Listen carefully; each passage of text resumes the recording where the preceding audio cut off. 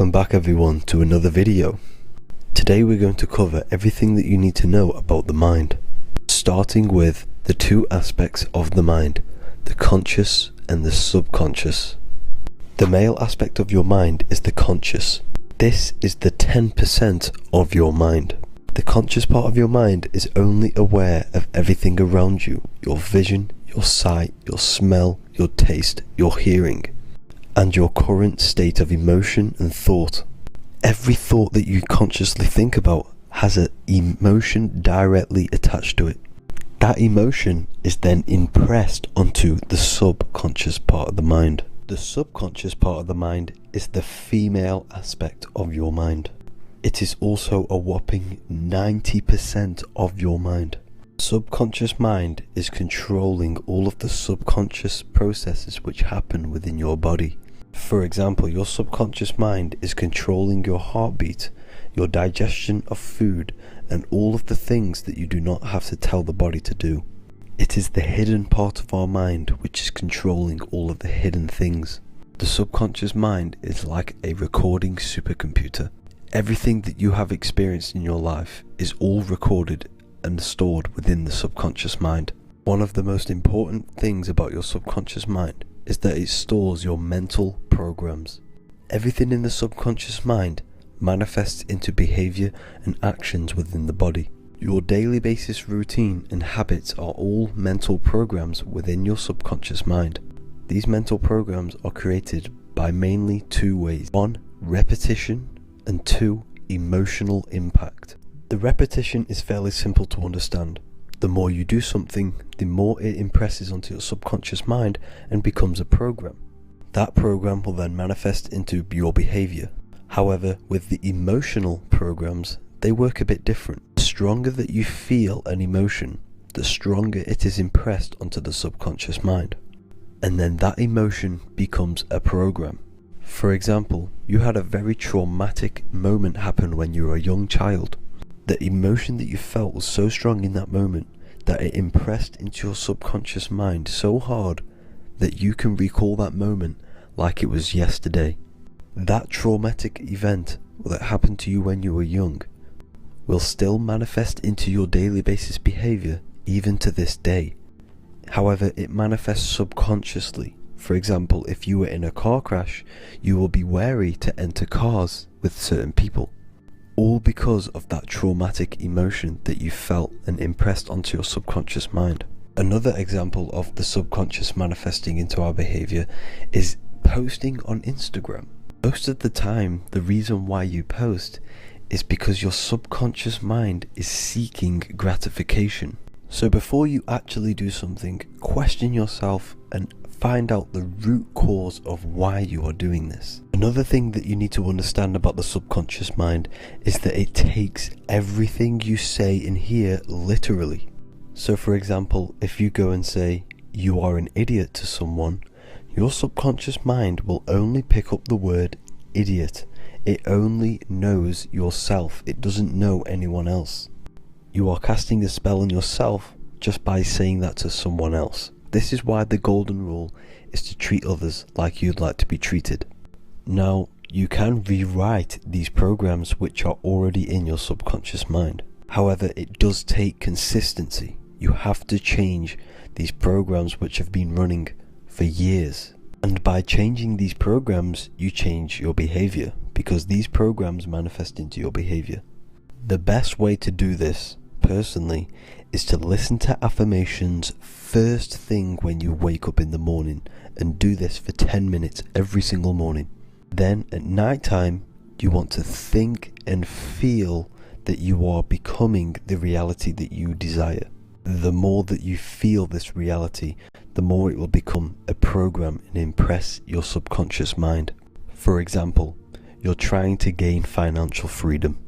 If you trick your subconscious mind into creating a program saying that you are financially free, this will manifest into your behavior. You will start doing more work. You will start looking for ways to make money. Your mind will be set on the frequency of money and financial freedom. Therefore, you will receive thoughts based around this program. If you take enough action, your life will dramatically change because of this program that you created in the mind. This is why we call it a mindset, because your mind is a frequency tuner which sets its frequency onto different thoughts, because thoughts are frequency.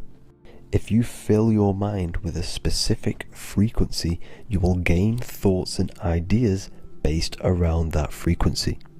To create a stable mind, you need to master your emotions. You need to change your mindset. Everything that you experience is neutral.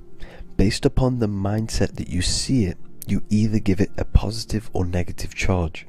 By understanding this deeply, you will then control your emotions. I hope you gained some wisdom and enjoyed this video. Please, if you can, leave a comment and a like, and subscribe to the channel if you like this content. Love and light to you all.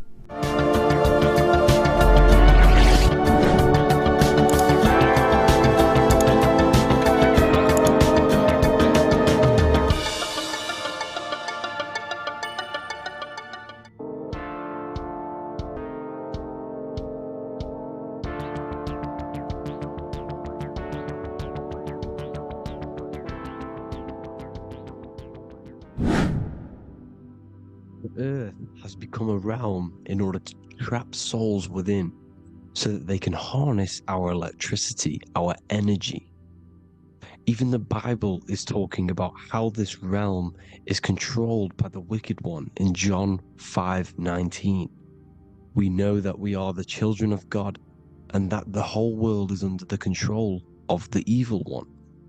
Ephesians 6:12, for our struggle is not against flesh and blood, but against the rulers, against the authorities, against the powers of this dark world, and against the spiritual forces of evil in the heavenly realms. So the Bible is telling us that this is not the only world. There are other worlds, there are other realms that we can go to, considered as heaven. Heaven being a higher realm where there is no evil, no darkness. This is a midpoint realm where there is good and evil. Now, we're going to explain how the soul trap is how it's working, and how your soul is being harnessed for its energy, and how you are tricked to come back to this realm after death. What you need to understand is first is that you are the invisible intelligence behind the physical body. You are the mind and soul. The soul is the true you, the good you. It is pure love, pure bliss, eternal, never dies. The mind can be corrupted though. The mind is the intelligence of the soul. It is invisible. It has no true form.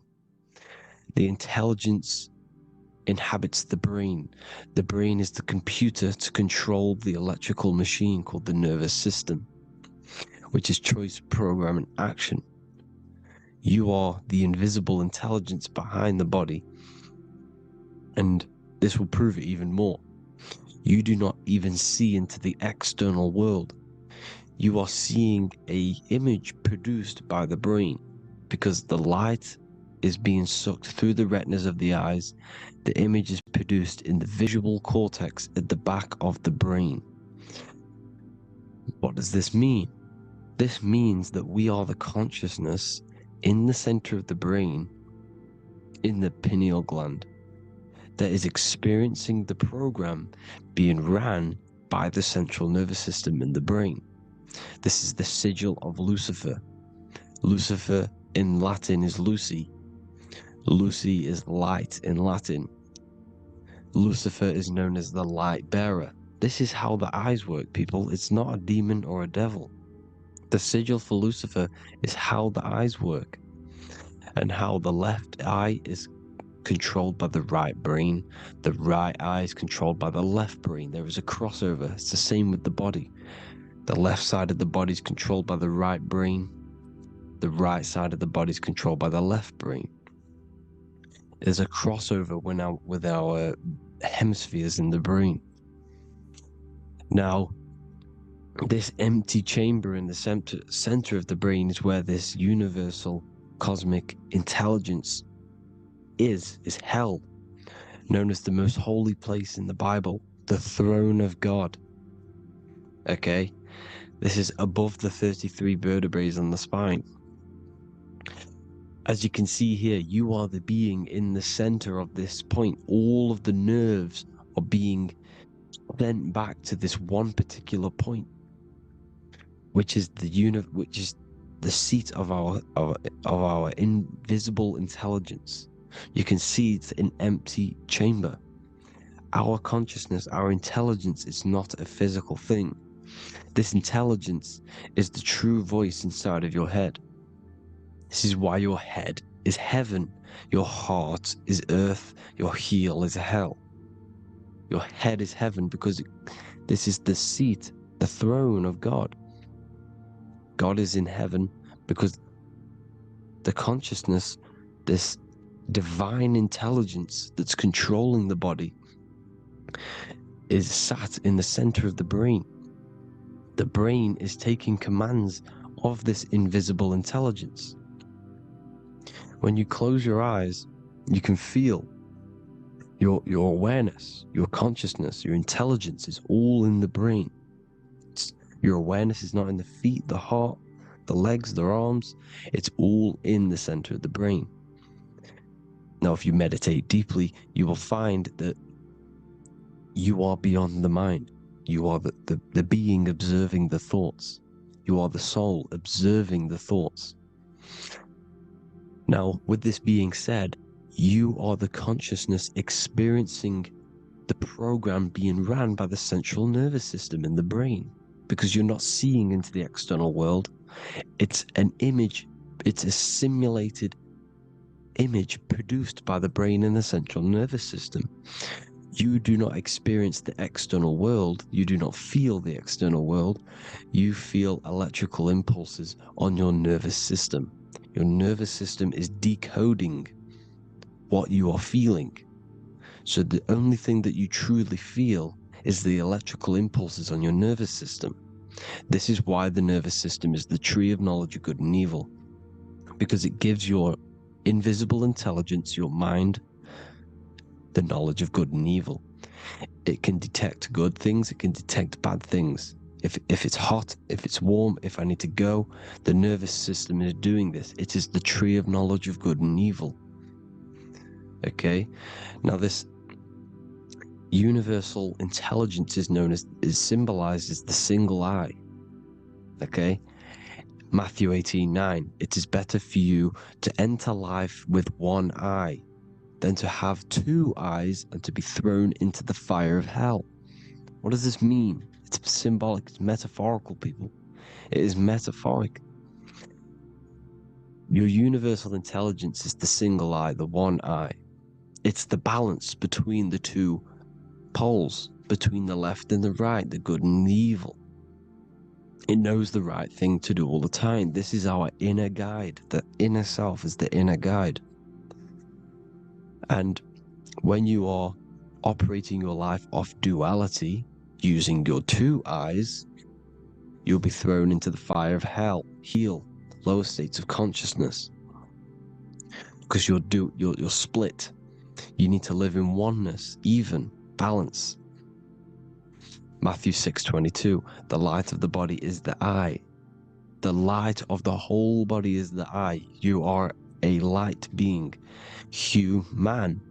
Hue means an attribute of a color. Man is the word manifested. We are light manifested into physical form.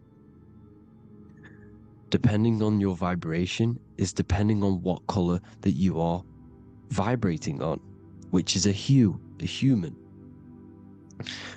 If therefore thine eye be single, thy whole body should be full of light. Again, it's talking about the single eye, oneness, completeness.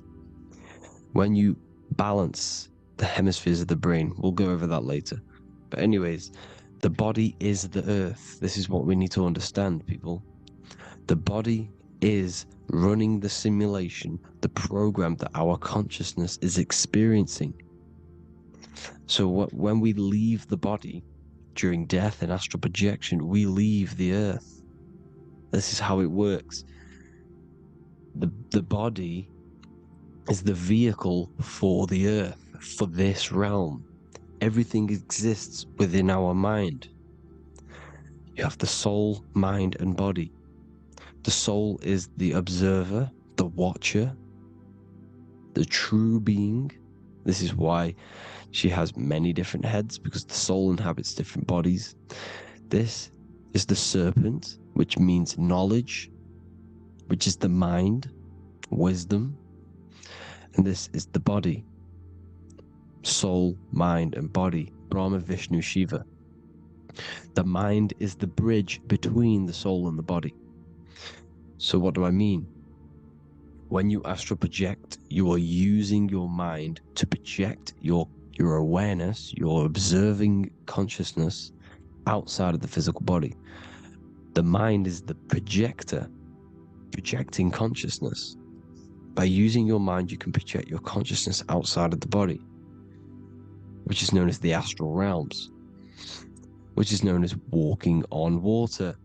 Jesus was never walking on physical water, people. It's metaphorical. Believing the physical body. The water is the ether, which is the veil between the physical and the astral realm. It's a fluid substance. It's on either side. It's physical and astral. The ether is the fifth element that they hide from us. Why? Because they're trapping you in the physical. They are hiding all of these realms. Etheric, astral, and mental. People think their mind is their brain. It's two separate dimensions. These are completely different dimensions. The mind is way more intelligent. The mind is formless. There is no form to the mind. You can think anything you want. You can manifest anything you want within your mind. It is not a physical object. The physical realm is being controlled by the mind. Everything's being controlled by the mind. Everything exists within the mind. This is why the Egyptian says the universe is mental. So when we project our consciousness outside of the physical, we go to the astral. The ether is the water that Jesus is walking on. This is the veil between the physical and the astral world. The word together has ether within it because it joins the two worlds together, together, the astral and the physical. The word either is ether because the ether is on either side, physical and astral, physical and spiritual, physical and non-physical. In the astral realm, the mind can manifest anything we want. We incarnate to restrict our minds. This is why Saturn, if you go and watch my video on Saturn, how Saturn is this simulation, okay? Our minds can manifest anything we want in the astral plane in the click of a finger. However, when we incarnate in matter, we now have to labor for our manifestations. This is why Saturn's known as the great teacher in astrology, because he teaches you a lesson. When your mind incarnates into matter, it's teaching your mind a lesson, the knowledge of good and evil. This is why the Bible says you shall be gods and know the knowledge of good and evil. When you incarnate here, you have to know the knowledge. You need to know the knowledge of good and evil to become a god. Okay? Now, the square is the physical plane. The triangle's the ethereal plane. The circle's the eternal plane. The circle has no beginning, no end. It's eternal. The physical plane is the square. It's limited. The square is limited. The cube is the geometric shape which gives rise to matter. Now, the term think outside the box has truth in plain sight. You have to think outside the box to project your consciousness, use your mind to project your consciousness outside of the box, the physical plane, into the astrals. The astral realm is the realm of the stars. Above us is the stars. Through the stars is the astral plane. This is why astral has the word star within it. The devil is the de-veil. When you sell your soul to the devil, quote unquote, it's metaphorical. The devil exists in the physical plane. It's the lowest state of consciousness. The de-veil, you de-veil yourself into the physical. when you are the devil, the deveil, the ethereal plane. Now, we also know what the famous symbol of the all-seeing eye, right? The all-seeing eye with the eye in the triangle. Look at the Masonic artwork showing you the triangle above in the sky. This is symbolizing the ethereal planes. The eye in the triangle symbolizes your invisible intelligence, your mind, which has the ability to see on either side. Because the triangle's the ethereal plane, the eye is your consciousness, your intelligence, and this intelligence has the ability to see in the physical plane and to see in the ethereal planes, in the astral planes. This is why it's above the earth, it's above the ground, because it can see here, it can see in the heavenly realms.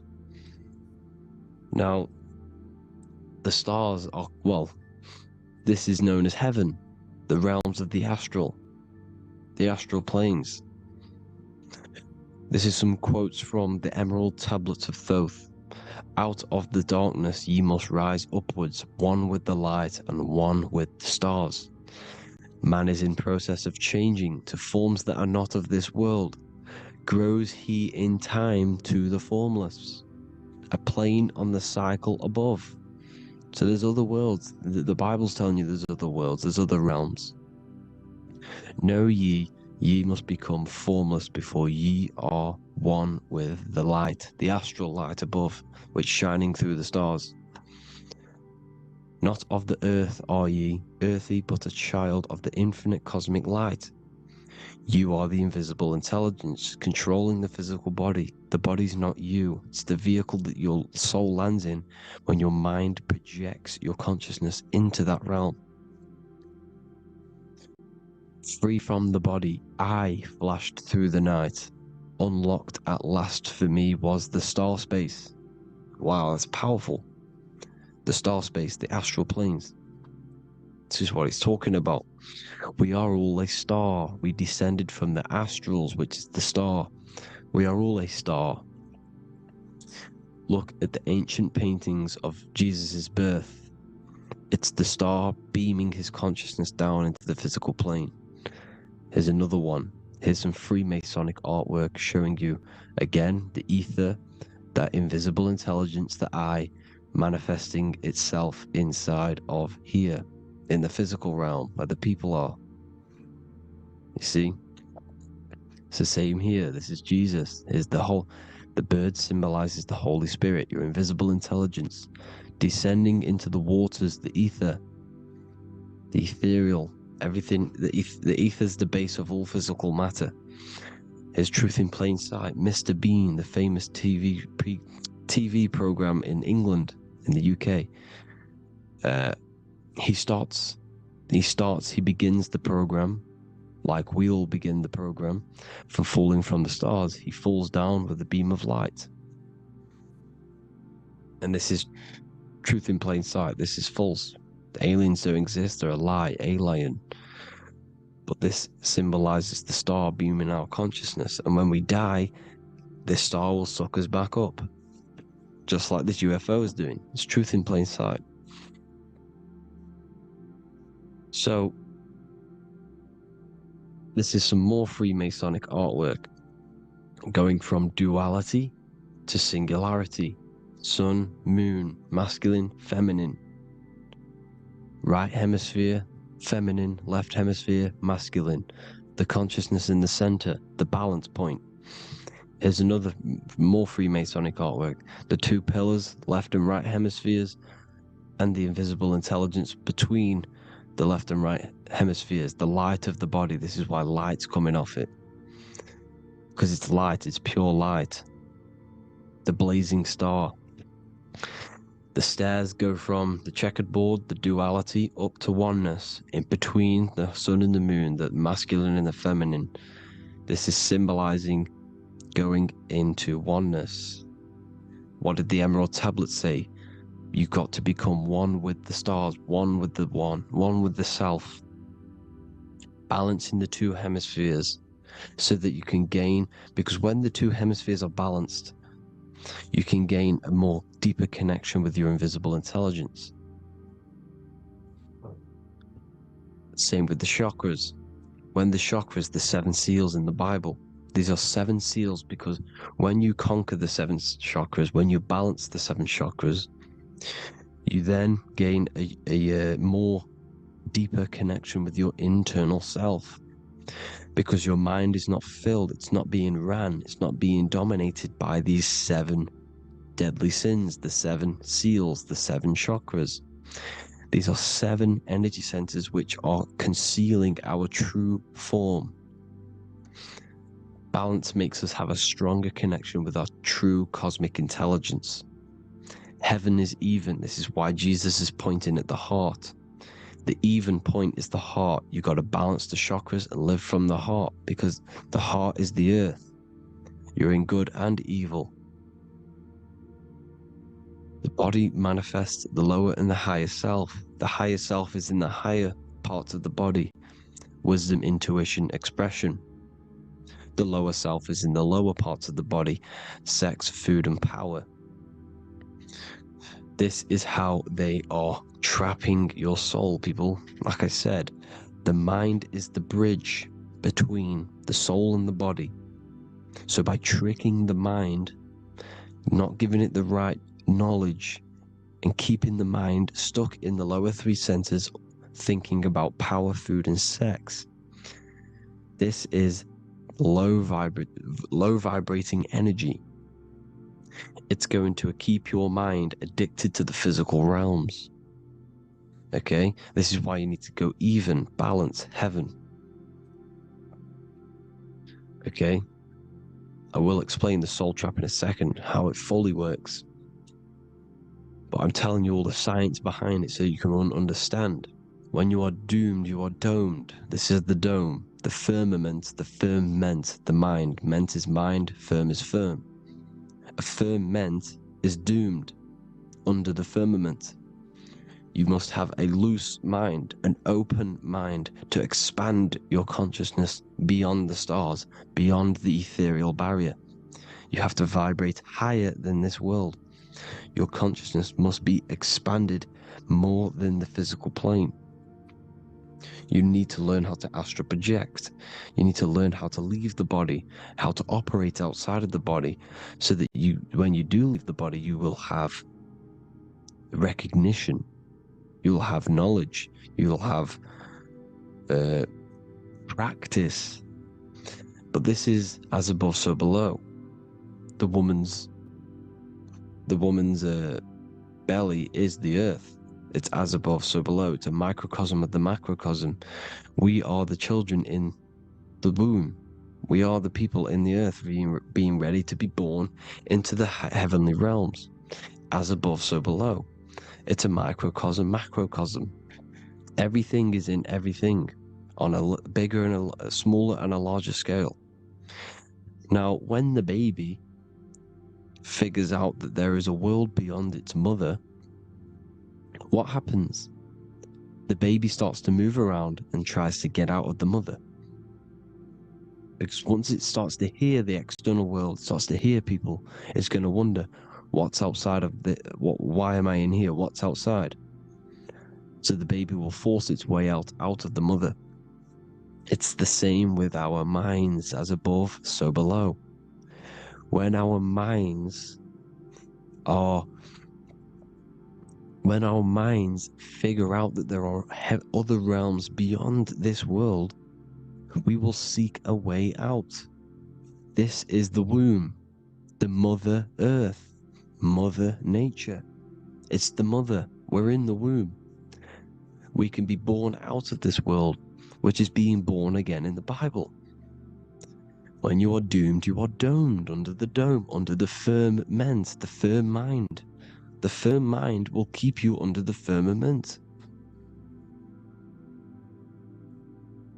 Due to the law of polarity, there has to be other realms. There has to be. Because the law of polarity works in this world, and it will work on every scale possible. It's universal laws. These are universal laws. The law of polarity means that there are other realms polarizing this realm. There is a hell, there is a heaven. There is a midpoint, which is Midgard, which is the one we are in now. Earth, heart. Earth is the heart. Heart is the center. Good and bad. The balance between good and bad.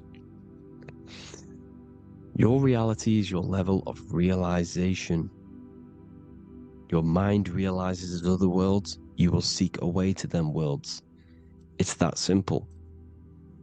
The soul trap is to keep you stuck in this physical body, which is the earth. This body is the earth. It's running the program, like I said at the beginning.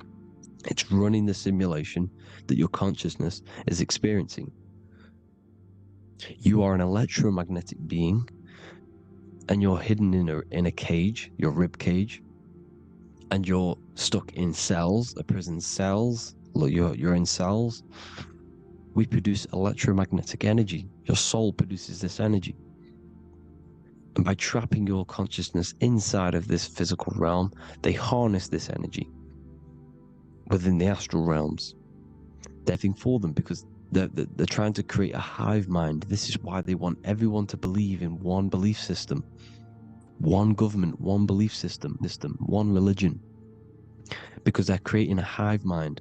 This hive mind will, the plane is the matter.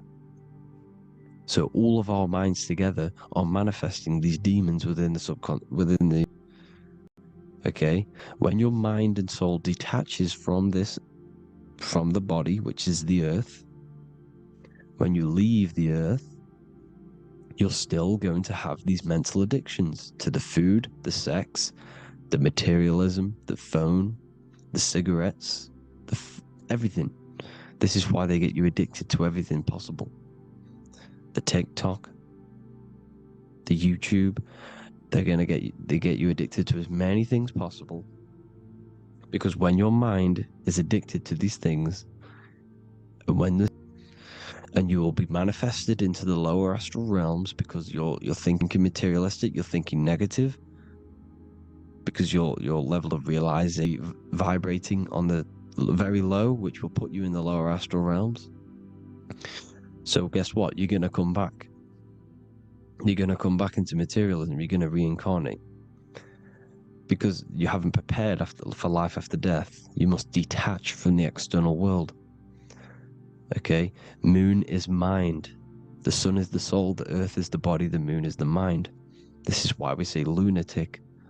In your mind, you have a specific mood. Moon. Money, M-O-N, is the moon. Money exists in the mind. They get you addicted to the money. The Bible's telling you this.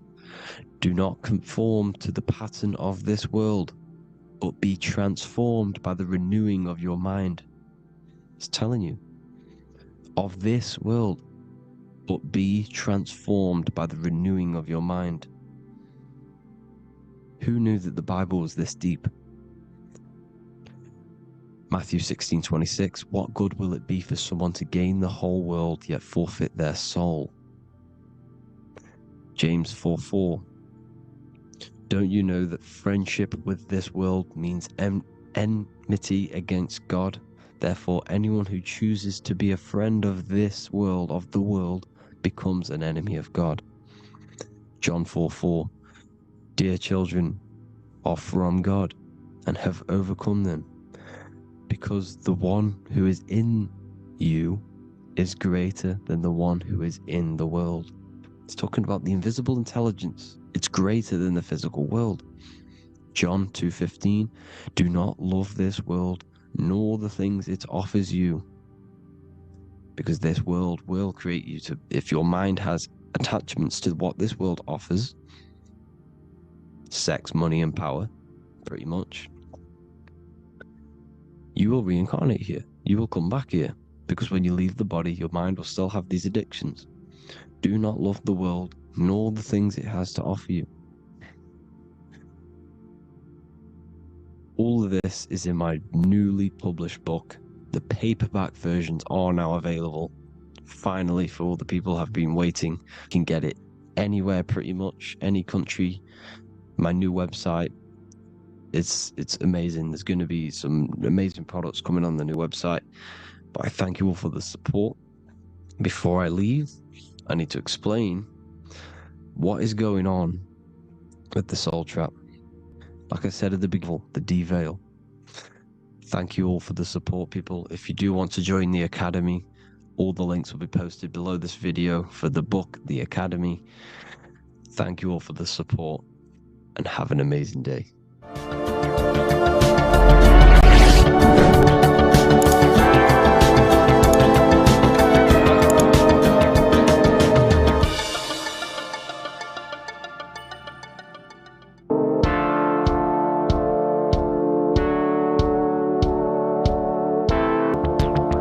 This is going to be talking about the connection between the micro and the macro. You know, you are the universe, everything is inside of you. So the first thing you need to understand is that the law of mentalism, we are a thought in the creator's mind, everything's being thought into existence. We have a spark of this mind, this same mind of the creator. And everything is a state of mind. Particles or atoms, whatever you want to call them, are a mental thing. They're a product of the mind, everything's thought into existence. Thoughts influence everything. Thoughts are energetic effects which send out waves into the quantum field around you. And your consciousness, you are the creator, but viewing itself in separate bodies. And this is why they call the material world the world of illusions, because everything's separate here, but we all forget that we are all one. We've all been brainwashed to think we're all separate, but we're all one. We're all the same mind, the same consciousness, everything. So everything's created out of toroidal fields. God created the toroidal field. That's the only thing that exists because atoms are toroidal fields. And it's the basis behind all creation. As you can see it in the owl's eyes. It creates the infinity symbol. And this was the apple. That apple is a toroidal field. And the toroidal field is made out of dielectricity, which is ether. Ether is black light, and this is counter space. This is another realm. This is what creates God to be omnipresent, to be everywhere at one place at all times. He is everywhere because ether is everywhere. Ether is infinite potential. It connects everything together, and that's what energy moves through. It moves through the ether, and that's black light. Everything is light, as it says in John 4:2. God is light. Everything's a vibrational state of light. So the Taurus field is made out of dielectricity, ether, black light, magnetism, which is white light, which is the center of the toroidal field. And magnetism radiates, it has no vibration. And then when white light splits, it turns into electricity, which is physical material, and that has a vibration. This is the Holy Trinity, the sun, the moon, and Saturn. Saturn, the god of materialism. If you've watched my videos on Saturn, you know that Saturn is crystallizing everything into physical matter. And that's why his old name was El. The ancients called him El. And this is why we get L electricity. This is where L electricity comes from. Because L electricity is only a product of the physical world, which is redshift, blueshift, Adam and Eve. And this is what creates the redshift, blueshift is a product of magnetism. When magnetism, white light splits. And this gives us vibration. And this is what creates the toroidal field, which is the basis of all physical creation. The sine wave is created out of the magnetic wave and the electric wave. The electric wave is the blue wave, and the magnetic wave is the straight wave, which is radiation. This is vibration, frequency. So the magnetic wave is straight, and then you have longitude and amplitude, which is depth, which is dimension. You see how the electric wave has depth and a dimension. This is why you get the cross.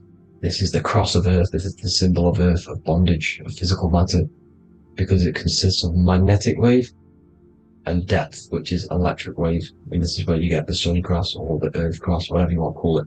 It's the cross of physical matter, and the ancients knew this. This is why they used that symbol. Redshift, blueshift, which is the toroidal field, is the basis of all creation, physical creation. And this is why you have the police siren is red and blue. The Matrix movie, red pill, blue pill. You have red blood and blue blood in your body. The Democrat and Republic, the two parties, red and blue.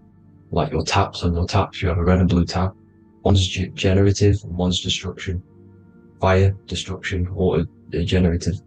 So this is the basis of all things. And electric wave has dimension, like I've already said, depth, material, and it's measured in hertz. It's measured in hertz because it hurts you, it decays, because the electric wave has a vibration, and vibration always has to go back to a standstill point. This wave cannot go forever, but the magnetic wave will go forever. It's radiation. Magnetic is radiation.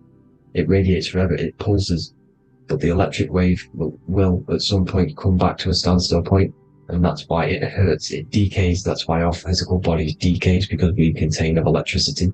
This body is an electric body, and it will return back to stillness like a guitar string. If you vibrate a guitar string, you pull it, it will vibrate, make a sound, and then go back to a standstill point. It's the exact same with every single toroidal field within the body. It will decay, and this is why our bodies decay, and everything in creation decays. So we're born into sin. The sin of Eve. The sin of Eve is always biting into the tree of knowledge of good and evil, which is the, the systems in the body. And the sin of Eve is biting into the sine wave. We bit into the sine wave. The sun moves in a sine wave. Our DNA is a sine wave. Time is a sine wave. Everything in this creation is a sine wave. This is why the dollar bill is a sine wave. Magnetism and electric waves in one. And this is the sun doing its sine wave, which creates, when you go bowling, it kind of creates that pin that you hit over. That's the pin of the sun. The zodiac sign is a sine wave, because the zodiac sign is an expression of the toroidal field, because magnetism unfolds into 12ness. And that's why you have 12 zodiac signs, 12 systems in your body, 12 cranial nerves in your head, in your brain. So if you can imagine this, see where my pointer is. Always starts with Aries. Aries is the head. It's the first thing that's created in the womb. And this is Aries, the ram. And this is why it's called a cerebrum in your brain, which is the first thing that creates when you're in the womb. And what's the element of Aries is fire. Fire is the first element. F-I-R, first, because it's the first thing on the wheel, the first expression. This is the center of the toroidal field. It would go Aries, Virgo, Capricorn, Pisces, Scorpio, Cancer. Then we go back to Libra. Libra would be center. But you see how the toroidal field is the expression of the 12 energies. That's what the constellations are, the energy expressions of the toroidal field. Bottom half. Libra is when it goes from summer over to autumn. It's the equal. It starts to transition into the winter side. Equinox, which is Libra, and that's why Libra has the two scales. It's symbolized with the two scales. That's because of, the sun moving over. It's being judged. It's equal now, but then it's going to tip over into the winter. That's why Libra is here, the center of the sine wave. And like I said before, magnetic energy unfolds into 12ness. Magnesium is number 12 on the periodic table. It's the sacred number. And this is why the scientists are trying to, NASA is trying to bring in another constellation to destroy the holy science of astrology. So Aries rules the head, which is Mars. Taurus rules the neck, the lower head. Gemini, the two twins, which is your lungs, your two twins, your arms, two twins.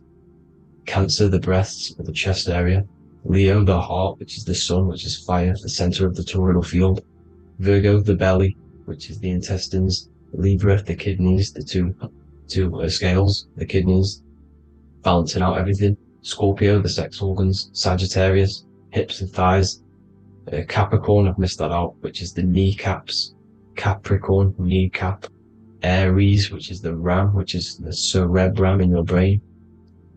And then Aquarius, the calves and the ankles. And the Pisces, the two fish, the 2 feet. So everything corresponds, as you can see here. This is an ancient way of depicting it, of the folded human. And this is everything. Each constellation rules that part of the body, gives energy to that part of the body, makes you do certain things. So magnetic energy unfolds into 12ness, electricity unfolds into 7s. That's why when you get electric, the light spectrum that we see, it consists of 7 colors. Why we have 7 planets. The 7 planets give us our 7 metals and the 7 solfeggio scale frequencies. So the rota, this is the rota, and rota is an anagram for Torah, the Torah, which is I think it's the Hebrew Bible, don't quote me on that, but it's one of the holy books, which is the Torah, the Taurus. Everything goes back to the Taurus field because it's the basis of all creation. So the chief cornerstone, it says in the Bible that the builders rejected the chief cornerstone. The chief cornerstone, you are the builder. You decided to incarnate into the physical world, into the electric world, El, the world of El, Saturn. When you are created in the womb, it takes you 9 months for you to be created. So for example, if your parents, if you went into the womb here, it'd take you 9 months. So let's say you're born in Scorpio. So you'd go back 9 months, 1, 2, 3, 4, 5, 6, 7, 8, 9. You consist of all of these 9 energies because it takes 9 months or however long you took to be born. Some people are born earlier. You'd have to find out how many months you were in the womb for. But you consist of these 9 energies, and each constellation has a cell salt associated with it. And these cell salts are vital for your health. And your cells and the optimal health of your body. So the chief cornerstone that you rejected is these 3 cell salts, these 3 constellations. So you're mineral deficient in these 3 constellations. For example, fluoride, magnesium, phosphate, and potassium sulfate. So that's the chief cornerstone. And a cornerstone, people always get it rejected with the cornerstone. The cornerstone is not, it doesn't say the cornerstone in the Bible, it says the chief cornerstone. The cornerstone is a cornerstone of a building, but a chief cornerstone is the top of the pyramid. This is where we get the pyramid of the wheel. So you're mineral deficient in whatever 3 zodiac signs you're not. You were not in the womb for. This is the chief cornerstone you rejected. So the human body is the micro. It is the universe in a physical form. It consists of everything in the universe. Just like your consciousness is the universe watching itself, experiencing itself. Your body is the whole universe. 12 systems in the body, 12 zodiac signs, 7 chakras are the 7 planets. The Holy Trinity of you is your Temple of Solomon, the soul and the mind, the sun and the moon. You know, everything is in you. You consist of everything, all the energies, everything. Heaven and hell. Heaven and hell is a mind state. It's a state of the mind. Head, H-E-A, which is heaven, and the heel, the bottom of your foot, is hell. And the bottom of your foot is the soul. So they're basically saying, well, it's wordplay. They're saying that your soul is in hell because, you know, with the elites being in control. So they call the bottom of your foot the soul, trying to say that you're in hell. The Christ is in you. And this Christ is Greek for what? Christos. And Christos is Greek for the oil, and this oil is produced in the cerebrum, the Aries, the ram, the cerebrum, it goes down the pineal, well, the pineal and the pituitary are underneath the cerebrum, goes down the pingala and the ida, the pingala being the positive charge connected to the pineal gland, pin, and the ida connected to the pituitary, and this is the 2 serpents going down the spinal column. And this is why Jesus goes from Nazareth to Bethlehem, and then Joseph and Mary are waiting for Jesus in Nazareth. Joseph and Mary are the pineal and the pituitary gland waiting for Jesus to come back up the River Jordan, your spinal column. So this is the oil. This is the story of Santa as well. Santa comes from the North Pole. Why? Because the North Pole of the Earth is the center of the toroidal field, and the North Pole of you is your spinal column, which is the North Pole of the toroidal field. The North Pole. He comes from the North Pole. This is the North Pole. This is the South Pole of the toroidal field. Comes from the North Pole, which is your mind. And he goes down the chimney and then back up the chimney. This is the chimney. And he drops off the present, which is the Christos, the oil. And this is why Jesus is crucified at 33, because he crosses over the vagus nerve at the top of your spine. When this oil comes back up the 33 vertebrae, these are your vertebrae here. When it goes up to the 33 vertebrae, it gets crucified at 33 because it crosses the vagus nerve, and he's crucified on a cross at 33. This is the story behind Jesus and Santa. The Ark of the Covenant in the Bible is the 2 hemispheres which cover the vital parts of your mind, the brain side. which is the cerebrum, the pineal, the pituitary, etc. So the two hemispheres are the two angels, the Ark of the Covenant. This is the Ark of the Covenant, covering the two vital parts of your brain. So these are the optic thalamus is another part, and it protects the Christ oil, which is inside at the center of the brain. See, the Bible is all a massive metaphor about yourself, because you are the universe. You are a microcosm of the universe.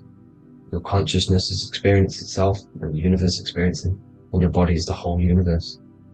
Your head's heaven. So Moses crosses the Red Sea. These are the two hemispheres of your brain. This is the corpus callosum, the Red Sea. So he's pretty much saying that he's uniting the two hemispheres of your brain, because most people in this generation are stuck in the left brain, which is just logic, reasoning, science and maths, writing. You know, this is what school teaches you to do. It keeps you stuck in your left brain. And you want to cross over to you want to cross the Red Sea, which is the corpus callosum, to the right brain, which is awareness, art awareness, creativity, imagination, intuition, insight. You know, using the higher mind, creativity, imagination. If you don't have intuition, then you can't read energy, you can't pick up on bad things. This is what Moses is symbolizing by crossing the Red Sea. And it's also the upper room where Jesus met the 12 disciples. 12 disciples are the 12 cranial nerves in your brain. It doesn't just represent the 12 zodiac signs. The 12 disciples symbolizes many different things. It's like I said, energy the universe consists of 12ness. So you have 12 cranial nerves in your brain, and that's the 12 disciples as well. And they want you stuck in your left brain, which is the five senses, materialism. So they say in the Bible that Satan blinds the mind. Satan is Saturn. If you've watched my videos, Satan is Saturn. And you consist of the Holy Trinity, which is the sun, moon, and earth. The soul, moon, the soul being your sun, the solar, the moon being your mind, the earth, your physical body. And Satan blinds the mind. Why? Because we enter a soul system. This is a soul system, not a solar system. And Saturn is the Lord of the Rings, which is the outer ring. When your soul enters the soul system, your soul starts to materialize. It hits Saturn. Why? Because Saturn starts to materialize you. You take on the 7 virtues, which are the 7 planets, which are your 7 chakras. And to get out of this soul system, you must get out of your lower nature, your animal nature, which is lust, desire, greed. You know, the number of the beast, 666, which is Saturn, Satan. So you enter the soul system, you take on the 7 energies, which you turn into physical matter. And this is your descension from heaven to what you say hell. And then you must raise back up from matter to spirit. They say Satan blinds the mind. Why? Because your mind gets materialized. Your soul and mind get materialized. And when you get materialized, it's an intense experience. You lose the divinity within you. You forget the divinity. So Satan, which is the first planet, the first energy you take on, the material body, he blinds the mind. He makes you forget everything, your divinity. Then you must ascend up Jacob's ladder, the 33 vertebrae, to heaven. And this is a microcosm of the macro, because you will ascend back up to heaven if you do this, when you leave your physical body, when your body decays.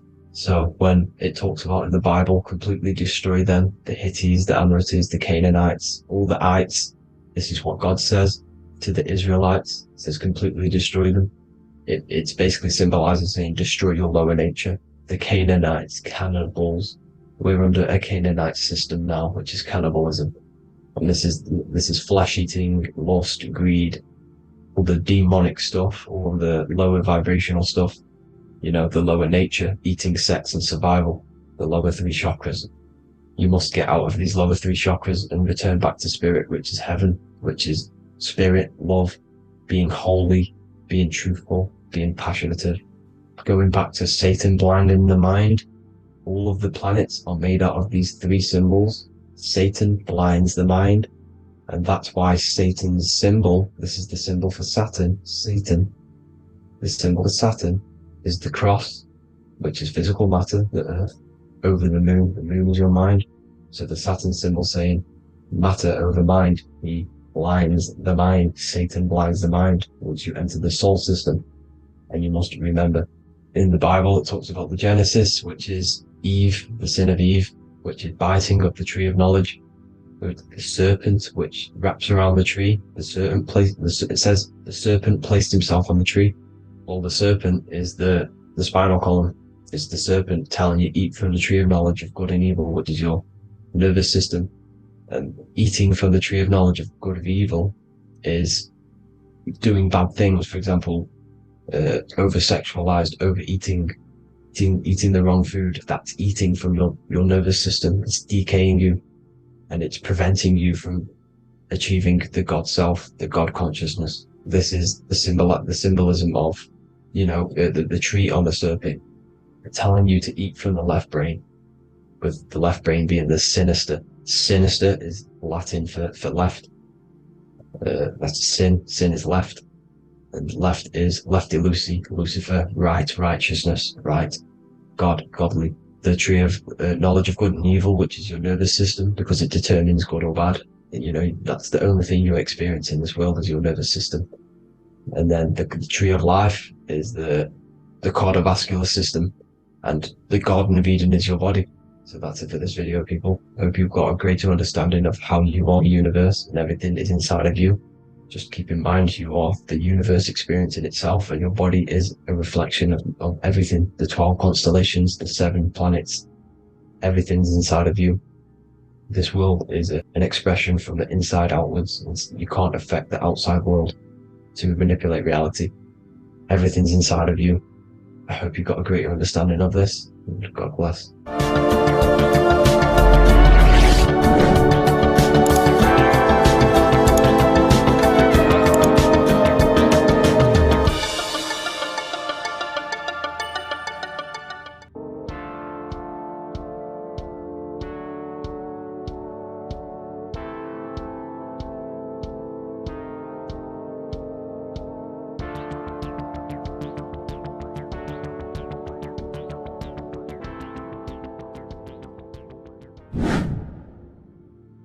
How are we all doing, people? It's Revival of Wisdom from the Wisdom Academy. Today we're going to be breaking down God, consciousness, and the higher and the lower self, and how to overcome the lower self. Now, the first thing you need to understand is that you are the invisible intelligence within the brain, within the body. This invisible intelligence is known as the mind. But you are not the mind. You are the observer of the mind, which is the soul, the invisible entity.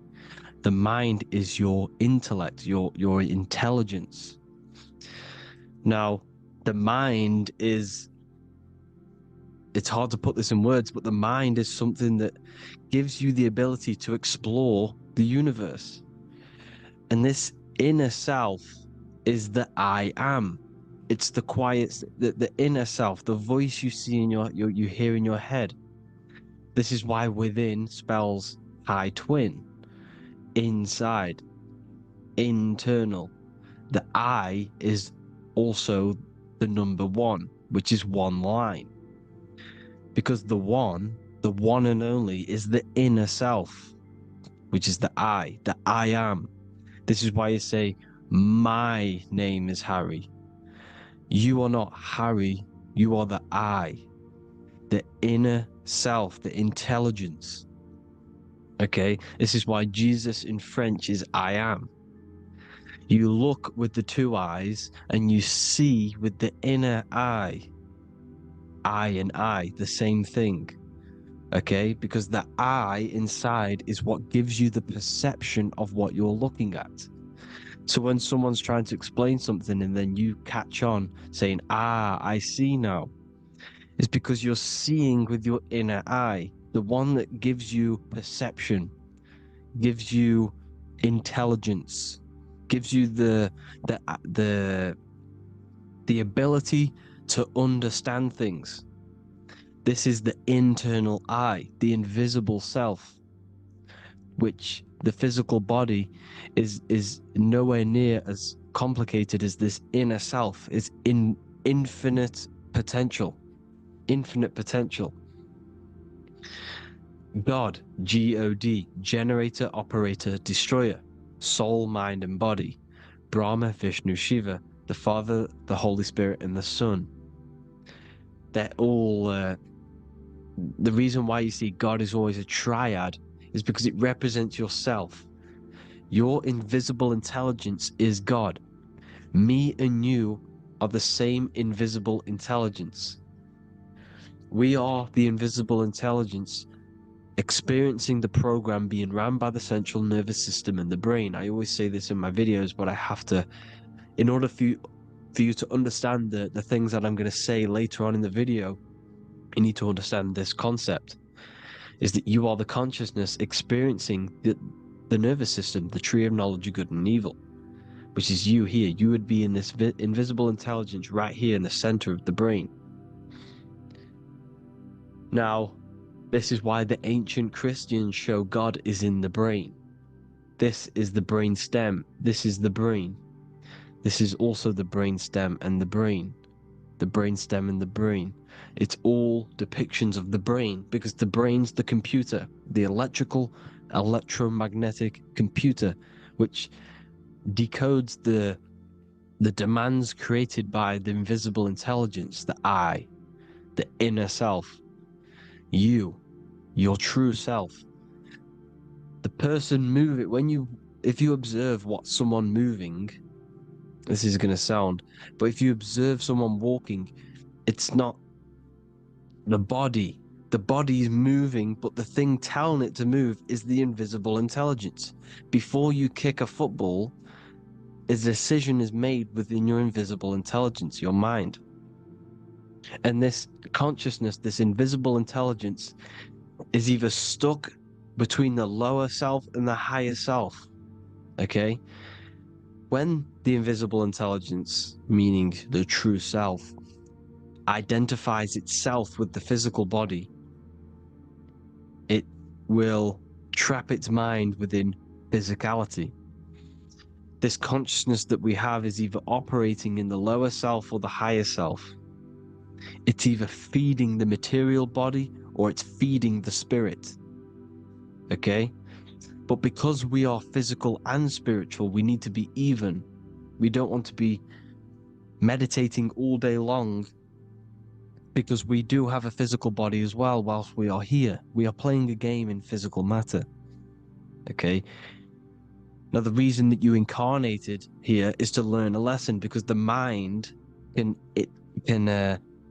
manifest anything it wants within the astral planes, within the world of imagination. It can manifest anything it likes, but it incarnates into matter, into this game, so we can understand labor, because anything in matter you have to labor to manifest. But in the astral, you can manifest at the click of a finger. You come here to learn the knowledge of good and evil. And your consciousness, I came out a bit off topic there, but your consciousness is experiencing the lower or higher self. The lower self is manifested in the lower parts of the body. Sex, food, and power, the lower three energy centers. These centers are like mini brains. You are literally thinking with these centers. And when your mind is stuck within these lower centers, you'll think, have you ever heard the term of thinking with your penis, or thinking with your, you know what, as a man? Even females maybe, but mainly this is a boy saying, you're thinking with your penis. This is a truth, it's truth in plain sight. You think with these energy centers. When you're living off the lower three centers, all you care about is sex, food, and power. Eating, sleeping, and greed. Power's kind of like greed. Now, when we move up to the higher parts of the body, when we live our life within the higher parts of the body, this is considered heaven. Love, expression, intuition, and wisdom. This is what we need to be aiming to do, moving out of the lower half of the body and living our life within the higher self, the higher parts of the body, thinking with the higher energy centers, thinking with love, expression, intuition, and wisdom, spreading love, expression, intuition, and wisdom. to others. Heaven is even. This is why Jesus is pointing at the heart chakra, always pointing at the heart. Earth rearranged his heart, because in earth you're manifested as a physical being. You're in the heart, good and bad. You need to be balanced between the good and bad. Because love can be a demon too. That's a whole nother video, but love can be a demon. Now the seven chakras are known as the seven seals in the Bible. When the Lamb opened the seventh seal, there was silence in the heaven for about half an hour. This is a verse from the Bible. The Lamb is Aries, which is the higher brain, the cerebrum, Ram, Aries. Because when the Ram opens the seven seals, you enter the kingdom of heaven. Because these chakras seal your invisible intelligence. They seal your true self. You are behind these seven seals, your true invisible self, your true consciousness. Because behind these seven seals, you do not think about anything materialistic. Your intelligence is not material. It's not physical. It's not from the physical world. It does not desire the physical world. The body is the beast. The body's the animal, the lower self, which can corrupt our intelligence. It can corrupt the intelligence. Okay?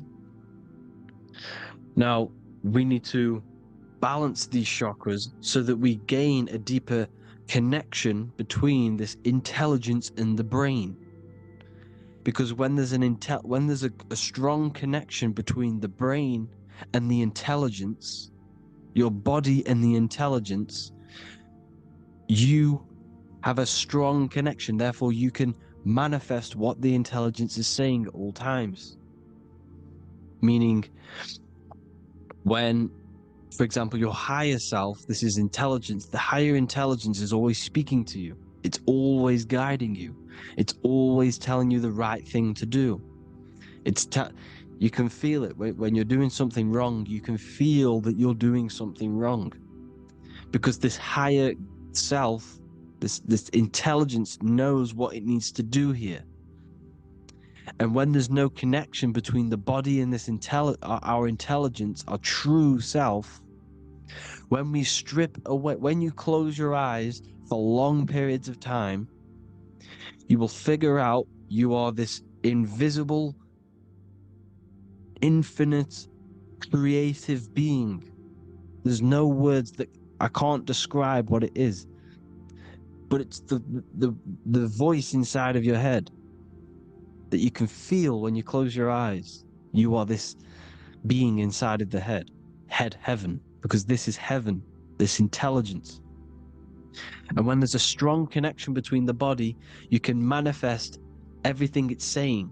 When everything is balanced, when you're no longer thinking with the lower centers, when they're all balanced, you're not thinking in particular with every center, you balance them all, you can manifest everything it says. Your body will act out what the intelligence is always saying. This is God in the brain, the intelligence, trying to touch Adam, representing the lower self. This is why they're not touching. Notice how Adam is resting, but the intelligence is always reaching out, stretching, symbolizing metaphorically saying it's guiding. I'm always reaching out. The intelligence, your intelligence is always guiding you. It's always reaching out to you.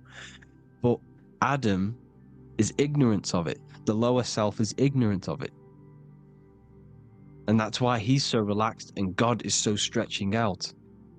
Because at our highest self, that when you think of when you want to better your life, that highest true version of yourself is God.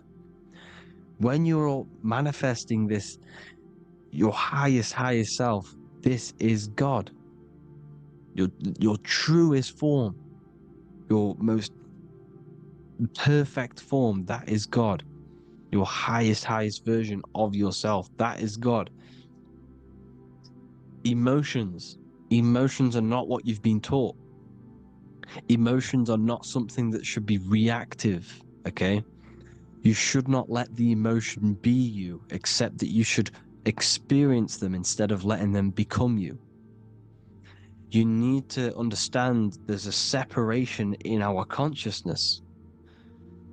You have the soul, which is the person who is observing your thoughts. When you think a thought, who's the one observing that thought? The soul, you, the I am, the I, the inner self, the one and only. And inside of every single body, inside of me, inside of you watching this video, there is this same intelligence that is inside of me, inside of you. And it's the exact same intelligence, experiencing a different body. And this is what we mean by the universe is mental. We are all sharing the same ball of consciousness in a different body. The animals, the fish, the cells, all expressing this one consciousness. Me and you are the same. This is why the golden rule is treat others like others should be treated, because I am you and you are me in a different body. Now, going back, you need to identify that there's different levels of consciousness: soul, mind, emotion, and body. Okay? Your emotions are on a separate layer than the body, the mind, and the soul. So when you identify there's a difference between all of these, you do not let them become you. You do not let your mind rule you, because your mind can be corrupted. Your soul is the one that is pure good, pure love, but your mind can be corrupted. Okay?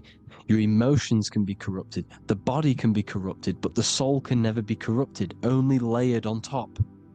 You can only throw piles of programs within the subconscious, layering the soul down, but deep down inside of every single one of you, there is a loving being. Because the love comes from the heart. Love is the universal emotion, expression. Now, your thoughts can become bondage, your emotions can become bondage. Now, what do I mean by bondage? By conquering the lower self, we need to conquer our own mind, because the mind is what's manifesting the lower self. When you're thinking with the lower half of the body, when you're becoming your emotions, you need to experience the emotion, not become the emotion. Do not let the emotion become you. Do not let your thoughts become you, because your thoughts are tools that you can manifest. Your thoughts are the idea. Your emotion is the energy that you can use to manifest that thought. Your emotion is energy in motion, emotion. You use emotion to manifest, to feel as if you already have the thought. Therefore, you become that vibration. Therefore, your emotions are actually a creational force that is given to you to manifest things, because you're a human, a manifester. You're here to manifest things. You're a creator. You are a god. Your inner self, your intelligence, your I am, the one and only inside of you, the inner self, the quiet one, the one that's deep down, the invisible intelligence, is it's creating things all the time. All the time. Speak no evil, see no evil, hear no evil. This is the astronauts, they're Freemasons, but they understand this. Because thinking, seeing, and hearing can corrupt your mind. And when you have a corrupted mind, you'll have a corrupted subconscious. The subconscious will manifest into the body, because 90% of your behavior comes from the subconscious mind. So you got to speak, see, and hear no evil. But sin, what is a sin? To overcome our lower self, to overcome our lower self, the 7 deadly sins are not something that goes against an external God. A sin is something that goes against your inner guide, your inner conscience, the inner self that's always speaking to you. It's always telling you the right thing to do. A sin is something that goes against this inner guide. And this is why you can feel something where you can feel you're doing something wrong. Because the inner guide is speaking constantly. And when you commit these 7 deadly sins, which are 7 internal states which keep your invisible intelligence bound to your physical body.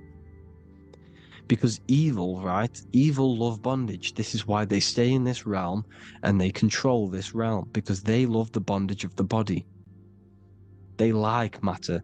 They want to stay in matter for eternal life. They don't want to ascend back into the heavenly realms where you do not have a physical body. You can explore the universe within the astral planes. They stay bounded to the body, bounded to the 3D construct of the physical world. They have greed, lust, envy, gluttony, wrath, sloth, pride. They want all of this. And if you want that, that's okay. But deep, deep down, you don't want that, because your soul is always telling you the right thing to do. Your soul knows what to do to get out of here. It needs to detach from the external world. Detach from all of these 7 internal states which bound you to your lower self, your lower centers. That's what a sin is. You know, you have a left and right brain. The left brain is always analytic. The right brain is metaphorical. So the right brain is producing a holistic view of reality. Now, what do I mean? And not view, perception. When you see, because your eyes are parts of the brain, when you look at something and you look, that image is produced in the back of the brain in the visual cortex. And then the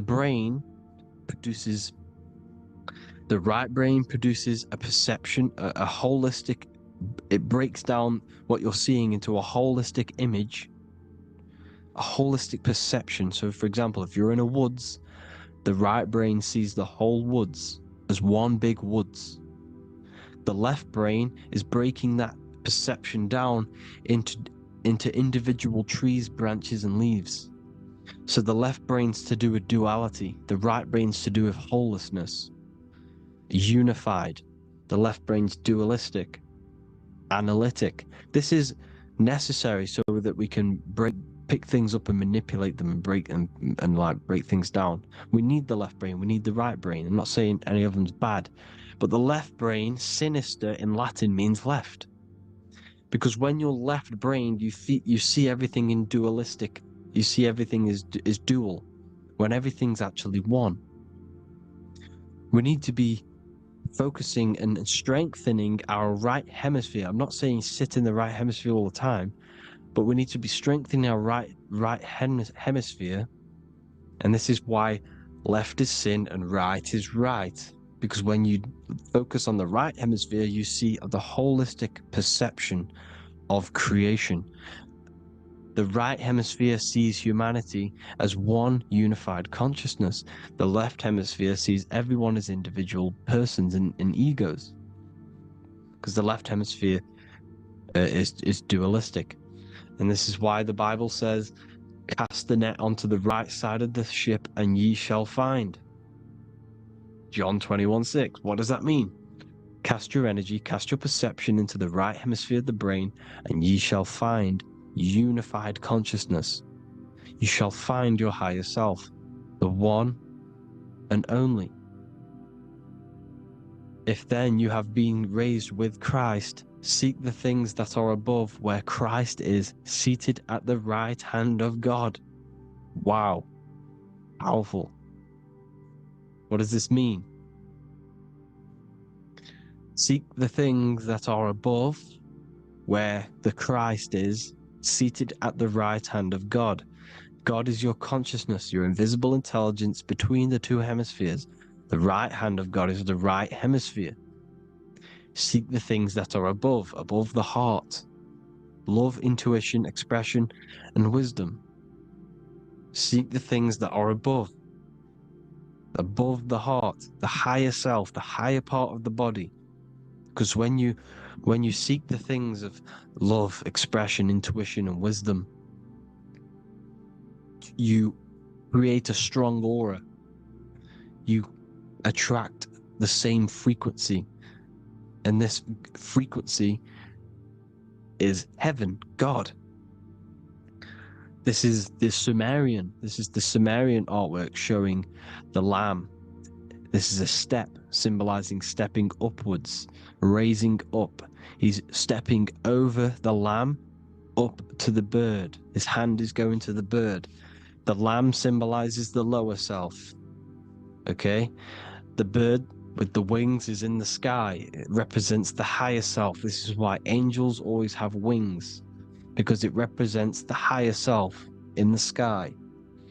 The lamb is a ground animal, symbolizing the lower self. He's stepping over the lamb to the bird, his higher self, his invisible intelligence.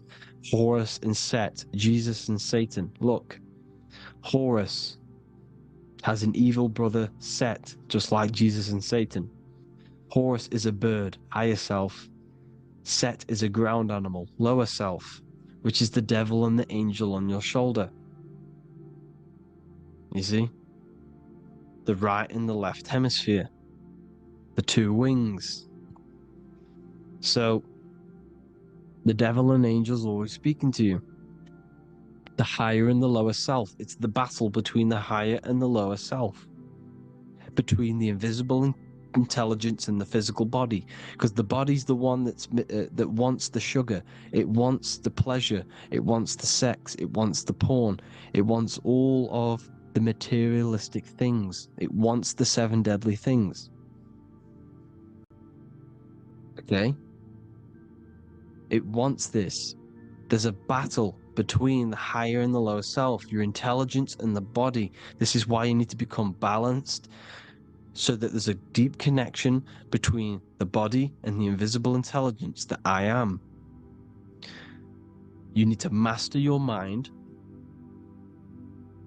with discipline, and you gain a connection between the brain, the body and the intelligence. Resurrection, transmuting sexual energy. Okay, this is important. Res is Resh, which is Hebrew. The early Hebrew Resh symbol is the action is a sexual stimulation. Resurrection is rise-erection. You got to raise your sexual energy up the base from the spine to the head. This is the Christ, the Christos. Every month there's this fluid produced in the brain, which takes 2 trips, because one's produced by the pituitary, one's produced by the pineal. Trips down the spine to the solar plexus, the bread of life in the Bible, or Bethlehem in the Bible, because the River Jordan's your spine. Goes down to Bethlehem. It gets born in Bethlehem, just like Jesus. Because when this oil travels to the solar plexus, it gets the fluids is the energy. So when you release that fluid, the energy is out there. You've released the energy. Your sexual energy is the most potent emotional force a human could possibly feel. Same with any animal or anything. The sexual urge, the sexual emotion is the most powerful, potent emotion that you can feel, because it's so potent. And when you fight the serpent, when you fight the sexual energy, which is shown here in the Egyptians, the cat cutting off the headed dragon, the 7 chakras, the serpent is your sexual energy because it symbolizes your Kundalini. When you fight it on it, you can transmute the energy, transfer it from the solar plexus up to the brain.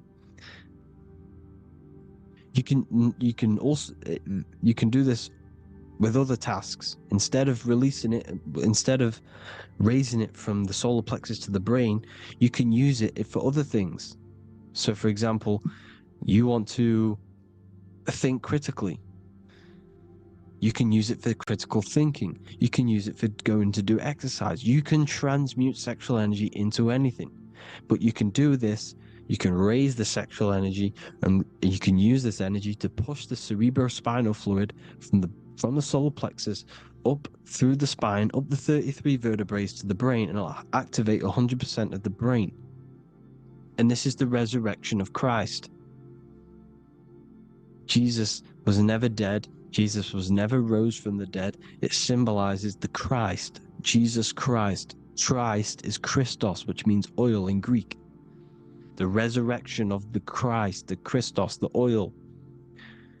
When it activates 100% of the brain when it's raised, and it can regulate all the systems, it can regulate all the blood, it can regenerate the body. And this is the true Antichrist. They don't want us doing this process. The Antichrist is not against Jesus, it's against the fluid in our body that makes us live hundreds and hundreds of years and makes us live as gods. This is the true resurrection. And when you fight the serpent, you fight your sexual urges, your sexual emotion, the most strong emotion that you could ever feel. You can do this process. And this is the true secret of transmuting sexual energy. Because when you transmute the sexual energy, you can become a god. And this is why Hercules is fighting the serpent. Notice how the serpent is low. He's reaching down to it. It represents the lower self. Because the lower self wants the lust. It desires sex. The body desires sex. There's a fight between the higher and the lower self. But when there's balance, there's even. Heaven is even. When there's evenness between these, this is the kingdom of heaven. This is when heaven is on earth. So at our highest levels of ourselves, the highest level of our intelligence, this is God. God is something that we manifest. We need to achieve Christ consciousness by battling the body. There is no battle outside of the physical body. It's an internal battle. Jesus and Satan have been externalized. Nothing exists outside of you, because I explained in the beginning how you are the consciousness experiencing the central nervous system. Therefore, there is nothing outside of you. It's all internal. Jesus and Satan have been externalized. Why? Because it's business. The church is a business. It's all a business. They've created these figures to be historical when they're not historical. The Bible's not historical. It's all externalized. It's called exoteric, when the truth is esoteric, internal teachings. So anyways, people, balance the chakras, balance the two hemispheres of the brain, balance the conscious and the subconscious. Balance is perfect, the yin and yang. You are spiritual and physical. You live in day and night. You need to be balanced. Oneness. Seek oneness. And this is the true kingdom of heaven. And when we all realize that we are all the same intelligence, the same consciousness expressed in different bodies, when we all realize this, we all realize we're all one. Doesn't matter what race you are. It doesn't matter what race you are, where you're from, your nationality, because none of you are actually from here. None of you are from the physical world. You're manipulating the physical world through the physical body. You are the I am. We all have a soul. Every single one of you has a soul. We all have souls. The reason why they say some people don't have souls is because they're trying to suppress your mind. They don't want you to know that you have a mind. That sounds crazy, I know. But a lot of people haven't realized that they have an infinite intelligence called a mind. And behind that mind, if you can observe your thoughts, the person who is observing the thoughts, you have a soul. Everyone has a soul.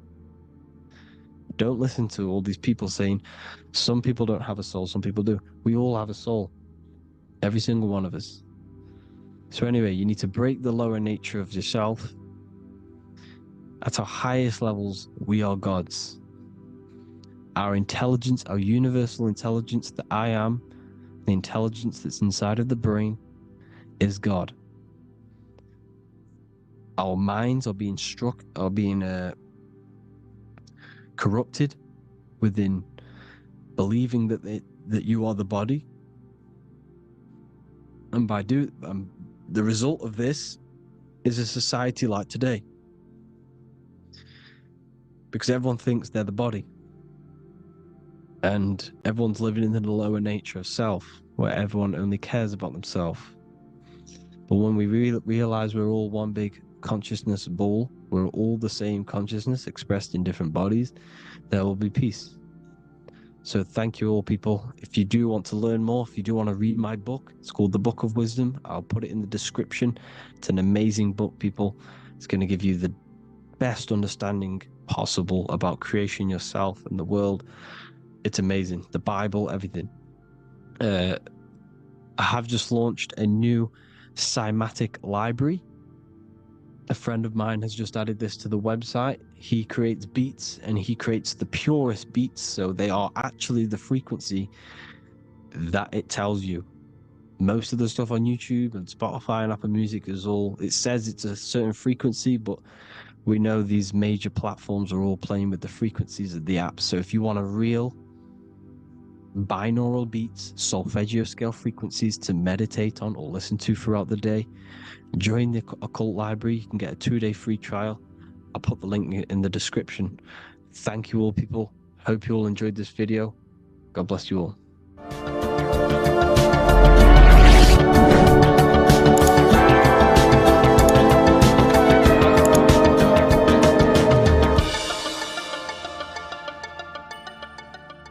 Welcome to Revival of Wisdom. Welcome people, we're back with another video, and this video is about Freemasonry and the connection to the Illuminati.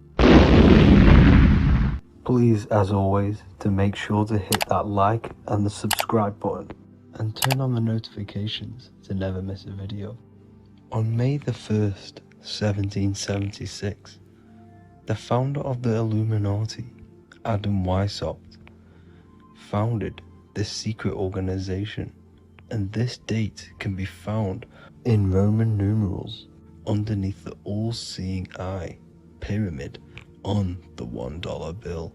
This $1 bill also says Anu Coptus Novus Ordo Secularum. This is Latin for announcing the birth of the New World Order. This New World Order will be headed by Lucifer, the all-seeing eye, and followed by the 13 layers of bricks for the 13 elite bloodlines. So your Orsini's, Rockefellers, Rothschilds, Soroses, and the other 9 elite families. So when Adam Weishaupt created the Illuminati, he made it consisting of high-level degree Masons, French and Latin philosophers, and many more powerful people to all become one society. So this is why you see Masons using this same symbol of the all-seeing eye inside the pyramid. But not all Freemasons are part of this Illuminati secret society. As the 33rd degree Freemason Manly P. Hall said in his book The Secret Teachings of All Ages, Freemasonry is a fraternity within a fraternity, an outer organization concealing an inner brotherhood of the elect.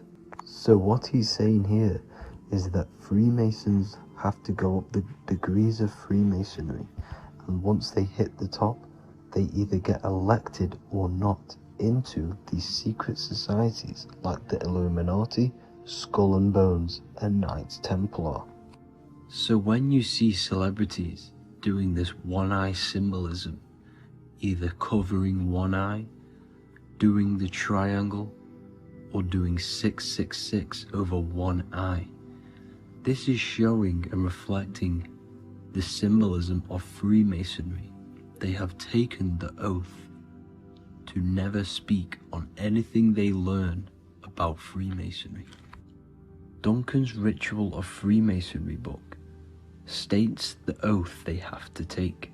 Quote, I ... of my own free will and accord, that I will hail, ever conceal, or never reveal any of the secrets, arts, points of Master Mason's degree to any person whomsoever. All this most solemnly, sincerely promise and swear.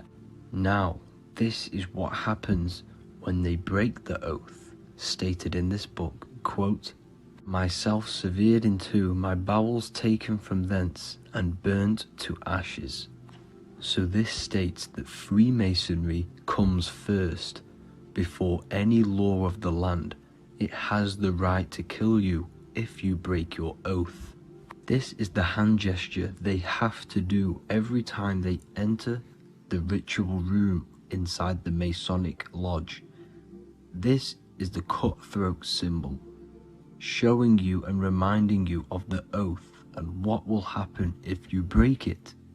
Now in this book, Richardson's Monitor of Freemasonry, it states, if you break your oath, binding myself under no less penalty than to have my throat cut across, my tongue torn out by the roots, and my body buried in the rough sands of the sea.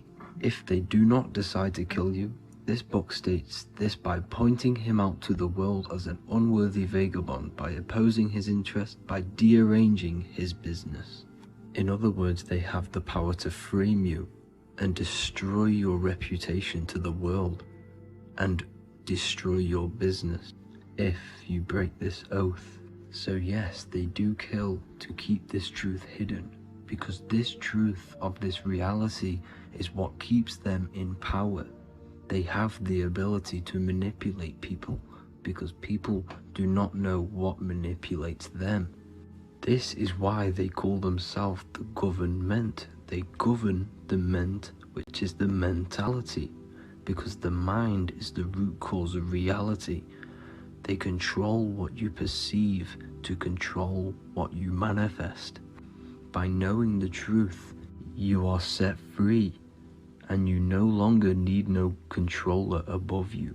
So this is why they are willing to kill and do whatever it takes to keep the truth concealed within these high-level degrees of masonry and these secret societies. However, going back to Manly P. Hall's book, it states, part of the symbols are displayed here to the initiate, but he is intentionally misled by false interpretations. So this is saying even Freemasons are intentionally misled and told lies to conceal the truth, to make sure the truth is hidden in the high degrees of masonry. So that's it for this video, guys. Thank you all for tapping in. Please leave a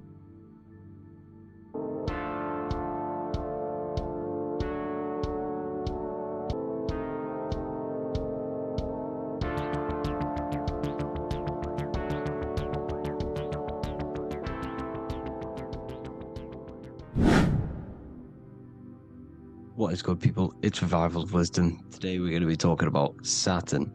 I've done this video in the past, however, this video is going to contain a lot more in-depth explanation of Saturn. So the 33rd degree Mason, Manly P. Hall, said, Saturn is the key to crystallization, physical matter. Light is matter, matter is light. They are interchangeable. Low vibrating light turns into matter, high vibrating matter turns into light. He crystallizes light into matter. This is symbolized as the Masonic checkerboard, matter and spirit, matter and light, light and matter. He's also the god of time, destruction, justice. He creates and destroys, because all things in time die. He creates and destroys you. So, because we live in this physical world, which is the electric world, this is why we say electricity, because it comes from the root word of El, Saturn. They used to call Saturn El, E-L. This is why we used to say Elohim is God. The real God of this world is Saturn, but it's being hid. This is being hid. Jesus is Saturn. All of this is Saturn. It's all Saturn worship. It's the real God of this world, So, physical matter is a result of two opposing forces equalized on the plane of inertia, because everything is created out of electromagnetic toroidal fields. And these two poles equalize on the plane of inertia, which gives you planet Earth, plane of inertia. The plane of inertia is what Saturn is. It's the ring around the center of the plane of inertia. Thank you to Walter Russell saying, physical matter is a result of two opposing forces on the plane of inertia. This is what Walter Russell says, so please check out his work. He's got many books, many books on light and electromagnetism and stuff like that, so I advise you to check him out. So the Taurus field gives you the binary code 0 and 1, the female vagina and the male phallus. This is the code for this world. Saturn crystallizes physical matter. Now Saturn is the most outermost layer of the 7 layers of heaven, where it says in the Quran it says, Allah, it is He who created the 7 layers of heaven. Saturn is the outermost layer. He's the top. He's the most high. So when we say the most high, we're referring to Saturn. He's the most high before the firmament, before the stars. So Saturn is the god of this world. He's the Lord of the Rings. He wears the crown. The crown is the rings. Crown, Kronos. So the planets are luminaries, they are lights, they are beings, they are energy, conscious energy. And we're in the heart of the solar system. Saturn is the outermost layer. He is the one of this world. He's the god of this world. Now, on the North Pole of Saturn, you have the hexagon. Add up all the sides, it creates the 6-pointed star. Or it can be created as a cube. The cube is very important. The 6-pointed star is very important. 6 points, 6 triangles, 6 side, 6, 6, 6. Black cube adds up to 6 in gematria. Now, what did I say in the beginning? Saturn crystallizes the physical world. He creates physical things out of light. You are a light being. This is why we say human. Hue means the light spectrum. Hue, man, we are light manifested into physical forms. Human. And we are incarnated through Saturn. Satan, same thing. The number of the beast is 666, and the 666 comes from the 6.6 triangle, 6 sides of Saturn, 666. We are all known as carbon-based life forms. Carbon, the atomic structure of carbon, is 666, 6 protons, 6 electrons, 6 neutrons. We are materialized into our physical bodies through Saturn, through the number of the beast. These bodies are the beast, it's the animal. The divine, the Christ, is the consciousness within, because you are a physical, spiritual being combined into one, hexed into one. Hexagram. This is a hexagram. You're hexed into physical matter, spirit and matter, light and dark, combined into one. Now you contain of the mark of the beast, the mark of your body. Your body's the beast. By Saturn, and it says that in the Bible. Saturn is Satan. It's the same thing. And look at the crown of thorns wrapped around the heart. The soul is in you. This is symbolizing the rings of Saturn wrapping you. And the cross on top is the cross of the cube. The cube, the black cube of Saturn, unfolds into a cross. So Satan, who is the god of this world, Corinthians 4:4 in the Bible, Satan, who is the god of this world, has blinded the minds of those who don't believe. Saturn blinds your mind because the God of this world materializes you and he blinds your mind when you incarnate into physical matter. When you enter this soul system, not the solar system, you hit Saturn first. He materializes you. And look at the symbol for Saturn. This is the symbol for Saturn. All of the planet symbols are created out of the Holy Trinity. The Earth, Moon, and Sun. Body, mind, and soul. The Sun is your soul, the Moon is your mind, the Earth is your body. Your body's made out of the 5 elements. The Sun is your soul, because the Sun is life force. Gives life to everything. Your Sun is a soul. Your soul is the sun of your body. The Moon is the mind. The Moon is the moon of your body, the mind of your body. Intelligence. So all of the symbol of the planets are created out of these. The Saturn symbol is created out of the Earth cross, matter, and the Moon crescent, moon, mind. Matter over mind. This is why Satan, who is the god of this world, has blinded the minds of those who don't believe. He blinds your mind. Look at the symbol, it's showing you. The Saturn symbol is matter over mind when it should be mind over matter. So we descend into a soul system, into our 666 Saturn carbon suit bodies, and we are matter over mind. Then we have to move up the spine to go back up to spirit, to mind over matter, where you manipulate your own reality. Now look at this, it creates the number 5. 5 is the number of change. You're moving from this side of the number sequence over to the right side. You're moving from the spiritual into the physical world. You're incarnating into the 5 elements, the 5 senses. So the cube, the black cube of Saturn, is another major symbol. Very important symbol. Here you see the cube, and the color black is associated with Saturn because Saturn's associated with death. He creates and destroys. Light and dark. Death is associated with black, spirit, because you can't see spirit, which is blackness. So the black cube is black because Saturn rules the nighttime, which is dark, blackness, and he rules the winter, which is death, blackness. So Saturn is the black cube. Cubes have 6 sides: up, down, right, left, back, and forward. Cubes are 6-sided. Everything is 6-sided inside of this creation because you're incarnating, you're materializing, crystallizing into the cube, the world of the cube. Everything's a cube. Everything's got 6 sides. Here's Leonardo da Vinci showing you that you're in the cube. Leonardo da Vinci did this famous painting. You're in the cube, you're hexed into physical matter, where you're incarnated into the 3rd dimension, the 3-dimensional world, which is a cube, 3D.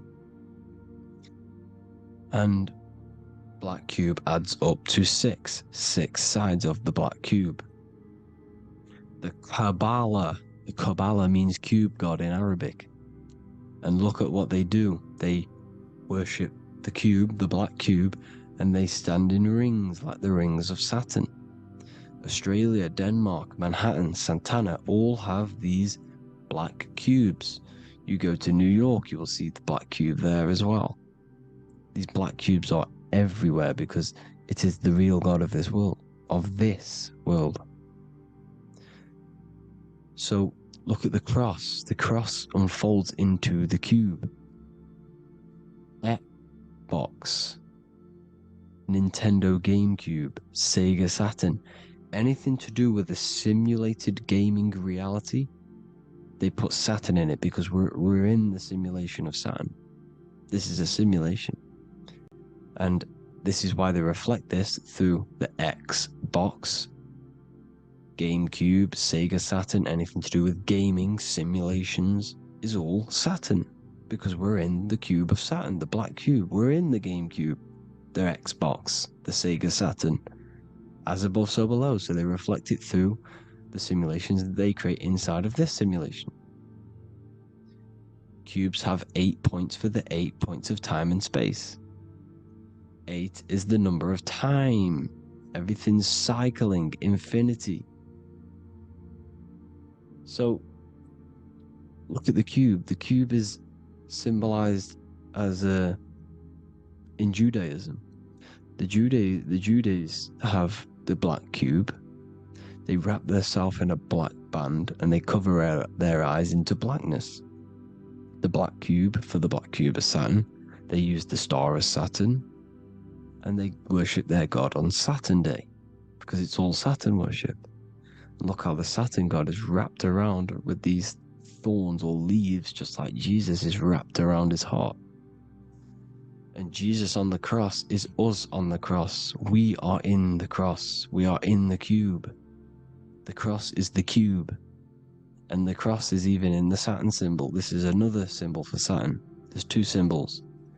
You got this one, the one I've just broke down. And there's this one.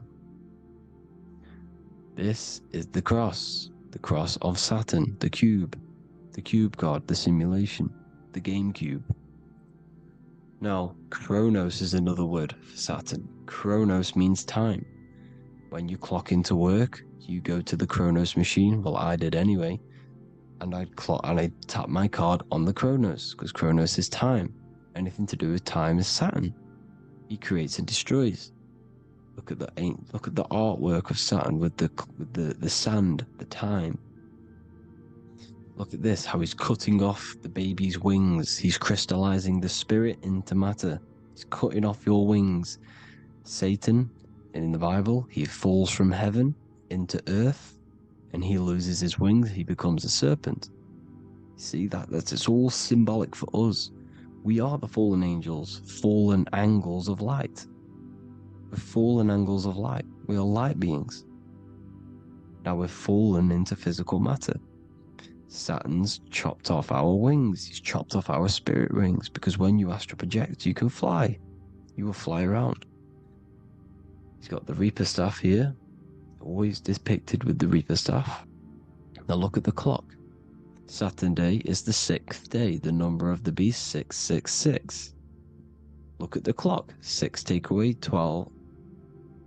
12 take away 6 equals 6. 7 take away 1 equals 6. 8 take away 2 equals 6. 60 seconds in a minute, 60 minutes in an hour, 24 hours in a day, 2 plus 4 equals 6. That's 666. Everything's 666 because it's time. Saturn. All goes to Saturn. He's the god of time. We're in time now. We're in time. We're in the time, which is God. The god of this world. The god of time. Now look at this. The Reaper is also depicted as the Reaper with the staff, the black cloak. Black symbolizing death, spirit. Judges wear black because Saturn is the law. He's the god of this world. He's the law. This is why they wear black cloaks. When you graduate from university, you wear a black cloak and a black cube on your head. You've been hexed. Funerals, you wear black because it's all to do with Saturn, Father Time, Father Crystallization. Now Saturn, here's another one of him cutting off the wings of a child. Because he cuts off the wings. He creates and destroys your body. We're in the electrical world. Everything that is electrical vibrates. All vibrations have to come back to a standstill point, which is death. This is why your body dies. Your atoms stop vibrating. Corona. Look at the crown. The crown is the corona. Corona means crown. And look at this is an alcohol brand for beer. You can see the staff of Saturn in the symbol with the moon crescent. Corona, which is the crown, Saturn, the crown on Saturn, the rings. And then you've got the staff. It's all Saturn worship.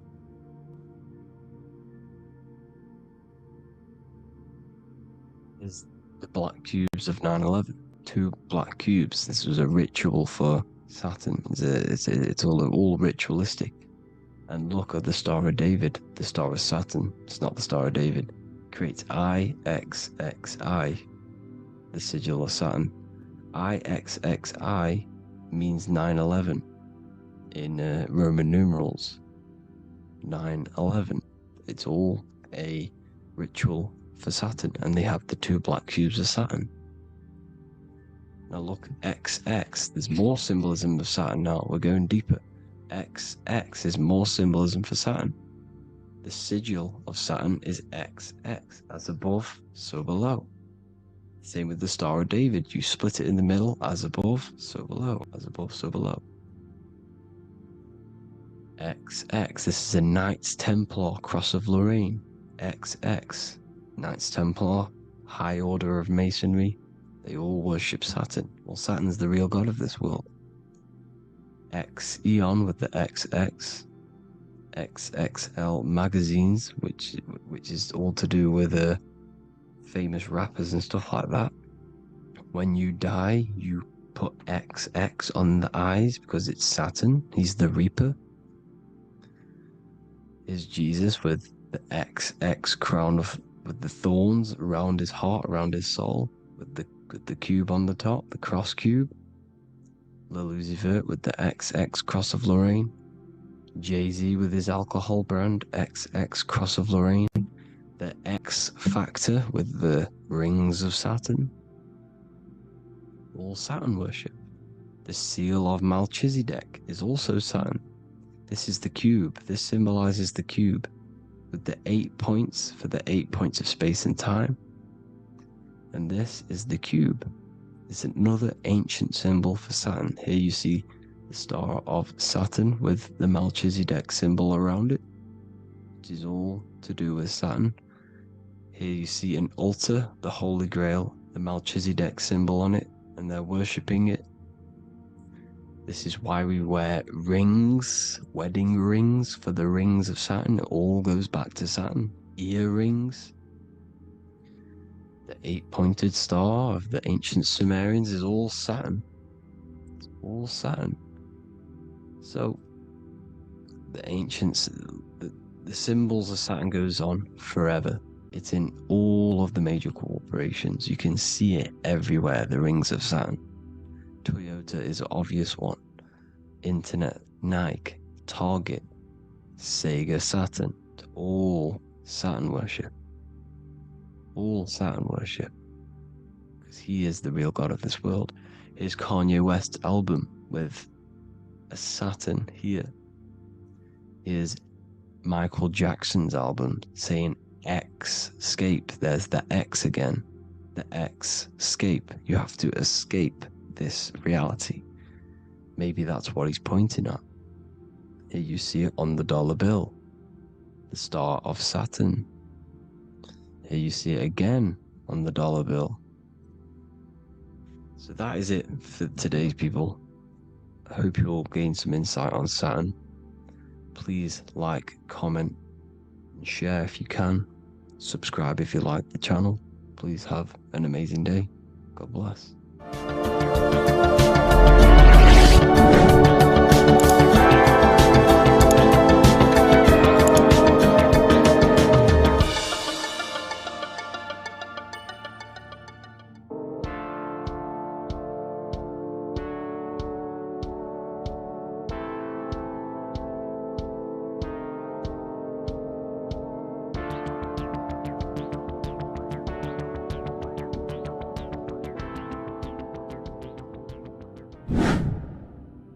Welcome back, people, to another occult lecture by Revival of Wisdom.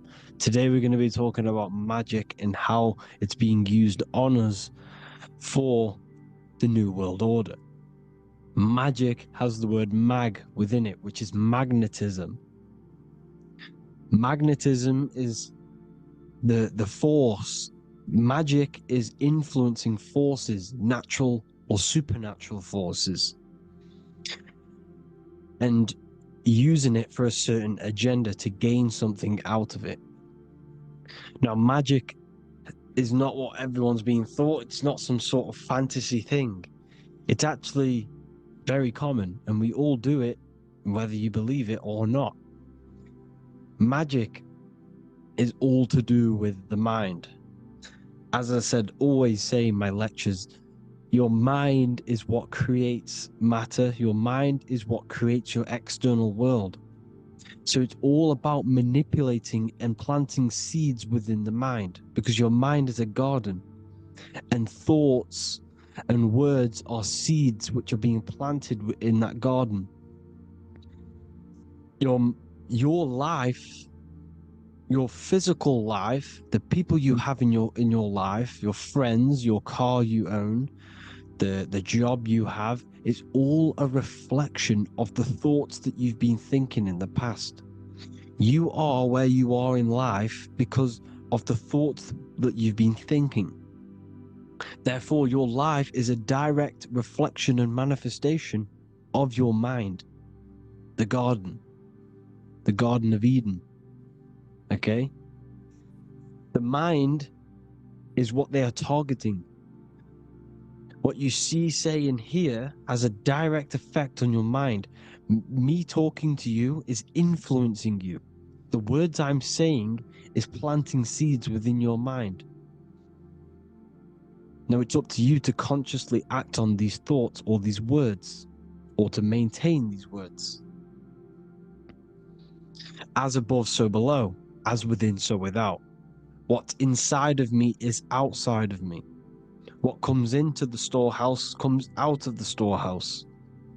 You have the left, you have the right, you have the up and you have the down. As above, so below. Whatever is in your mind will be expressed in some sort of way, consciously or subconsciously, spiritually or physically. The mind is what manifests everything. And this is what we need to understand. We need to understand is that the mind is not physical. All things spiritual manifest physical. All things seen come from the unseen. The words you're thinking, that everything you have is coming from the unseen. The actions that you do come from the unseen mind. Another expression for as above, so below is you are the universe itself. You are a universe, a mini universe. But just because you are mini does not mean you are the whole thing. If I take a little piece of infinite, let's say there's an infinite light source. Let's say I take a little chunk of that infinite light source. That little chunk I took is still infinite because it's been taken from infinite. You are the universe. Your awareness, your mind is the universe. It's information. You are the universe experiencing itself.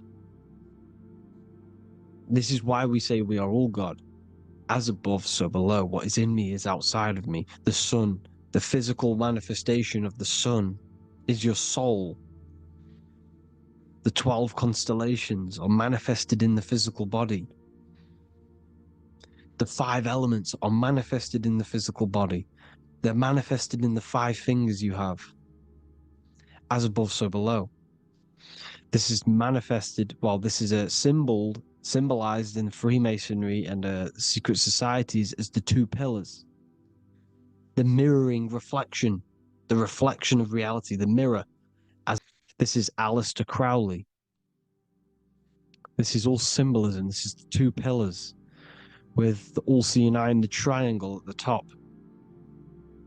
Aleister Crowley was a master magician, very powerful dark magician, black magician. There's 2 types of magic. You have white and black.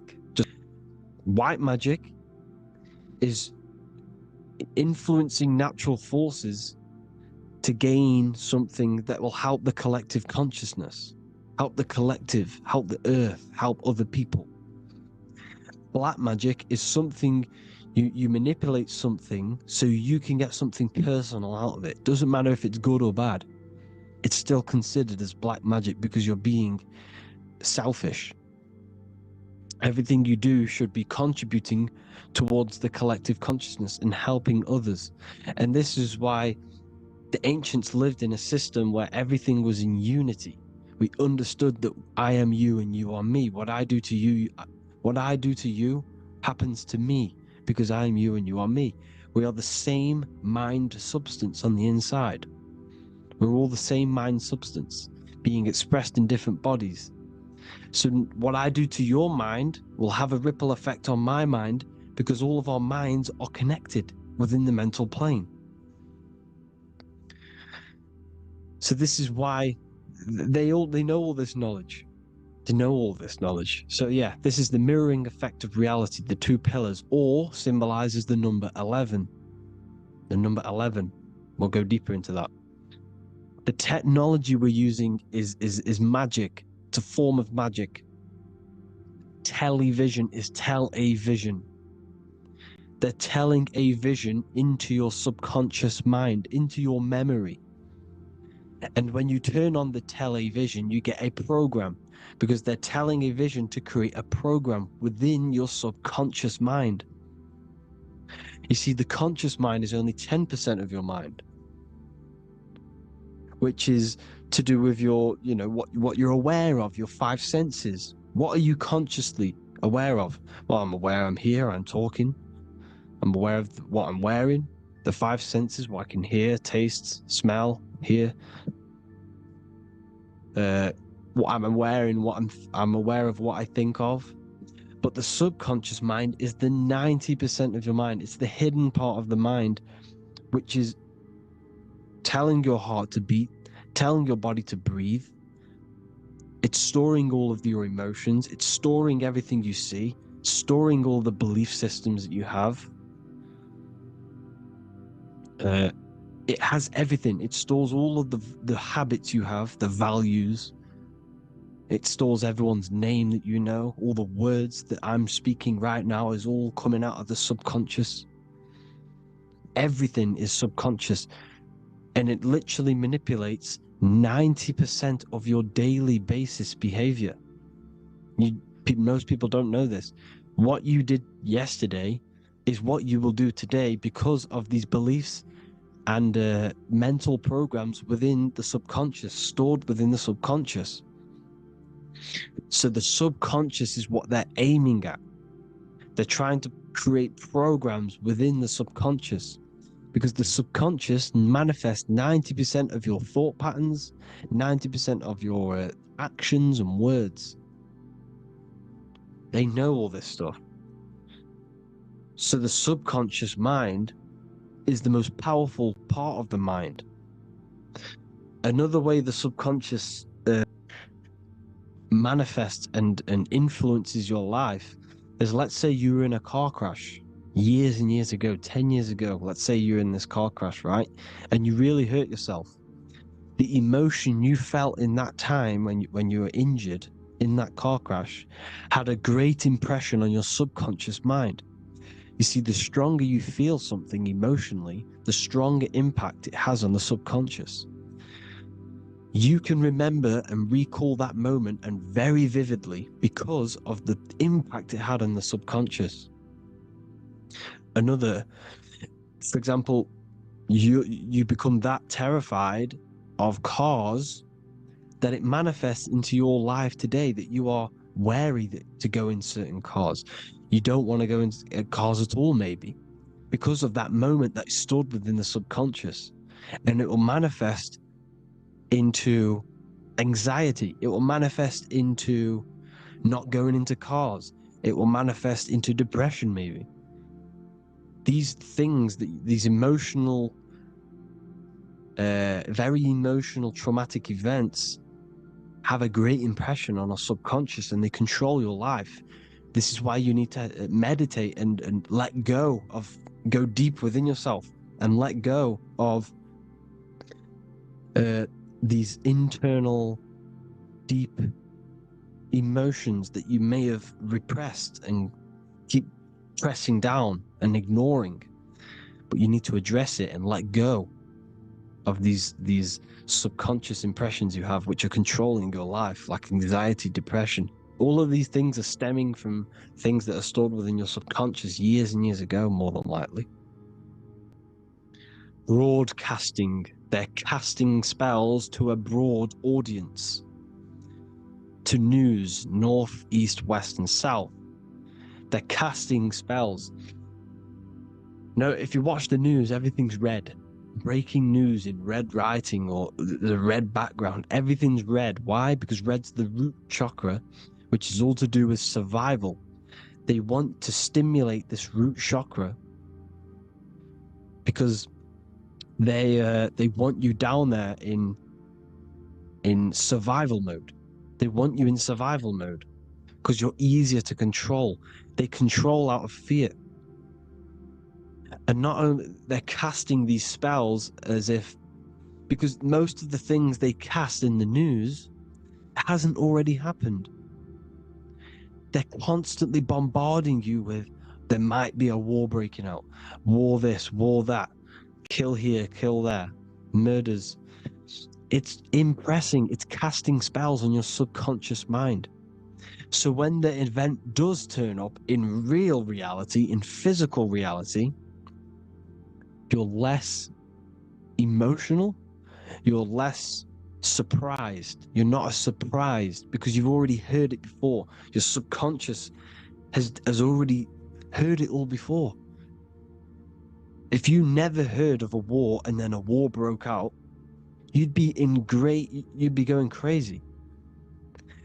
So they subtly program your subconscious mind through the words, because the words they say is impressing your mind. It has an effect on your mind, which will have an effect on your behavior, your words, your conversations you have with people. They're casting spells to north, east, west, and south on the tell a vision. They're telling a vision by broadcasting, by saying spells. This is why we call it spelling. Even the word, listen, the words we say cast spells. Bless. Oh, bless you. That's be less. The subconscious mind only picks up literal things. You see, when I say bless you, your conscious mind picks that up as, oh, thank you, you're blessing me. But your subconscious picks up as be less. You see? Because the subconscious it has no filter. It's just, it is what it is. Everything is factual in the subconscious.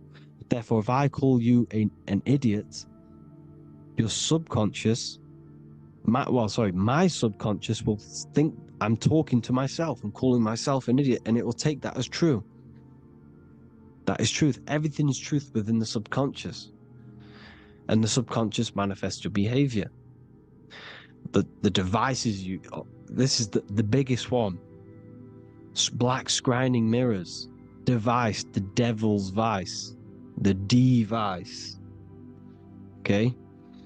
Black scrying mirrors, black screen. Screen is scrying.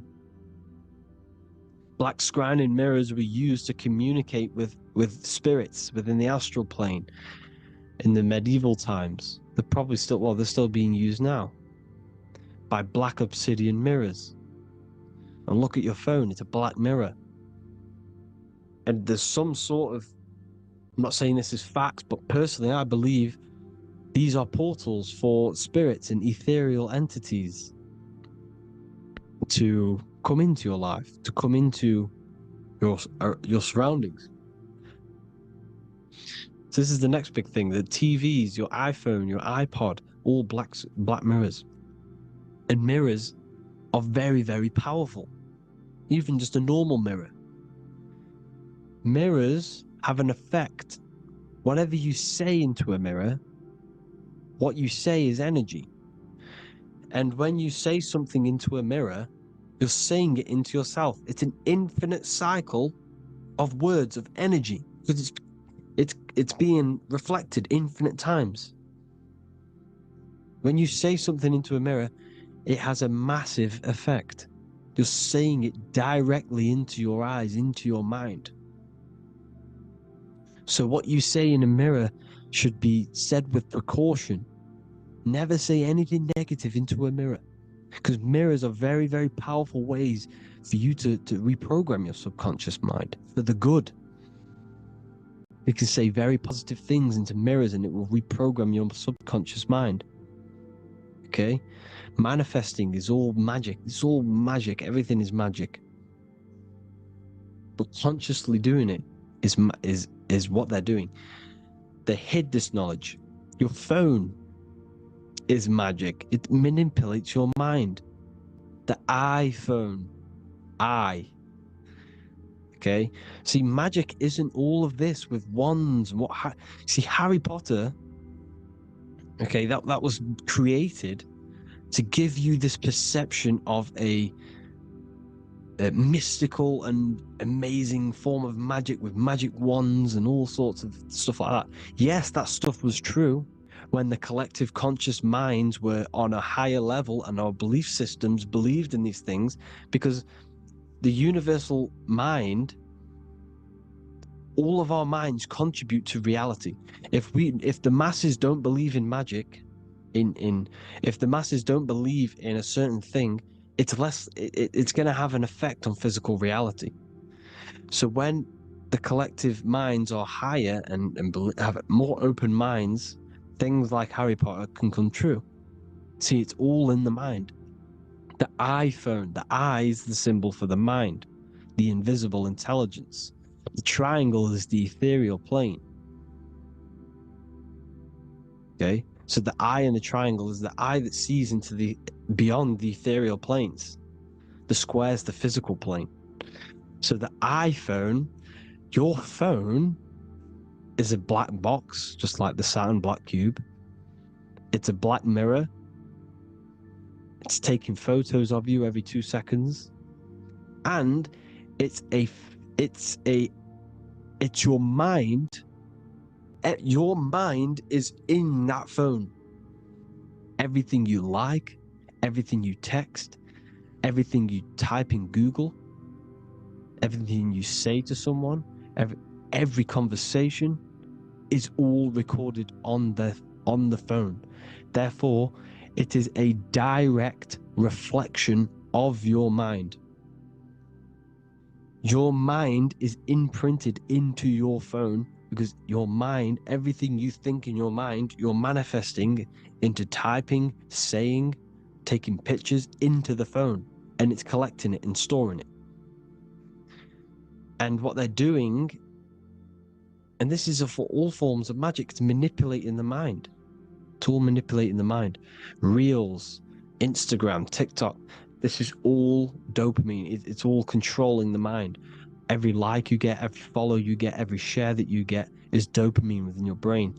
They're literally targeting your brain and mind.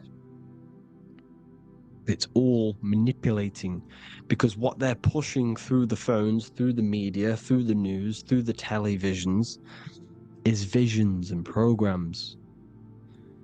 You are the one manifesting the New World Order. They're not manifesting the New World Order. They're giving you the information so you can manifest the New World Order. Everything they say is contributing to your mind. For example, digital money and all the information they put out for you to see is contributing to your enslavement.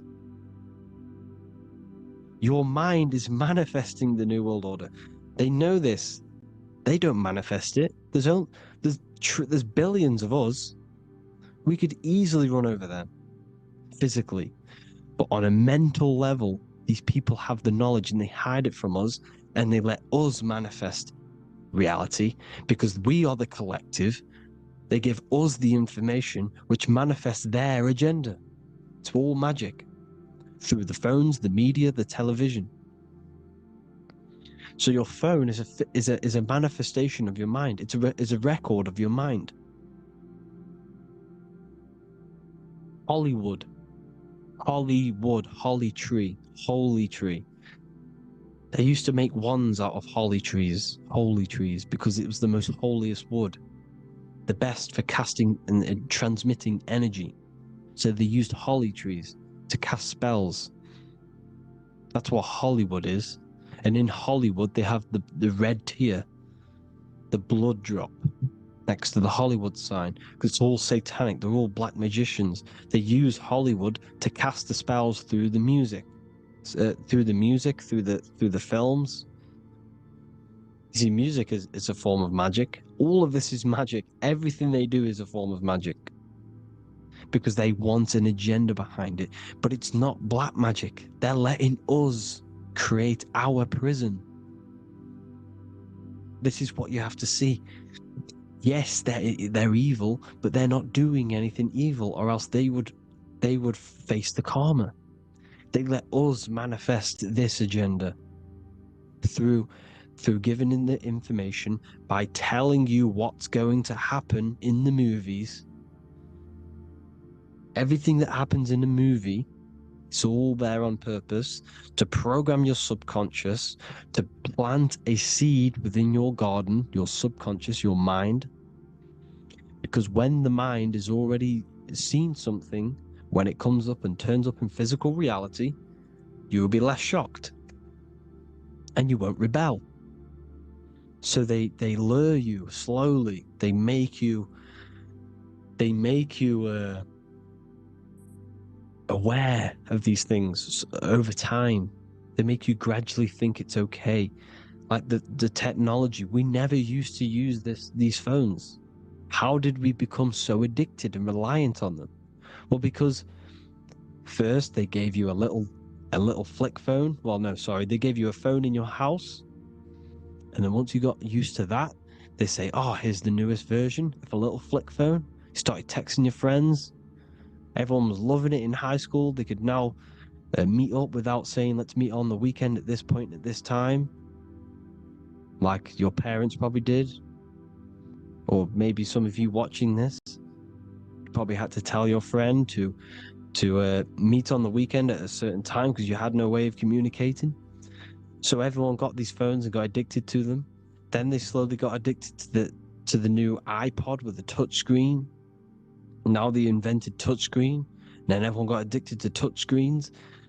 Then because all of this is producing dopamine in the brain, which creates you to become mentally addicted to things, and physically addicted, chemically addicted, because dopamine's a chemical. Your subconscious becomes a program within your subconscious, and your body becomes chemically addicted to these phones. And these phones are the enslavement of humanity, technology. Without this, we wouldn't be in this mess, without technology. Because they're creating a hive mind. We're creating a hive mind. So back on track anyways, they program you. Look at the films, 9/11, all produced by Hollywood. Here's the 11, like I said at the beginning, the two pillars which reflect reality. What happens in the mind happens in the physical. What happens in the astral happens in the physical. Okay, what happens in the physical happens in the mind. It's the two pillars, the mirrors. 9/11. 9 + 1 + 1 is 11. Flight 11 was hijacked. New York is the 11th state. New York adds up to 111. This is not a coincidence. It's all a form of magic. It's a ritual, energy harvesting ritual, because your mind produces energy. Your mental attention produces energy, and they're feeding off this energy in the astral plane, these demons. Music is the most powerful. Personally, I think the music is one of the most powerful forms of magic they're using. Okay? Music is hypnosis. It puts your brain in a hypnotic state. It influences your electromagnetic field through vibrational energy. It reprograms your subconscious mind. Why do you think you remember the lyrics? You see, your subconscious stores all of the memories. Remember, the subconscious manifests 90% of your behavior. So therefore, The music you're listening to is manifesting your behavior. You wondered why some people wonder why they have drug addictions and they can't get out of violence and they can't get out of all this negative mind space. It's because the music they're listening to is creating a negative mind space. The words you listen to have plant seeds within your mind. So the reason you remember the lyrics is because that song created a program within your subconscious. Yes, that is what happens. You can use magic to reprogram your mind, but you can use music to reprogram your mind because it's all forms of magic. It's using natural mental energy forces to manipulate the physical reality. You manipulate your mind, you manipulate reality, physical reality. Okay? So the music, another very, very big one. When you turn on the radio, it's just all talks about alcohol, drugs, and sex because they want you down in the lower three chakras. They want your mind attached to matter when it's mind over matter. Your mind's not physical. You see, the word spirituality is the new trend. It's not about your spirit. It's not about your spirit. It's about your mind. It's not about,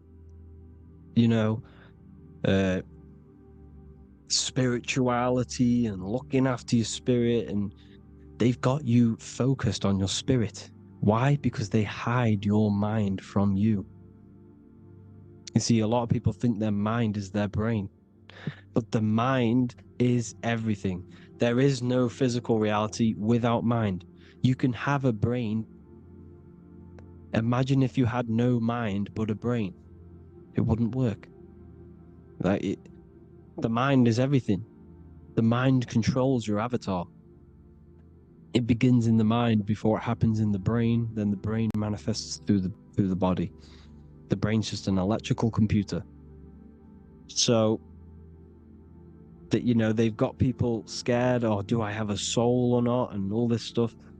Listen, if you have a mind, you have a soul, because you are not the mind. This is why everything is sort of an illusion, because beyond the mind is your soul. But what is the soul without a mind? You can't have a soul without the mind. But if the mind didn't exist, the soul doesn't exist. You are the person listening to your mind. I shouldn't say person, because you're not the body. You're the entity behind the mind. But if you didn't have that mind, you couldn't understand what you even were. You would just be an observer who couldn't think. So yes, we all have a soul. If you have a mind, you have a soul. Everything is mind. Everything has mind. Mind creates everything. God is mind. And they're manipulating your mind through TV, your phone, every little thing. The school. It's all about the mind, people. Control your mind, you control your reality. Just the last thing, here you go. Aleister Crowley, the Dark Magician, Kanye West doing the exact same thing because they're implementing magic in the music. Here's the Beatles with Aleister Crowley in the background. Bet you never noticed that. Aleister Crowley was influencing music and placing magic within the music to influence the subconscious. This is what Baal worship was. This is why they killed children. They sacrificed these children. Why? Well, because in order to ascend, in order to raise your consciousness internally, godly, by being good, God, or being in order to be good and raise your consciousness and to get something in the physical world, you have to sacrifice yourself. And what do I mean by that? In order to raise your consciousness and ascend, you have to sacrifice the lower nature of yourself. You know, you've got to abstain from having sex to retain your sexual energy, to transmute it. Or staying away from poisonous foods like meat. So, staying away from blood. We shouldn't be consuming other animals' blood. We should be keeping our blood pure. We are humans. We shouldn't consume chicken blood, chicken germs. We are the most divine creatures on this creation. We are the most intellectual creatures in this creation. Therefore, we should keep our temples pure. We are not animals. If you want to associate yourself with an animal, go out in the wild, go and find a wild boar, and go and try rip its guts out with your bare teeth, because you can't do it. You're not a cat. You're not a carnivore. Okay? So in order to ascend, you have to kill and sacrifice your lower part of yourself to ascend up to your spirit self, your mind self, the highest version. And the elites don't want to do this. So they sacrifice other things like babies to kill them, to exchange their life over to the astral plane, so these demigods in the astral plane can give them something in return in physical. They don't want to sacrifice their lower self, so they sacrifice other things for exchange, for physical pleasure. But the godly person sacrifices their lower self for their higher self to do good and ascend. So this is what all the Baal worship is, people, and this is why they're doing it. Hope you all had an amazing lecture. If you haven't already, go and get the Book of Wisdom for more information. You know, I don't go into dark stuff in this book, because all I do is enlighten people in this book. You can get it in Spanish, English, German, Italian, and French. Worldwide shipping. You can get the PDF or paperback. Or there is also a new one called the Human Health Guide 2.0. It gives you a list of all the foods, grains, oils, and nuts, you know, everything that's alkaline and positive for the body and not man-made and hybrid. It tells you all the products to stay away from, how to fast, how to improve vision, how to improve everything, literally. So the Human Health Guide has been released. If you want that, I'll pull all the links in the bottom in the description. Hope you all enjoyed the lecture, people. God bless you all.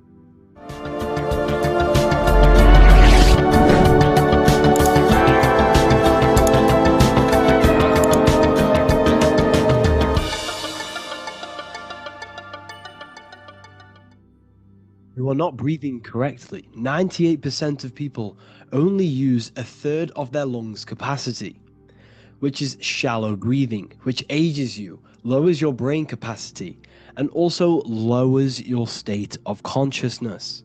So it's essential that you breathe consciously on a day-to-day basis, because this is what truly elevates your consciousness. I am going to give you the key for you to raise your consciousness just through breathing alone. It's such a simple thing, but yet the most effective way for raising your state of consciousness and becoming more spiritually and mentally advanced.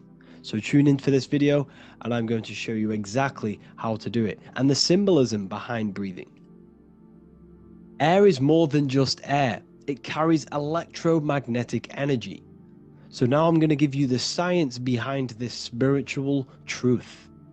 This invisible force is what sustains all physical life, providing the life force energy essential for existence. Electromagnetism.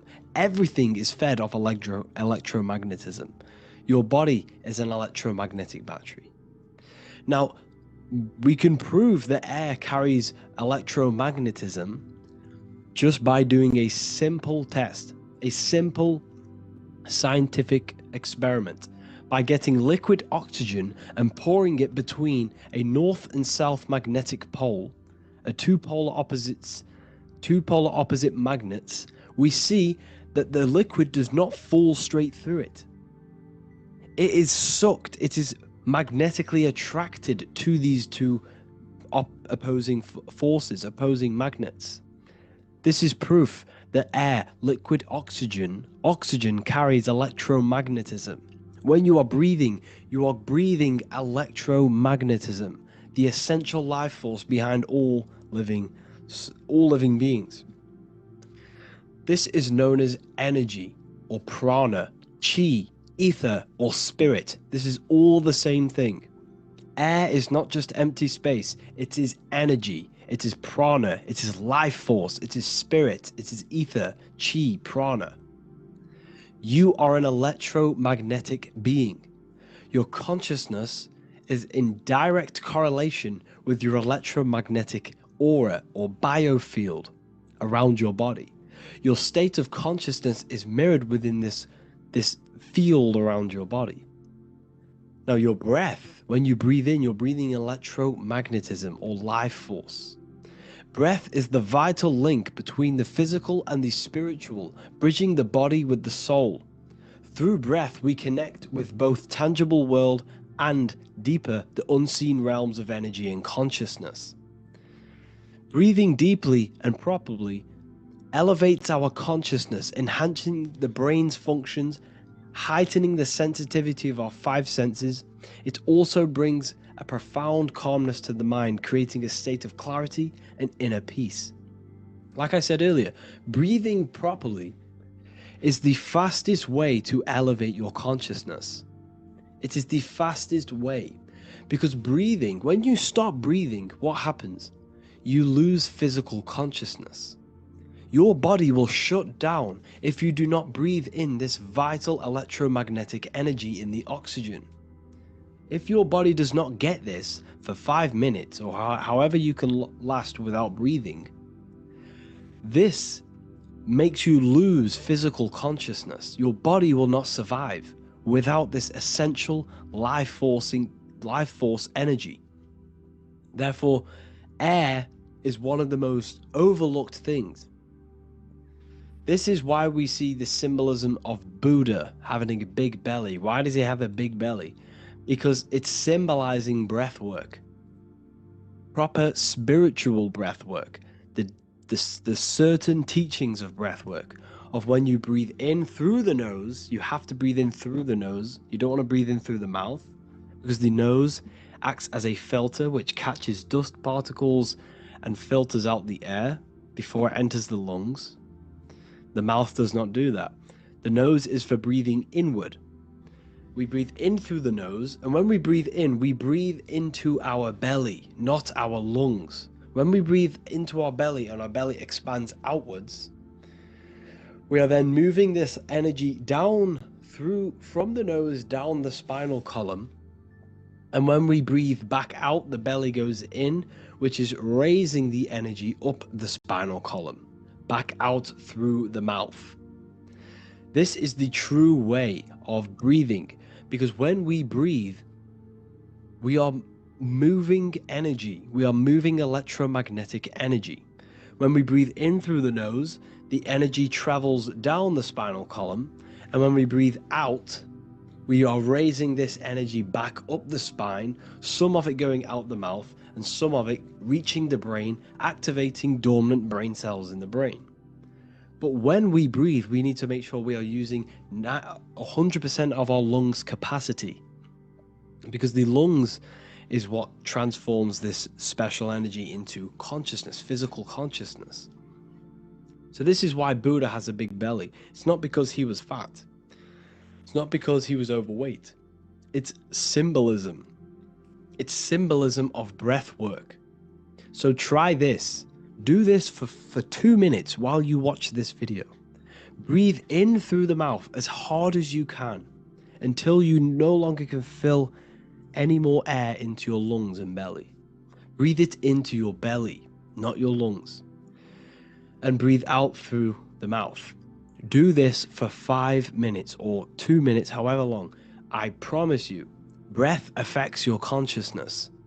You will notice the difference. If you do it quicker, the quicker it'll affect your consciousness, and you might go lightheaded. But that lightheaded is you activating your spirit, your energy body. So try this just when watching this video. When you breathe consciously, you are renewing both your energy body and astral body, aligning your consciousness with a higher state. This practice feeds new life force energy into the body, revitalizing and enhancing your overall well-being. Like I said, your brain requires the most amount of oxygen. When we have shallow breathing, this is reducing the brain's capacity. Because when we are not breathing properly, which 98% of people are only using a third of their lungs capacity, we are essentially only using a third of our consciousness, because your breath is directly correlated to your consciousness, your state of consciousness. When you breathe in through the mouth, out through the mouth, out in through the nose, out through the mouth, consciously and deeply for 5 minutes, you will notice that your senses are more powerful and sensitive. Your brain is quicker.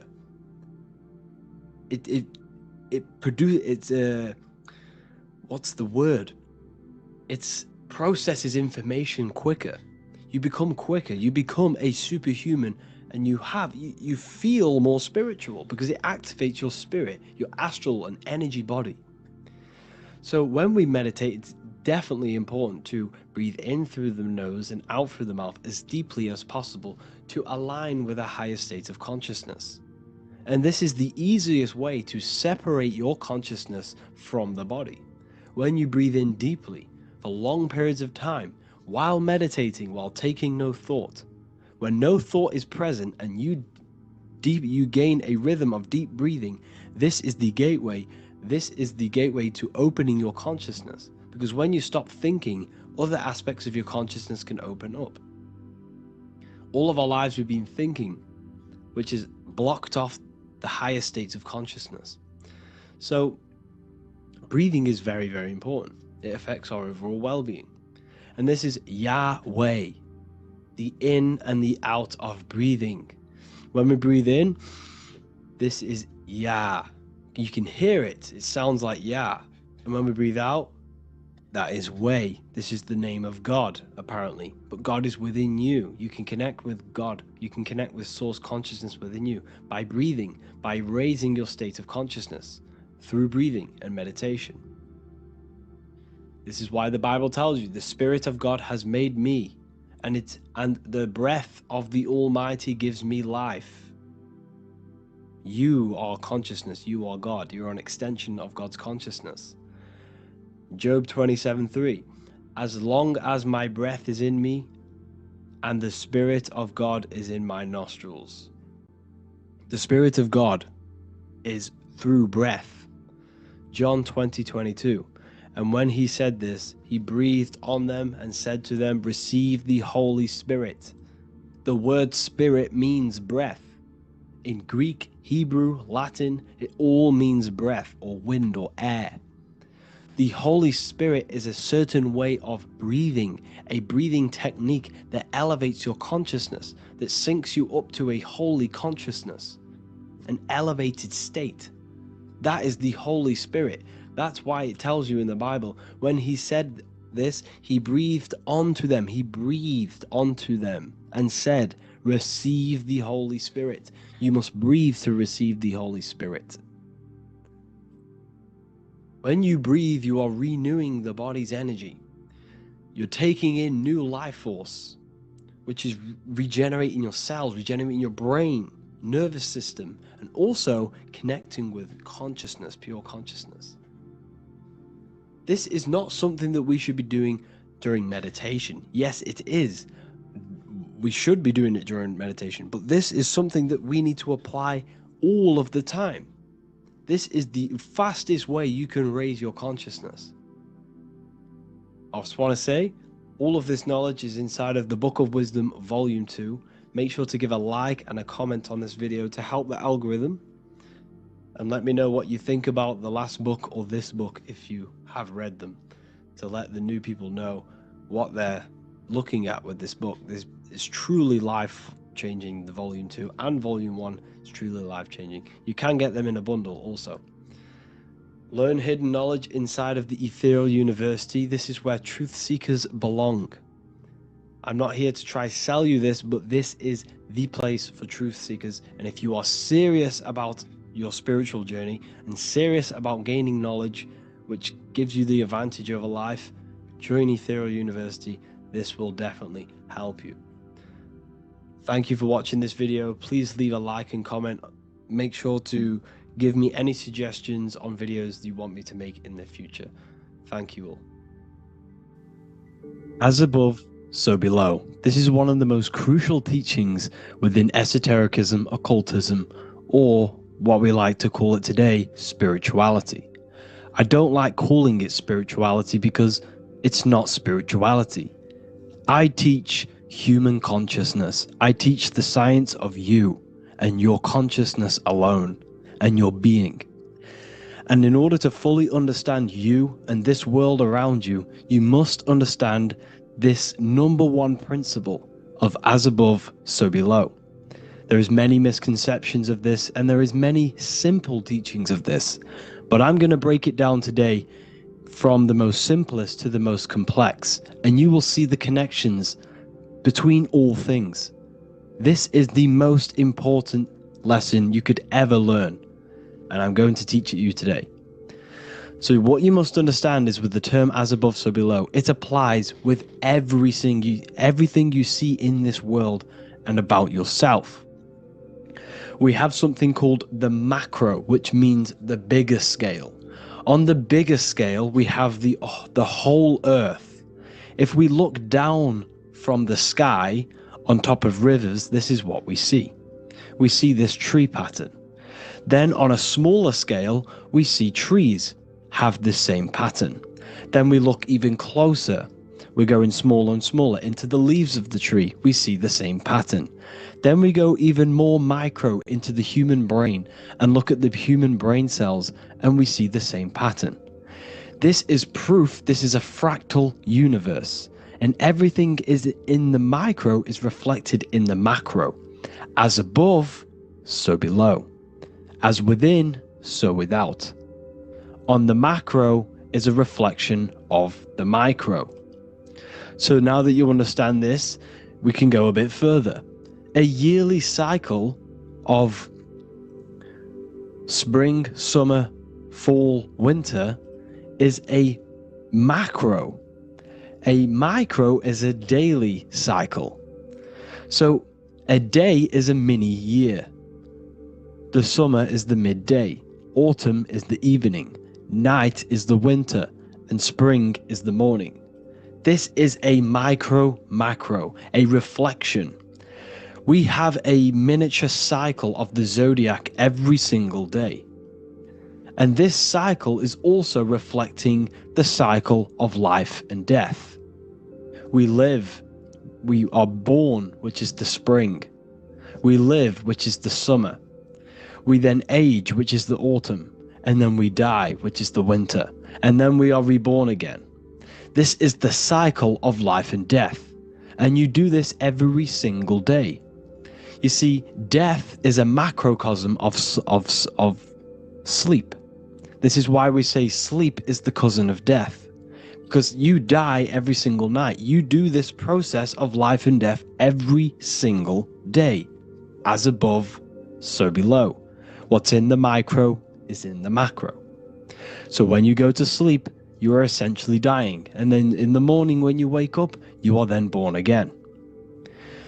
This is a fractal cycle that we live in. Everything in this whole world is fractal. Everything applies to as above, so below. We have the sun, we have the moon, we have the day, we have the night. We have the life, we have the death. We have the conscious, we have sleep. As above, so below. We have the conscious mind, because now we're diving into as within, so without. As above, so below more refers to the external world. As within, so without is referring to your inner world and the outer world. What you must understand is about yourself. You exist in two realms. You're an individual. The dual nature of you. You exist in two realms at once. You have an inner world of your thought, emotion. This is the inner world that no one else can see but yourself. And you have an outer world with a physical body which everyone can see. So you exist in two worlds. You have the inner voice, you have the outer physical voice, which I'm speaking to you with now. But I also have an inner voice, which no one can hear, only but me. So you exist in the light and you exist in the darkness. The sun represents your external self, your physical conscious mind. The moon represents your shadow self, the inner self, the psyche self, the spirit self. There is an as above, so below. The sun is within you. The moon is within you. Everything is within you. Now that you understand as above, so below, what is your body? Your body is a miniature earth. Let me repeat, your body is an earth. Your body is the earth. Okay? Because like I say many times in all of my videos, you are not in the world. The world is you. You are the universe. Your brain is a computer creating this reality. What you see with your eyes is produced in the back of the brain called the visual cortex. You don't look into the world, the brain produces the world. The body produces the world. When you touch something, you're not actually touching something. This is the electrical nervous system. When you touch something, what you feel is actually electrical signals on your nervous system reporting back to your brain. Therefore, when this body dies, you leave the earth because this body is the earth. Okay? As above, so below. You have the mental plane, the astral plane, the etheric plane, and the physical plane. This is essential for understanding reality and the teaching of as above, so below. Everything in this material plane began in the thinking mind. For example, the microphone I'm speaking into, the phone you're watching this video off, or the laptop or iPad. Where did this begin? It didn't begin in the factory. The first ever place this item begun was in the mind of an individual. The invisible realms of mind is where all physical things and physical items begun. Essentially, this physical plane is the effect of the thinking mind. This world is the world of effect. It's the world of outcomes. When you see something, it is already manifest. It is already being manifested. It is an effect. And in the effect of the cause, which is the thinking mind. Therefore, the mind creates thoughts, which is the mental plane. Then after thoughts creates imagination, which is the astral plane. These two are spiritual. They are non-physical. So spirit kind of means non-physical. Then you have the physical planes, the etheric and the physical plane. As above, so below. What happens in the mind is manifest on the physical plane. Like I said, the phone that you are holding, it was a thought, and then it brought down into a physical reality. As above, so below. You change the mind, you change your reality. Your environment, the word environment has ment in it because your environment is mental. So now that you understand this, so what is the world around you? The world around you was created by the mind of God. It was manifested through God's thought. So you are living in the mind of God. You are a thought in the mind of God. God thought you into existence. But like I said, we are all fractals. Everything is fractal. If God exists, this means that you are God, as above, so below. God created you through the thinking mind, and he gave you a thinking mind. So God created the macrocosm. God created the macro, the whole world. He designed the whole world, the sun, the stars, the moving. He designed this. But then he gave you the thinking mind to design your own life and create your own life in his world. You are a microcosm of God's macrocosm. Just like God thought you into existence and the whole world into existence, you are a microcosm thinking your world, your reality into existence. You see this now? Everything is a reflection, everything is a mirror, everything is fractal. So in order for you to change your reality, you must change these higher planes. Your thought and imagination are the two key aspects of creating physical reality. Every object you see around you was begun in these higher planes of the non-physical, and they were brought out of spirit into physical matter through the thinking mind and physical action. So now we're going to get a bit deeper. The brain is not the mind. Now that you understand, we have spirit and matter. As above, so below. You have a non-physical side of reality and a physical side of reality. The mind is the spiritual brain. The brain is a physical manifestation, a physical effect of the mind. The mind uses the brain to operate in the physical world. And it's the same with the heart. The soul manifests itself physically through the heart. The heart is a physical manifestation of the soul, of the emotion, thought and emotion, the mind and the soul, the brain and the heart, heaven and earth. So you have the inner world and the outer world, the spiritual, non-physical, and the physical. So essentially, we are all on this process of awakening, an expansion of our minds into new fields of thought, into new fields of awakening ourselves. Because essentially, we are born into this world. But you are born many, many times. You can be born physically and you can be born spiritually. Like I said, everything is fractal. So just like when the baby finds out that there is a world outside of its mother, what does the baby do? The baby seeks a way out of its mother, and then the baby is now born into a new world, a world outside of its mother's womb. It's the same with you and your spiritual process.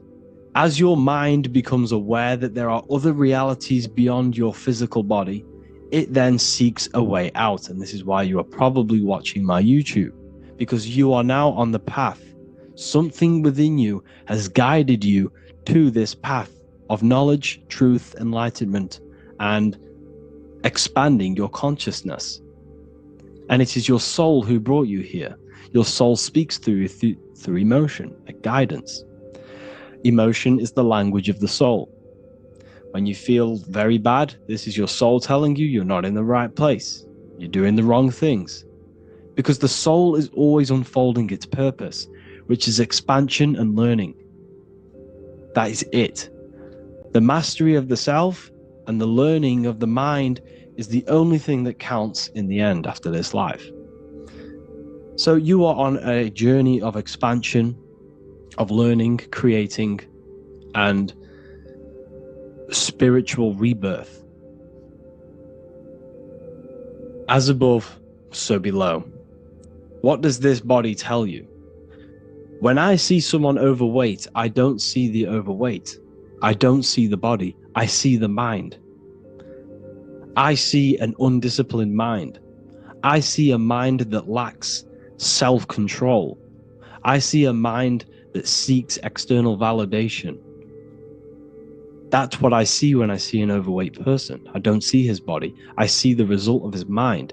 Because what does the Bible tell you? You shall know them by their fruits. It's the same saying as above, so below. You shall know them by their fruit. The fruit is their manifestation. Your body is a direct correlation and manifestation of your mind. Your inner world projects your outer world. As within, so without. As above, so below.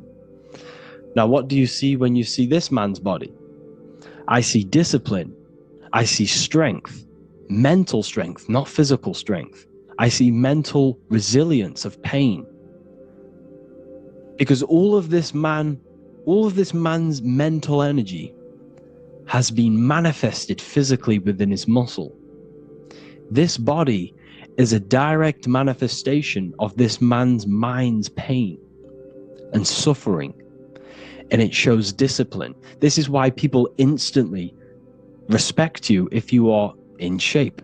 You walk into a room and you are in shape, people will instantly give you respect because they know that you are mentally disciplined.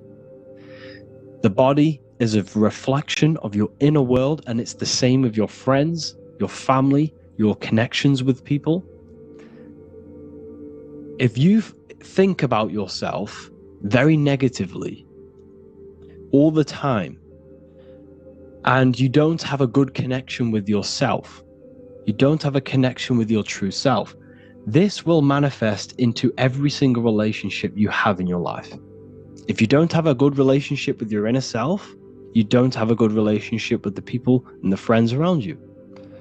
Because as within, so without. If you think negative about yourself, you will only pick up the negative in other people. If I think very highly of myself and I think very happy and good things about myself, I will then see the good things in other people. Because it's as above, so below. As the inner world is, so is the outer world. It's the same with your life circumstances. Your life is a direct correlation of every thought you thought in the past. If you possess millions of pounds, millions of dollars, this is because you have thought this into physical reality. You live the life you are deserved. You live the life that you manifest through your thought. If you live a very poor life, this is a reflection of your mind. This is a reflection of what you have thought into physical existence. Because like I said, everything begins in the mind, as above, so below. And this is even present within the body. So where is the head? The head is at the very top of the body. And where does all manifestation begin? In the mind. That's where the mind is, in the head. And then the thoughts we think travel down the body into the heart, which is the emotion. Every thought we think is in the emotion. Every thought we think creates an emotion. This emotion then drives the action. Where does the action come from? The feet, because the feet move our body. We move with our feet to take action. Our hands. You see, so the body is even a micro reflection. I can't even say it. Reflection of the order of manifestation. This blew my mind when I figured this out. You see, the head, the thoughts begin here. This is the beginning of all manifestation. Then it comes down to the heart. This is the emotion. Then you take the action. The thought and emotion then sparks the action, which is taken with the hands and the feet. And where's the lowest point on the body? The feet, and that's touching the physical earth. So the head is where the thought is, the non-physical, and the lowest point on the body, which is touching the physical earth. So the head represents spirit, the feet represent matter, spirit and matter. Your room, if I walk into your room and I see a messy room, I don't see the room, I see a messy mind. The room is a reflection of the mind. If you have a messy room, this is your mind. It's an externalization of your unsorted mind, undisciplined mind. So like I said, we are all God, and we must find the God self within us. And I teach all of this inside the Book of Wisdom, Volume 2. This is not just a book, this is a revolution. This is the beginning of a new age with this book. If you have read it, I congratulate you. You should feel very proud of yourself if you have an open mind. You should feel proud of yourself for watching these videos, because not many people have an open mind. Remember this, people. You are special if you're watching these videos. You have the mind. You have the ability to see through the illusion. And I take my hat off to you. You want to take this to the next step? Read the book. Or if you want to take it to the serious levels, Join the university. The university, you gain access to every piece of my material that I've ever done, all of my books, all of my lectures that are hidden from YouTube, that are hidden from everywhere else, the lectures that give you real power.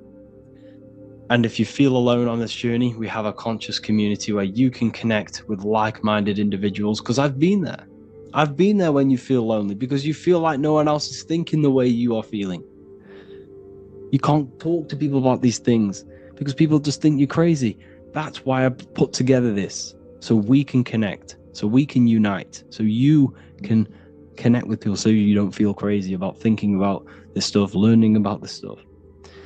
And if you truly, truly want to level up your life, people, and take your studies serious, this is for you. We do live calls, we do lectures. There's a whole library filled with books you can read. It's the perfect place for the truth seeker. I thank you all for joining. Please leave a like, a comment, a subscribe. Let me know any future videos you want me to make in the comments. Thank you all. Have an amazing day.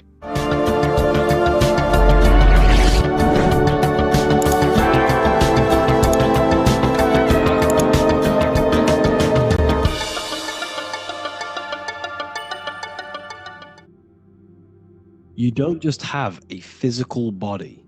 You have a physical, mental, spiritual, and emotional body. Each one of these aspects are a body of its own. Body does not just refer to a physical substance. You have a mental body for thinking, an emotional body for your emotions, a spiritual body for your energy in your astral form, and a physical body to encapsulate all of these. Each 4 of these aspects are essential for the human experience and essential to balance. Now, today we're going to be syncing the 4 aspects of your consciousness with the 4 seasons and the 4 elements, and how this ties into the Bible. So we have 4 physical elements. We have 5 elements in total, spirit being the most important, but spirit is pure invisible. We have 4 physical elements. We have air, fire, earth, water. Earth and water are feminine. Air and fire are masculine. Air and fire are active.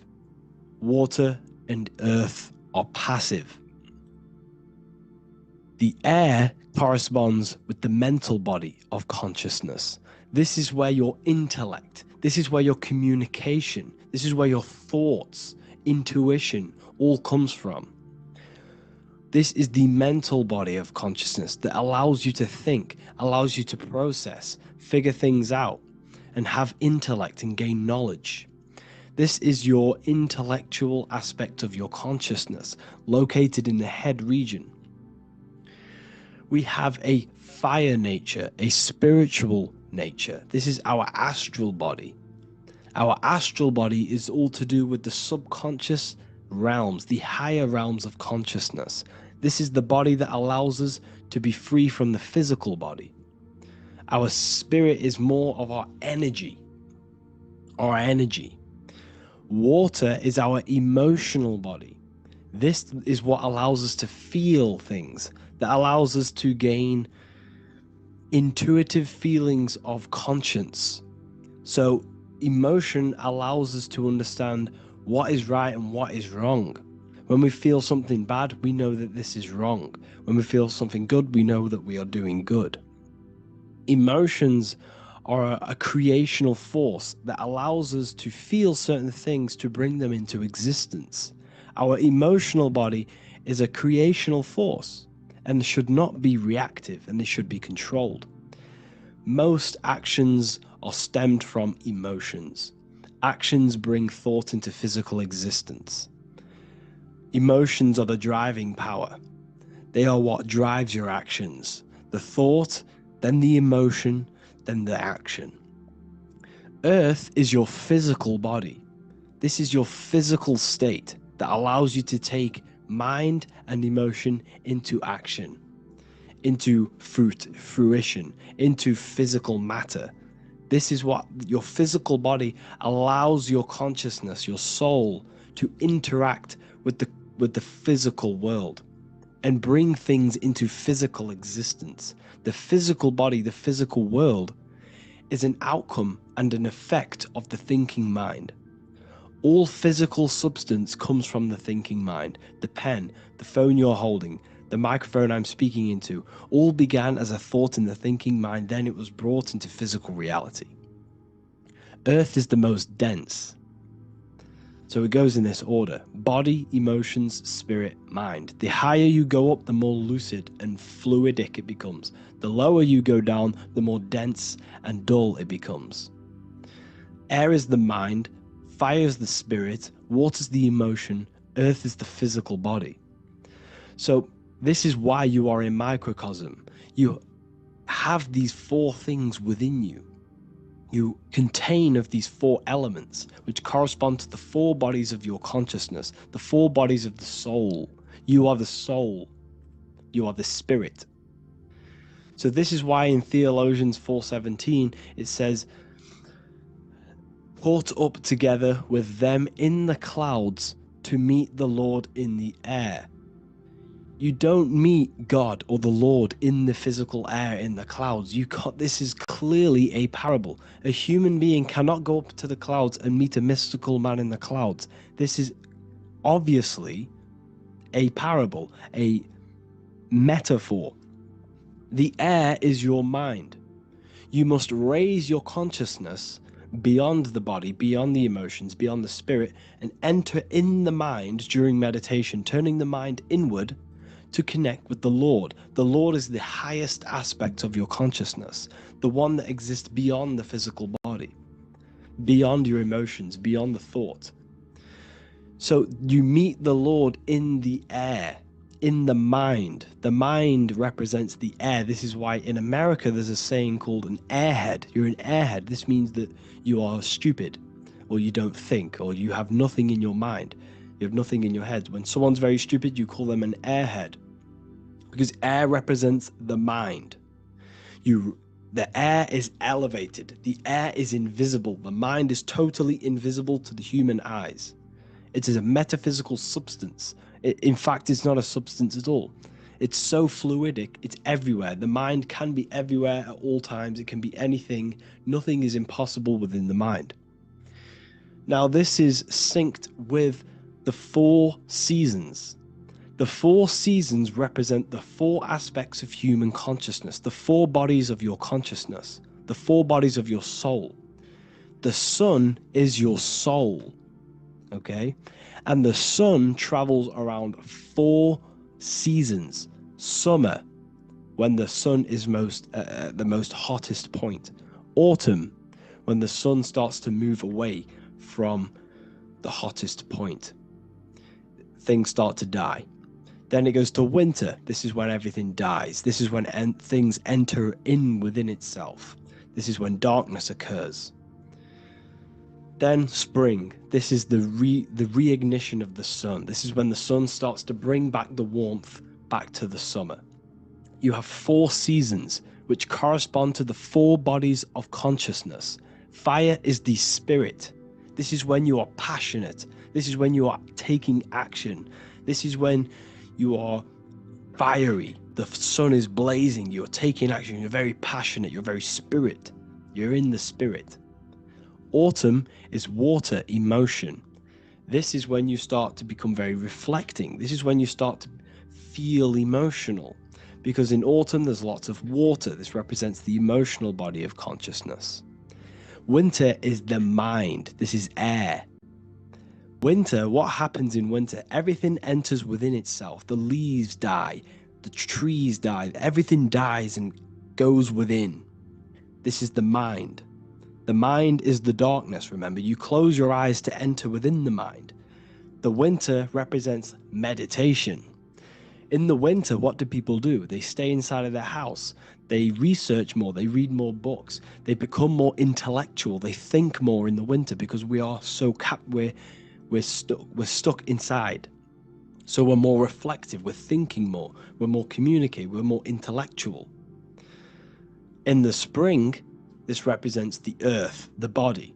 This is when we start to come out of the mind and we awaken to the body, and things start to grow again. The plants start to grow. The earth is growing again and reborn again.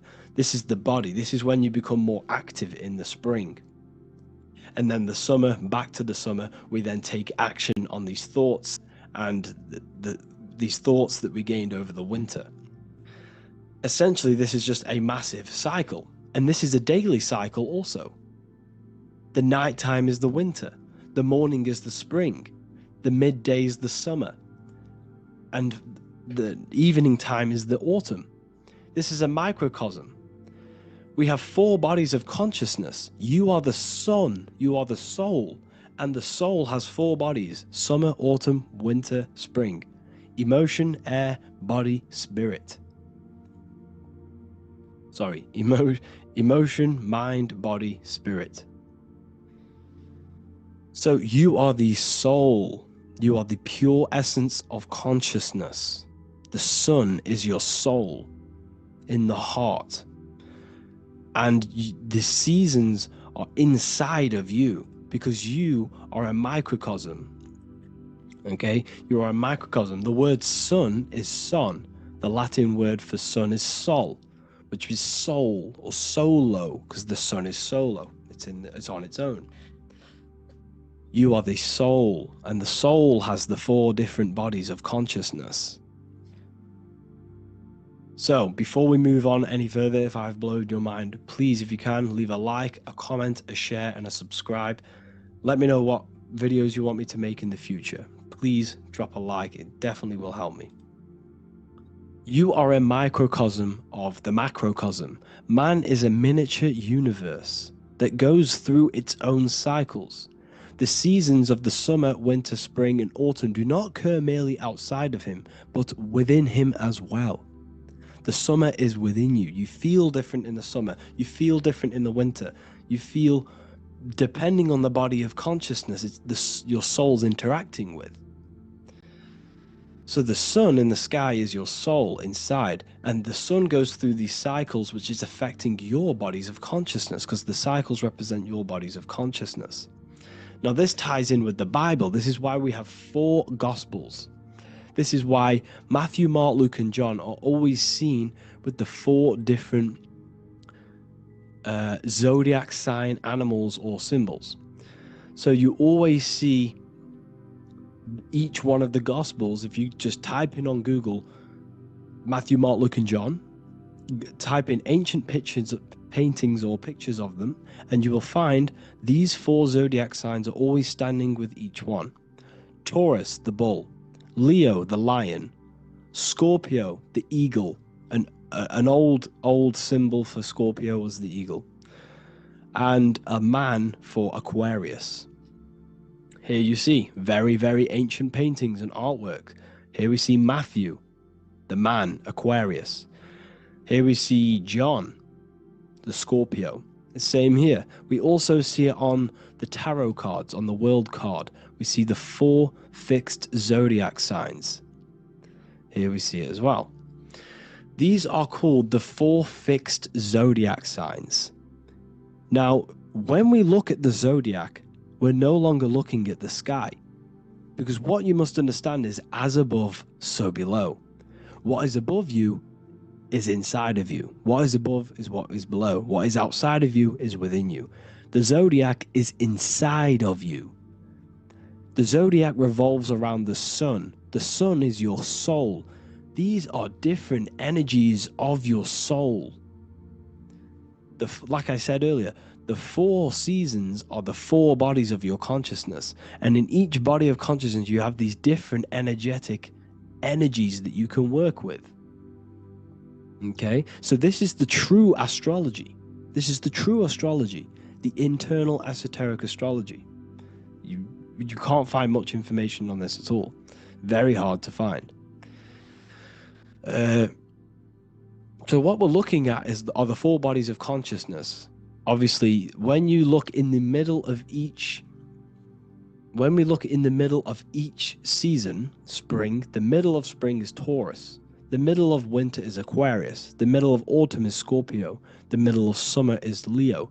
These 4 signs are known as the 4 fixed signs. Okay, Scorpio is fixed. It's the middle of autumn. Scorpio is a water sign, emotion. Aquarius is the air sign, the mind. Taurus is an earth sign, the body. Leo is a fire sign, the spirit. This is why we see Matthew, Mark, Luke, and John with the 4 fixed signs of the zodiac, which represent the 4 bodies of consciousness. Leo, the spirit, fire. Luke, Taurus, earth, body. Matthew, Aquarius, air, mind. John, Scorpio, water, emotion. Each gospel is depicting Jesus and showing Jesus in each gospel. Each one of these gospels is showing and depicting Jesus according to the different body of consciousness. In John, this is when Jesus starts to turn water into wine. Water is emotion, wine is transmuted emotion. This is when he does miracles with his emotions, water into wine. Aquarius, which is Matthew, air, the mind. Inside of the Gospel of Matthew, this depicts Jesus as an intellectual person, a person who's communicating and using his mind, his mental body a lot inside of the Gospel of Matthew. Go and read it, and you will see this. Luke, Taurus, earth, the body. Luke shows and depicts Jesus according to the body of consciousness, the physical body. He shows Jesus as a human, being a human being, helping people physically and helping people's physical needs, like giving away food and doing all sorts of good things for other people. Leo, Mark, inside of the Gospel of Mark, this shows Jesus as a spiritual teacher, a passionate person who is taking action. Each gospel is showing Jesus according to the different body of consciousness, and Jesus represents you, the sun. That's why it's called the Son of God, the light of the world. Jesus represents your soul, and your soul has these 4 gospels, the 4 bodies of consciousness, the 4 fixed signs, the four elements and the 4 seasons. These things all correspond to your consciousness. So this is Leonardo da Vinci showing you the exact same thing. Jesus is the I am, the sun, the soul, in the middle, on his own. Luke, spring, earth, body. There are 3 people in each group. There are 4 groups, and there are 3 people in each group. 1, 2, 3. 1, 2, 3, 1, 2, 3, 1, 2, 3. Fall, winter, summer, spring. These are according to the 4 bodies of consciousness. Here we see Aries, which rules the head region. He's on the head of the table. Gemini, he's holding up the 2 hands because Gemini rules the 2 hands, the 2 arms. Gemini is the 2 twins, which is the 2 arms and 2 hands, and the 2 lungs. Here we see the beginning of summer, which is Cancer. You see the big knife here? Cancer, him here, this grey-haired guy, holding a knife for the crab. Cancer, they pinch. You have a knife, symbolizing the crab. Leo, the middle of summer, showing dominance. The sun is very dominant. He's got his elbow on the table, showing dominance. Virgo has no Adam's apple. Cancer here is pointing at this woman's neck, saying there's no Adam's apple. This is Virgo, the virgin, the only woman. Jesus, the sun. This is Libra, the balancing. He's holding his arms out, balanced, showing the balancing of the sun, because when the sun enters Libra, the sun is balanced between winter and summer. So it's balanced. This is all astrology, but this is internal. Okay? This is Ezekiel's vision. Ezekiel had a vision in the Bible, and he saw the face of a man, the face of a lion, the face of an ox, and the face of an eagle. The eagle, Scorpio, the ox is Taurus, the lion is Leo, and the man is Aquarius. He saw the throne of God. and he saw the different bodies of consciousness. This is all symbolic for the different bodies of your soul. So when we look at the zodiac, we are actually looking at a map and the energies of our soul and the energies of our bodies and the energies of our consciousness. This is what we are looking at. Each zodiac is an aspect of our consciousness and an energy that we can work with and that we must purify. Balance and purification is essential. Imagine playing a brand new video game. Let's say a brand new video game came out and you had to play it. What happens when you play that game? You don't know the controls. You cause chaos in that game. You can't really run properly. You can't do anything properly. You're getting destroyed by other people who are playing that game. It's the same with your physical body. When you are born, you must learn how to play the game. You must learn how to balance the mind, learn how to balance the spirit, the emotions, and the physical body. We must balance and purify each body of our consciousness. We must look after our physical body with our physical health by eating physical, electrical food like fruits and veg. We must look after our minds by being conscious of what enters our eyes, enters our ears, enters everything. Whatever enters our five senses is affecting our mind, our mental health, our environment, mental. We need to look after our thoughts, control our thoughts by purifying our thoughts, only positive thoughts.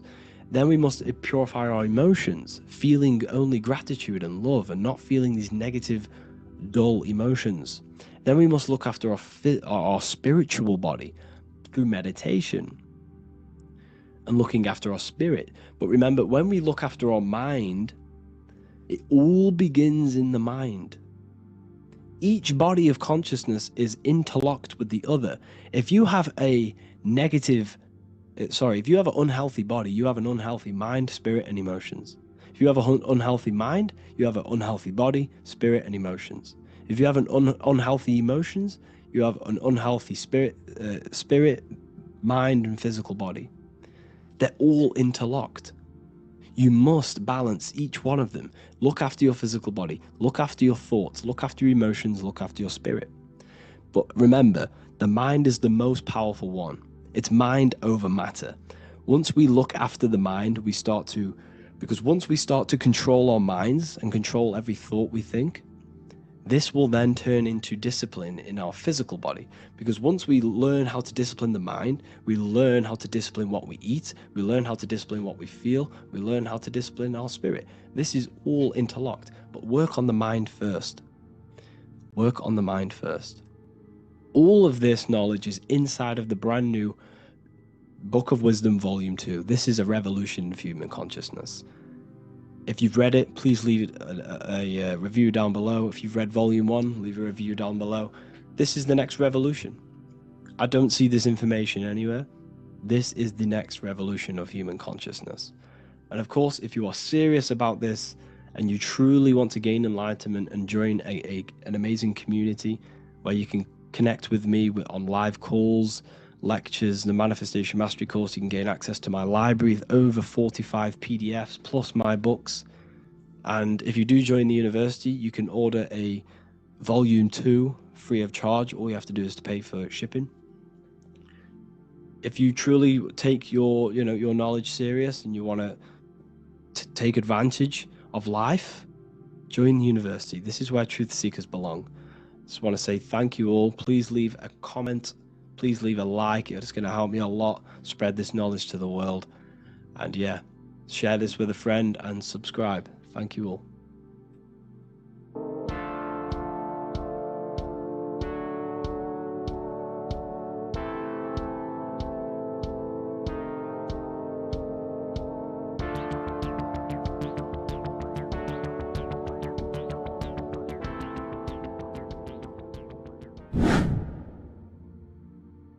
People, how are you all doing? It's Revival of Wisdom, and today we're going to be talking about your birth certificates and how we are slaves to a system and how they have trapped us into this system.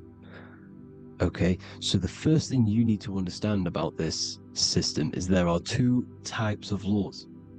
You have the law of water, which is Admiralty law, and the law of the land. So the Admiralty law is the law of water, and this is what money is. Money is water.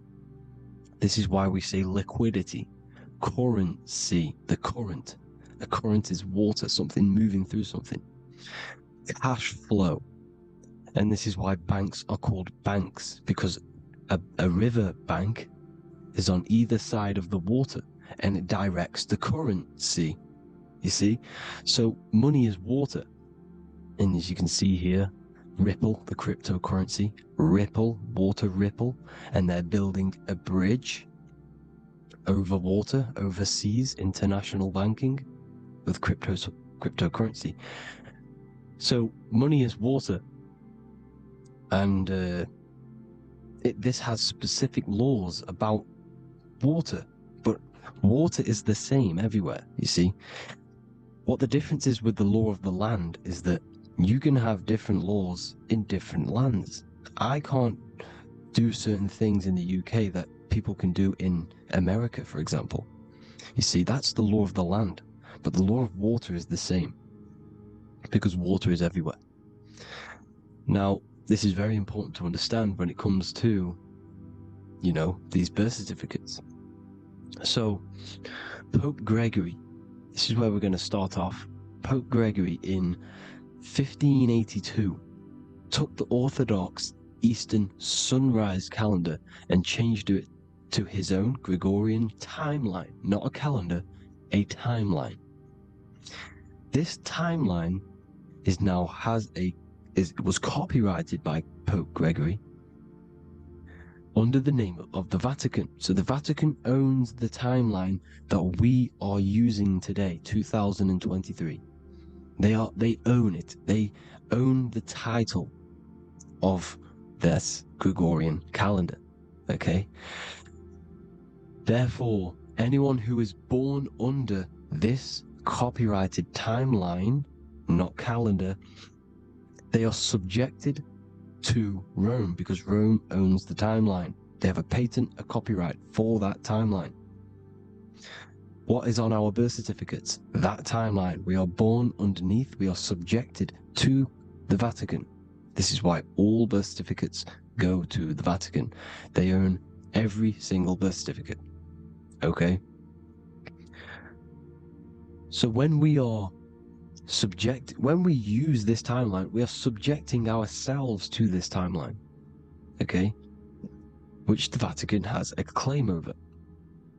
This calendar or timeline is set to sunset, not the sunrise, which is associated with death, darkness, and the moon, lunatics.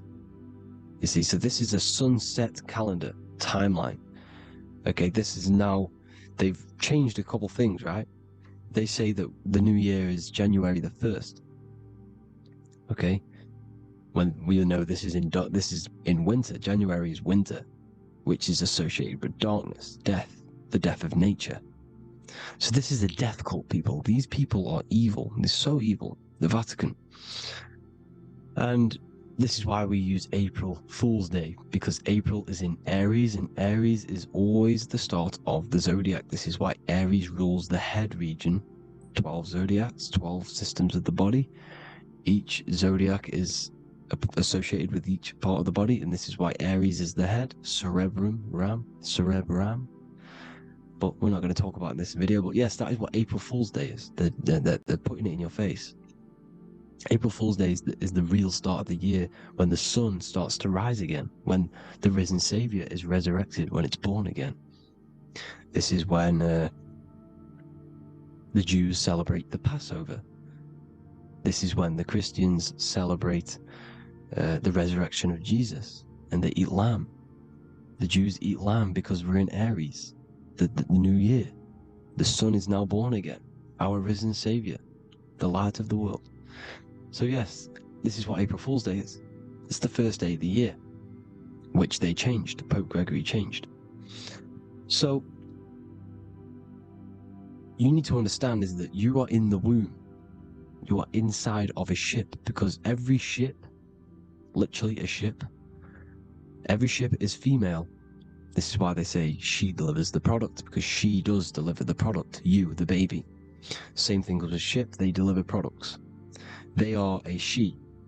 And when they pull up to the bay, like you can see on this picture, they're pulling up to the bay. This is now called the birth canal. The ship is now in birth, on paper.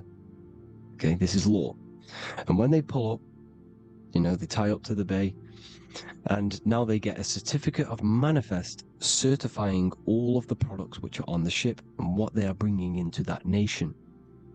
Okay, so you're bringing in this many of that, you know, everything's on the certificate of manifest. And this certificate as manifest is also your birth certificate, because you are traveling through water when you are in the birth canal of your mother, because you are in water when you are in the womb.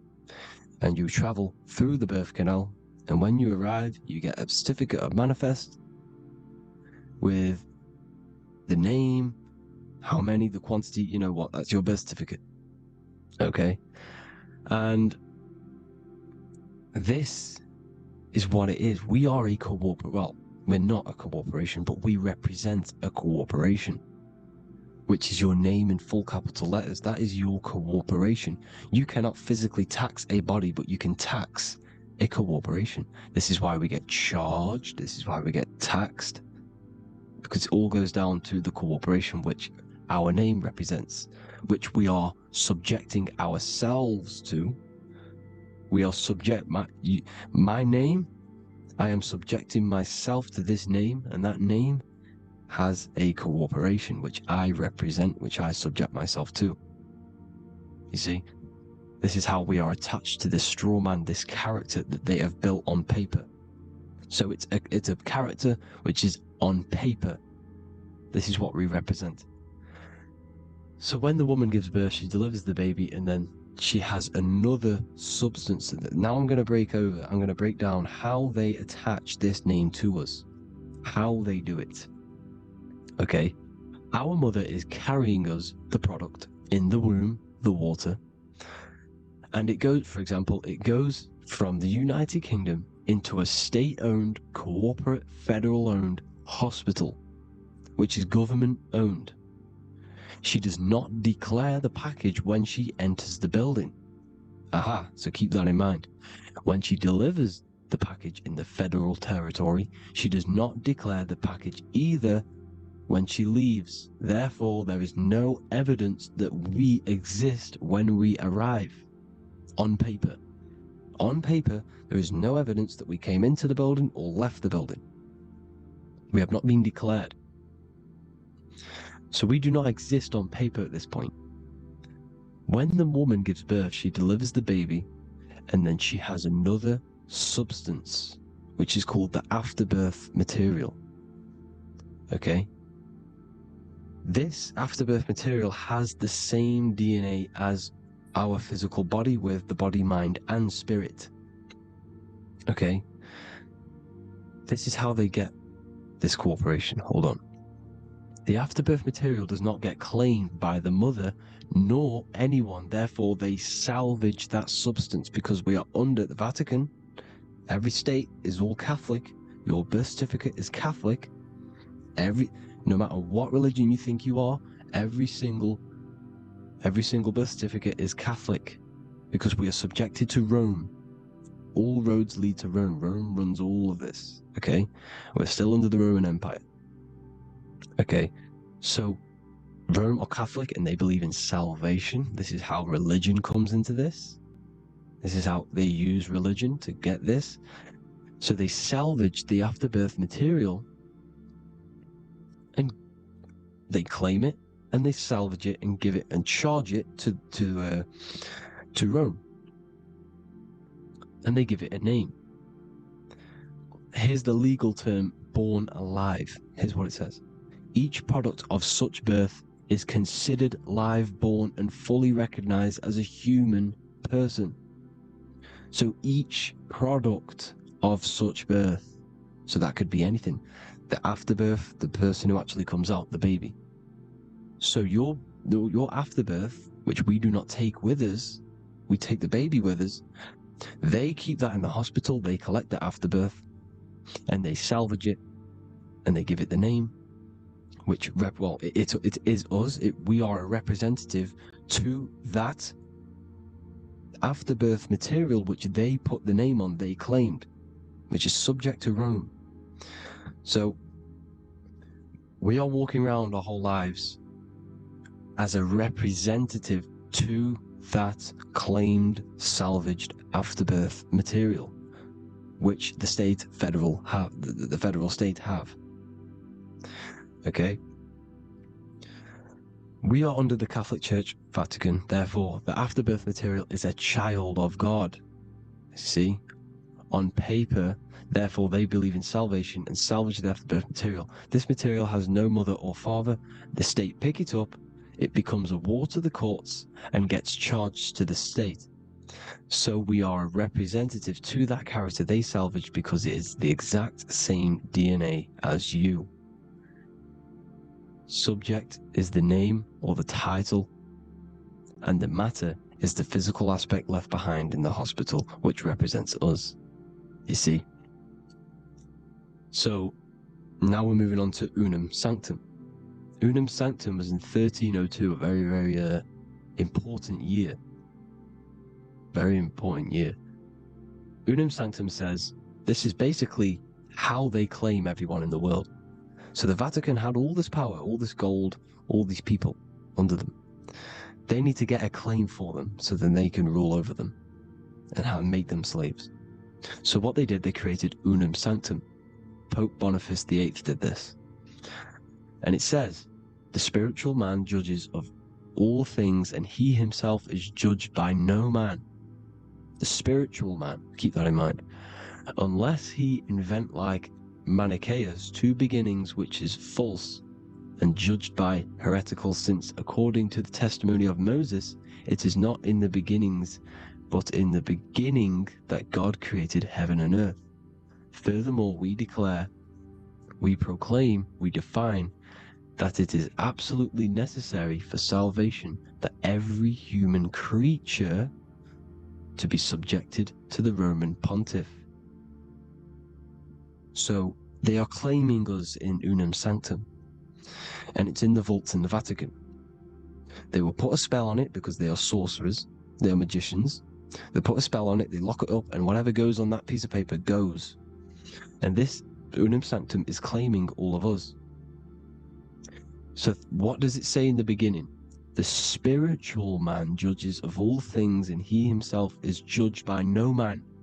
The spiritual man, the man with the body, mind, and soul, the first baby that comes out the birth canal. That's you, your body, you, body, mind, and soul. You have the Christ, which is I am, which is grace. Grace means here, now, in the present.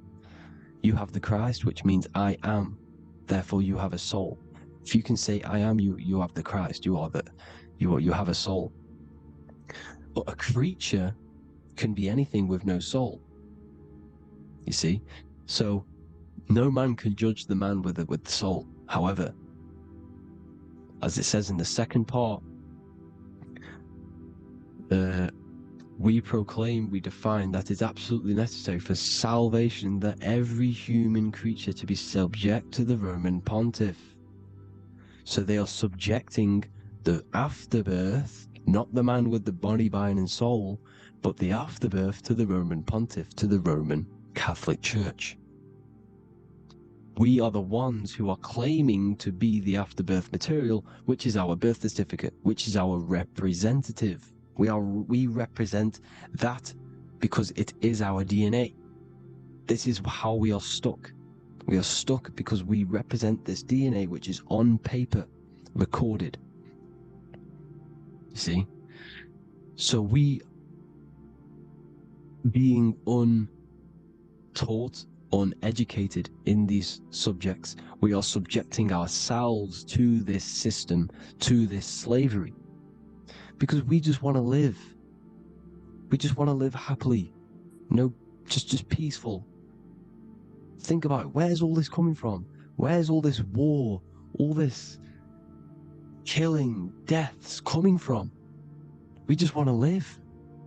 It's coming from the Catholic Church, these evil death cult, which has subjected us which has used us as slaves, and we are still slaves, and it's just going to get worse and worse and worse. So this is how we have subjected ourselves to be the slaves to this system. It's a lot to take in, and there's a lot more deeper stuff which goes into this. I'm just going over the surface. I'm going quite deep, but there is little details that I still need to learn myself. But this is the general how that we've been stuck to this slave system. So we are batteries, okay? This is why we get charged. When you go in a court, you get charged, okay? Because you're a biological battery.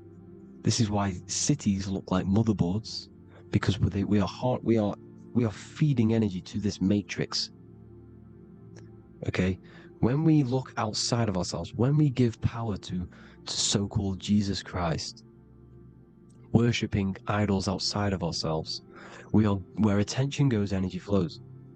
We are feeding the matrix with energy. By looking within, placing your attention within yourself, you are taking back your power.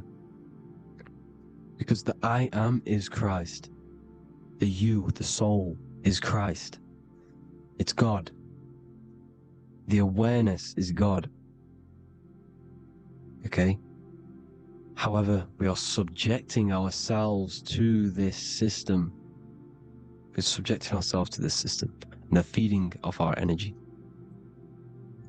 So what we need to look for the future is that, think about it, with the end goal is to change our DNA, is to literally make us robots, transhumanism, slaves. This is why we have smart cars, smart phones, smart watches, smart meters, smart cities, and all of this is going to be connected by the smart grid, which is 5G. This is why 5G is rolling out. 5G is going to connect all of these technologies to one. It's like a big net system. And you know why they're doing this? It's because all of this is going to be connected through AI, through this 5G, and that 5G is going to be controlled by the elites. So you say anything wrong, you do something wrong, you say the wrong thing online, they'll turn off your car, they'll turn off your phone, they'll turn off your smartwatch, they'll turn off your TV, because it's all going to be connected and controlled by the smart grid. And this is what the Great Reset is, people. But they're going to trap us inside of these 15-minute smart cities, so we can't leave the area, because they're going to use climate change as a tool to enslave us, to not travel because of so-called climate change and the fumes that we are putting into the air, which is all BS. They're doing this to push these new cities, to push all of it. But listen, they're trying to get inside of your body.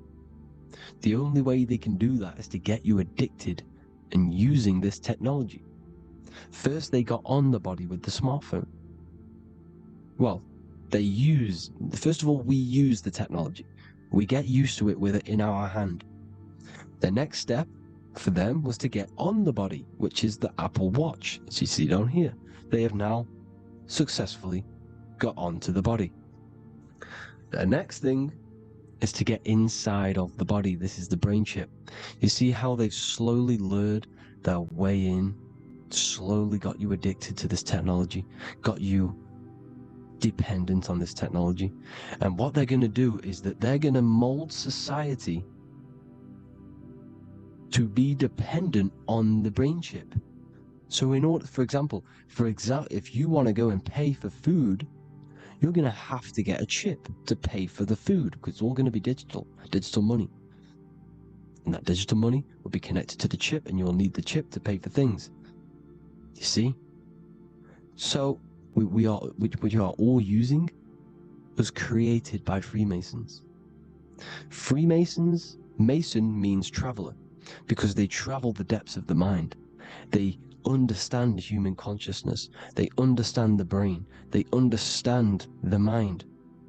by the deepest root cause they understand it. This is what Masonry is. It's the occult. So these technologies is designed by these people. This is why they're so addictive, because they understand how it works. They understand how to get people addicted, because they understand human consciousness, the brain, the body, and the mind. So this is the advantage Freemasons have over us. And these secret societies, which have gone through the orders of Freemasonry and progressed onto these secret societies, which are the evil side, because I'm not saying Freemasonry is evil, okay? But the societies which they go beyond Freemasonry, because you can go beyond the 33rd degree into these secret societies, and this is what's going to happen. Transhumanism. So I hope you all learned some insight for today. Please do a bit more research on, birth certificate and stuff like that, the straw man. And have an amazing day, people. Please like, comment, and subscribe. Peace.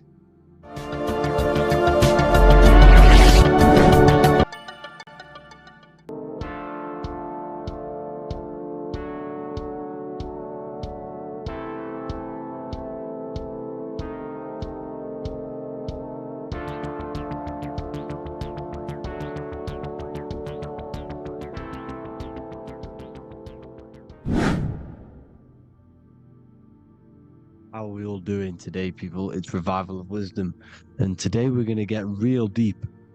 This video is going to get real deep. A lot of people are not going to be ready for this sort of knowledge. Okay, you really have to do is to really deprogram the mind, because everything we've been taught is a complete lie, is to keep us trapped.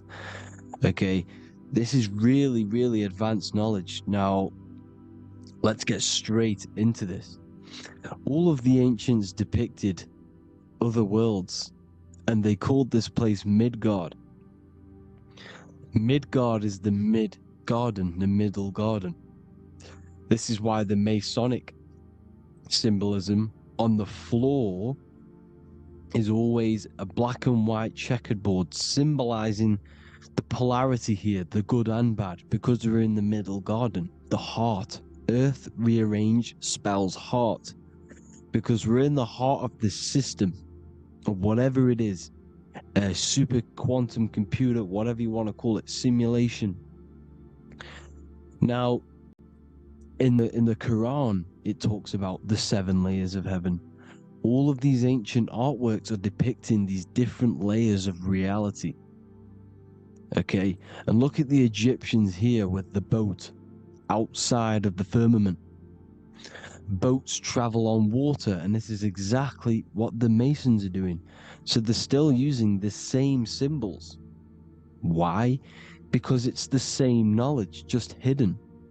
The Egyptians have the same knowledge as the Freemasons. It's just hidden. Now, this cosmology that they're showing here, which is probably made maybe 100 years ago, this painting or artwork, is the exact same as the one we see here, with the arch, the boat. It's similar, because the boat is symbolizing traveling these other worlds, because the ether is also symbolized as water, because if you look up at the stars through a telescope, it looks like it's water. It's shining through water, because this ether, whatever this substance is outside of this world, was symbolized as water. Okay, and look at all these ancient depictions showing these different layers of reality. Now, we are being trapped within this 3D dimensional world, which is the cube, the Saturn cube, because there are 6 sides to everything in this world: front, back, left, right, up and down. 6, which is the cube, because we're in the Saturn's world. Okay, now, always been depicted as a tree of life, the tree of the universe has always been depicted as this tree. Because let's get a bit deeper. Now, the cosmology of this reality is the sun, the moon, and Polaris, always in the Masonic art. The sun, the moon, and Polaris, the all-seeing eye. If you go inside of the temples, of the Masonic temples, they always have this star in the middle, shining light beams. Okay? Look here. The light beams coming from the big star in the middle, which is Polaris. This eye is God. It's God's light shining down from his abundance. Now, when you astral travel, you will see this big ball of light above you, and this big ball of light is God. But you cannot travel towards it until you are pure. It doesn't work like that. You have to become formless. You have to become pure before you can become one with the light. In all these Masonic artworks, it's all depicting the star in the center. This star is Polaris, because Polaris is the way out of this place. And this is why you see the stairway to heaven all the way up to the light beam, the light source. What does it say in the Bible? God is light, because everything is made out of one substance, and that substance is light. And it symbolizes the eye, because God is an eye. All things that are alive have an eye. And we all say, I am. We all see these realities through eyes. God is an eye. He's the all-seeing eye. He sees all things at all times. And he is projecting this light. And this light comes down to create all the different levels of the worlds. And this is what the two pillars symbolize the number 11. 11, the number 1, is just a vertical line. It's the one. It's a 1 point. 11 symbolizes the mirror nature of reality. Everything's mirrored. As above, so below. Now, the 11 also symbolizes openings, doorways. And as you can see here, an opening to the all-seeing eye. And you see here again, an opening to the stairway all the way up to the light. This light is the light of God in the astral worlds, beyond this world. Now, Polaris has also been symbolized as the UFO. They put the truth in plain sight. So you know in the films how the UFOs suck people up. That's what Polaris is doing. If you ascend beyond this world, if you do not ascend beyond this world, you will be reincarnated in this world. The whole thing is to outgrow this consciousness to the plane above. And I'm not just making this up. I'm going to be bringing in scriptures after this. But you can see with the Christmas tree, we always put a high, big star at the center, at the top, which is the star of Polaris, which is exactly what the Masons are doing here. The star at the top. And it's on top of our Christmas trees. And all of these symbolize the other stars, because Polaris is the most high star. And all the other stars are wrapped around the firmament lower than Polaris. And that's exactly what the Christmas tree is. And it's a triangle. It's a triangle, just like light beams travel from one point in the triangle, just like the all-seeing eye. It's a triangle. The light is coming from one point and sending its rays downward. You see, it's kind of like you see here with the water. And the lower you go, the darker it gets, the more evil it becomes. And this is what the ancients would call hell. Now, this all-seeing eye is Polaris. And below Polaris is Mount Meru, the North Pole, the magnetic North Pole. The Tower of Babel, which is in the Bible. The etymology of the word Babel Ba meaning spirit, which gives the ability to move the soul through the worlds, which is that's the ancient Egyptian description of the word Ba, meaning of the word Ba. You have the Ka, the Ba, the Ak, but the Ba is the one that gives the ability for the soul to move through the worlds. Your soul can't speak into a world without incarnating into it. Now, the Tower of Babel symbolizes Mount Meru because it's the word Ba is the spirit which gives the ability for the soul to move through the worlds. The Tower of Babel is the magnetic North Pole, Mount Meru, which gives the ability to move through these different worlds. And you can see the ancient Tibetans always showing this depiction of these different worlds coming from the center. Because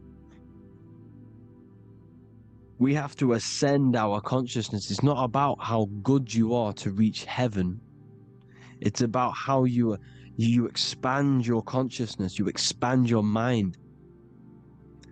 So they teach now that you have to be good in order to reach to heaven. It's about expanding the mind, expanding your consciousness to these different planes, these different realms. So that's what it's about. And Jesus was known as the fisher of man. Now, Jesus is a massive part of this. He was known as the fisher of man because he was fishing. He could have been fishing. He could have been one of these deities that had come down from these different higher realities and pull people up. So they would so they called Jesus the fisher of man. And he says unto them, follow me and I will make you fishers of men.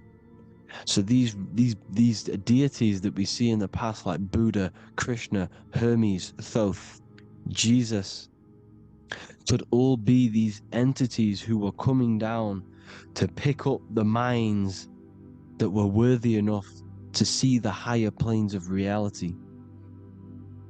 And this is why they called him the fisher of man. Now, when Jesus walks on water, there is a parable with Paul. And he says, but Jesus immediately said unto them, take courage, it is I, don't be afraid. He's talking about astral travel here. He's talking about leaving you can't be afraid because fear is a bondage, which is what the Emerald Tablets talks about. Lord, if it's you, Peter replied, tell me to come to you on the water. The water. Come, he said. And Peter got down from the boat, walked on the water, and came towards Jesus. But when he saw the wind, he was afraid and began to sink. When you become afraid in astral travel, you sink back into your body. Lord, save me. So this is talking about Jesus pulling people up into different realities. And you can see the fish is the symbol of Jesus. Is another symbol of Jesus, a fish. Because fish symbolize deep occult knowledge. Because fish travel the depths of the ocean. And they symbolize us because we are fish underneath the ethers. And Jesus was pulling people up.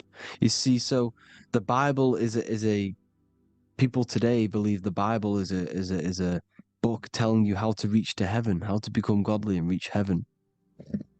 But you've got to become the Jesus Christ to see these alternative realities. Now look at the Emerald Tablets is a massive part, and it speaks so much about these different realities. Look what it says here. This is in Emerald Tablet 3. Then in my heart grew a great longing to conquer the pathway that led to the stars, which is exactly what the Masons depict in all of their art. Look, the ladder to the stars.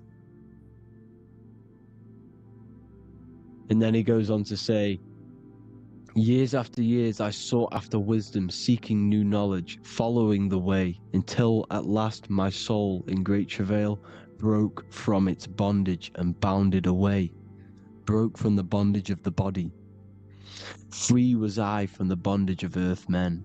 Free from the body, I flashed through the night. The stars. The stars are a massive part in the astral world. Each star is a different reality. And the true astrology is the star that you came from. You came through a star to reach this, to reach here. There is a reason why you are here. There's a reason why you have the personality traits, because your soul came from a specific star. This is why we call them stargates, because they are gates in and out of this reality. And Polaris is the way out to the higher worlds. Now look, far into space, my soul traveled freely into the infinite circles of light. Beyond knowledge were some planets and great gigantic beyond dreams of men. Then he goes to say, lift up your flame from out of the darkness, fly from the night and ye shall be free. Lift up your flame. Your flame is your soul, because it has to be lifted up out of the darkness. This is the darkness, this world, this body's the darkness. Because it's a bondage. You need to break free. You need to learn how to astral travel, people. You have to learn this. If you want to get out of this world, you have to learn how to astral travel and see the other realities. Traveled I through space-time, knowing my soul at last was set free, knowing that now I must pursue wisdom until at last I pass to a plane hidden from knowledge, known not to wisdom, extension beyond all that we know. So he's talking about he went to a place where we cannot even comprehend here, a place that is not even known to Earthmen. He's telling you he's ascended out of this world to the planes that are beyond. And it says here in the Emerald Tablets, man is in process of changing to forms that are not of this world. Grows he in time to the formless, a plane on the cycle above. Know ye must be one, ye must become formless before ye are one with the light. The light, the same light that I was talking about, the Masonic light, with the triangle, God, the one source. Ye must become formless before ye are with the light. Formless, you have to leave the body. You have to leave the body. You have to gain the ability to leave this body and travel to these other worlds. Now, it says here, not as man am I, for free have I become of dimensions and planes. In each I take on a new body. In each I change my form. Know I now that the formless is all there is of form. You see, all things created come from the things that, all things that you see come from the things that you cannot see. All of us have the same spark of consciousness, the same I am. Every dog, every animal, every human has this same I, this same thing which sees through the eye. It's formless. It takes this formless entity is the same entity of us. We are all the same entity in different bodies. And this entity was represented as the flame, the cosmic flame, which is inside of all of us. And this is why the Masons depicted your spine as a candle or the Holy Grail. You would either see this or a candle with a flame on the top, because the Holy Grail is your consciousness, which is on top of your spine, which is the candle. Now, Jesus, Thoth, Buddha were all these deities which were coming down to lift people up because they were fishermen of men. And he would lift you up to the higher worlds. out of this world to the ones above. Now Thoth, you can see him here, he's leading the way. He's holding someone and he's leading the way with knowledge and power. He was leading the way to other worlds, out of this world. There's no point trying to change this world. This world will stay the same. It will stay the same. You have to get out of this world, and that's what they're telling you. That's what they're keeping you from. They're keeping you stuck within this thin layer of reality. So what the Masons are doing, they have the ability to astral travel. They're living not stuck and bound to one reality, but living within the different layers of reality. And this is what Morpheus was doing in the Matrix. Morpheus was going into the Matrix to go and get Neo, which is exactly what Jesus was doing, pulling up people out of this world to the ones higher. And that's exactly what Morpheus is doing in the Matrix. If you haven't watched the Matrix, go and watch it. It will blow your mind. Everything I'm saying in this video, you will see it. Except that you don't need to use a machine to enter the Matrix. You just use your body. Well, you use your consciousness to leave this body. You see, Neo was also uploading himself into the simulation to pull people out of the simulation. And this is exactly what all of these gods were doing. The Fisher of Man. Look, he was pulling people up out of this reality with the knowledge. Now Jesus was always depicted with the mushrooms. Look at all this mushroom art. Mushrooms were literally the origin of Christianity. You can see it everywhere. There's mushrooms in all of the ancient art. Every single one of these paintings you see here, there's mushrooms on them. Mushrooms have the ability to see alternative states of consciousness. Now, if you go and do them, and you go to sleep, if you pop mushrooms, you go to sleep, and you will wake up in another reality. You will wake up in another reality. Don't try it if you don't want to do it. But if you've got the heart to do it, do it. Eat them, and go to sleep. You'll wake up in another reality. And Jesus was handing out mushrooms to the bright minds, to the minds that he wanted to fish out and pull up to the higher realities. He was giving them mushrooms to see themselves in an alternative state, in an alternative reality. This is why there was so much mushroom art, and it's not just ancient Christians. It's Sumerians, it's the Mayans, the Celtics, the Egyptians. All used mushrooms. All of them. Look at all this art. It's on stones. It's everywhere, because mushrooms. See, everything in nature is a macro. Look at the form of a mushroom. It's literally your spine and brain, because they alter your consciousness. Your body is just a radio receiver.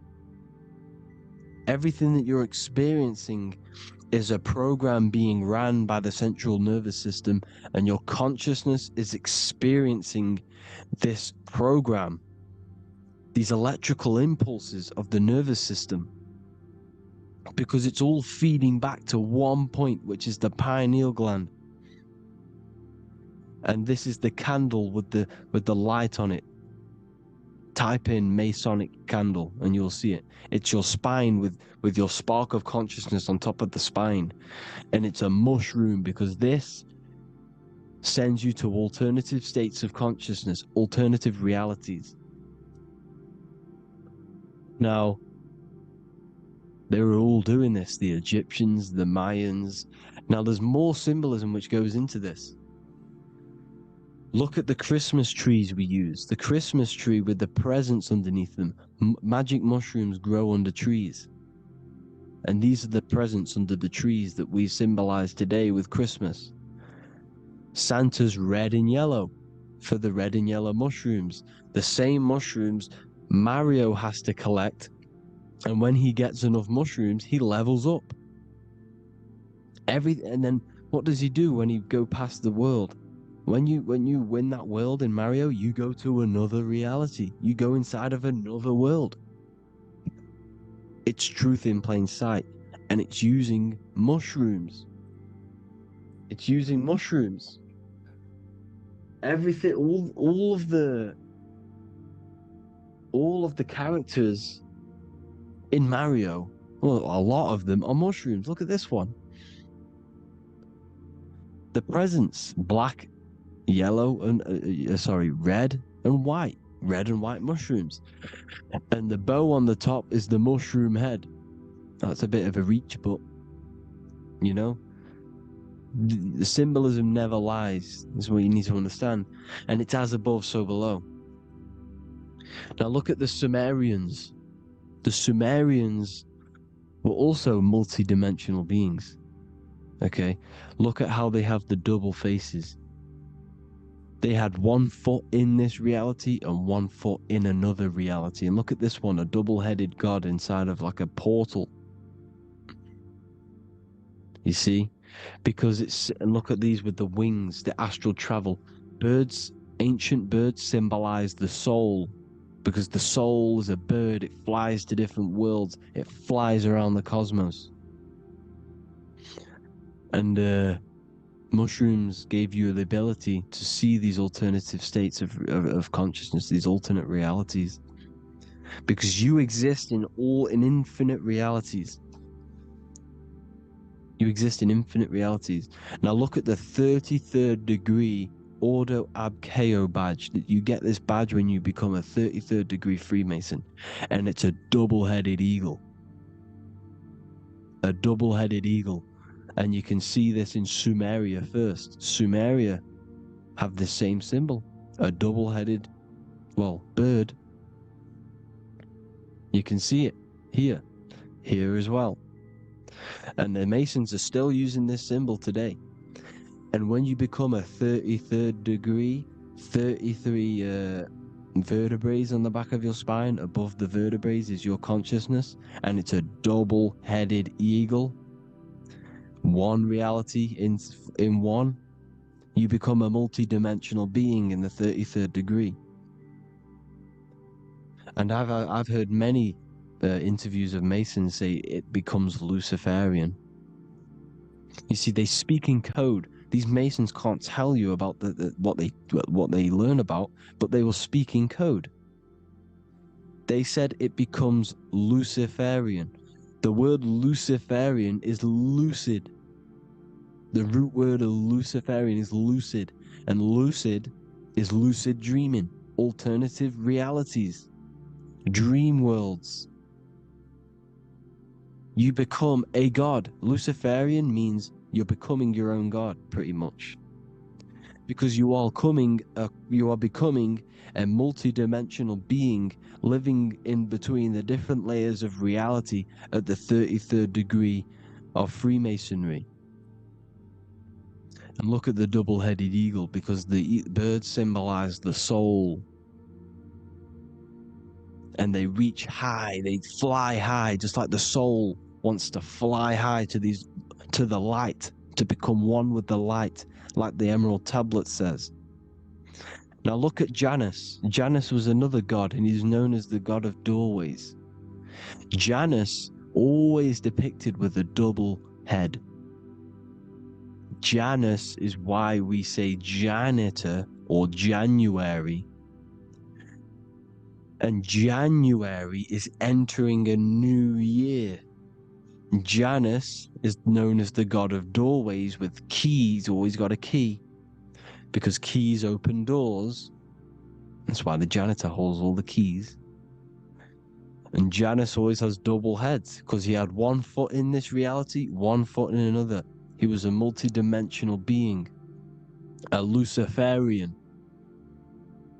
living between the different layers of reality, except from instead of being stuck in one like we are. Well, a lot of people. And that's the whole point. You see, all of this stuff is about like changing the world and stuff like that. This world will probably never ever change. It's probably been like this forever. Well, forever, for a long time. But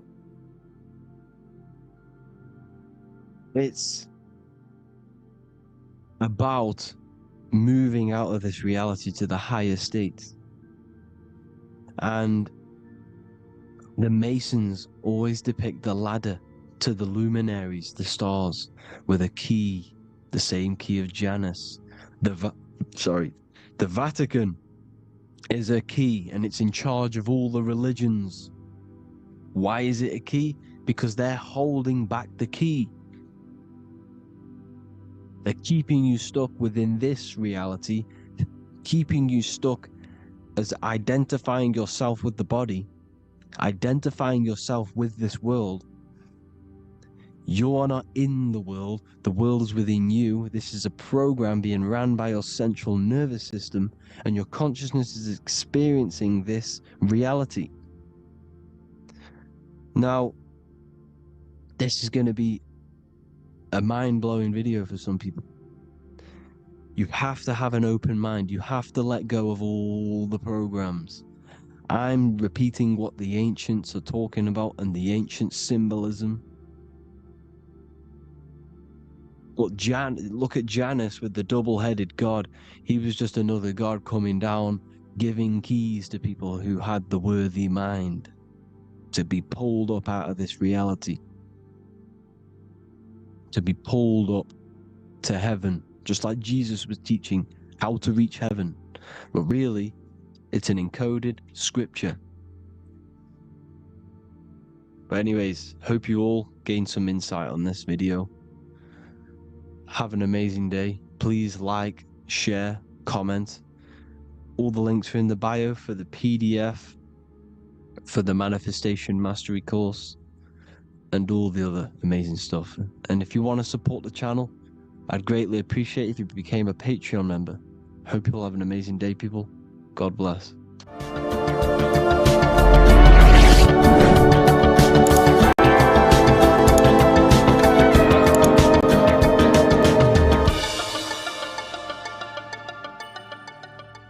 Welcome to Revival of Wisdom. Welcome people, we're back with another video. In this video we're talking about how Jesus Christ and Christianity is all sun worship. The Holy Bible of Christianity is not meant to be taken literal for history. It is a story and has lots of metaphors. Starting with the symbol of the cross of Jesus. This cross originates from this ancient cross of the sun. This symbol has been used for thousands of years, way before Jesus was a thing, in Europe, America, Asia, and all around the world. In fact, this symbol is still being used by Christians today, not knowing it represents the sun. This is a 4,500-year-old artifact, a golden plate with an equal-armed cross found in England. The gold to symbolize the sun, and the equal-armed cross for the 4 equal seasons of the year. So this is why in the Bible you have Matthew, Mark, Luke, and John, symbolizing the yearly cycle of the sun and the 4 equal seasons. Also in the Bible, Jesus is referred to as the light of the world. So yes, Jesus represents the sun.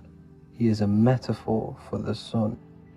Hence why in all of these pictures and images and paintings of Jesus, there's always a sun behind his head, and some even with the sun cross behind his head. Jesus also has 12 disciples, which represent the 12 zodiac signs and the 12 months of the year. This is the Last Supper by Leonardo da Vinci. As you can see, The sun, being Jesus, is in the center, because the sun is in the center of the zodiac signs. There are 4 groups which symbolize the 4 equal seasons. Each group contains 3 people symbolizing the 3 months and the 3 zodiac signs in that season. There is only 1 female in the painting, which is Virgin Mary, who symbolizes Virgo, the astrological sign. So yes, Jesus symbolizes the sun with his 12 zodiac signs and 4 gospels for the 4 seasons of the year. However, there is another phenomenon. The 25th of December is known as the birth of Jesus Christ, which is known as Christmas today. Jesus symbolizing the sun and is born on December 25th. This is the day the sun moves 1 degree northward, bringing back the warmth, the growth of crops, the life and light back to the northern hemisphere. Everything is springing back to life, as we call it, spring. So it is said that the sun is born again on the 25th of December, and Jesus is known as the risen Saviour, because the sun is our risen Saviour, because it gives life to the whole of this realm, the warmth, the crops, and without the sun rising in the morning, we'd all die in about 2 weeks. And we all know how Jesus died on a cross. The sun also dies on a cross in the southern hemisphere. It dies on the Southern Crux constellation. And on December the 22nd, 23rd and 24th, the sun remains in the same position. So the sun dies for 3 days and it is born again on December 25th, when it moves 1 degree northward. And this is when the sun is born again, or resurrected, just like Jesus. Constellation Virgo is prominent in the spring sky in the northern hemisphere. So therefore, the sun is born a virgin, Virgo.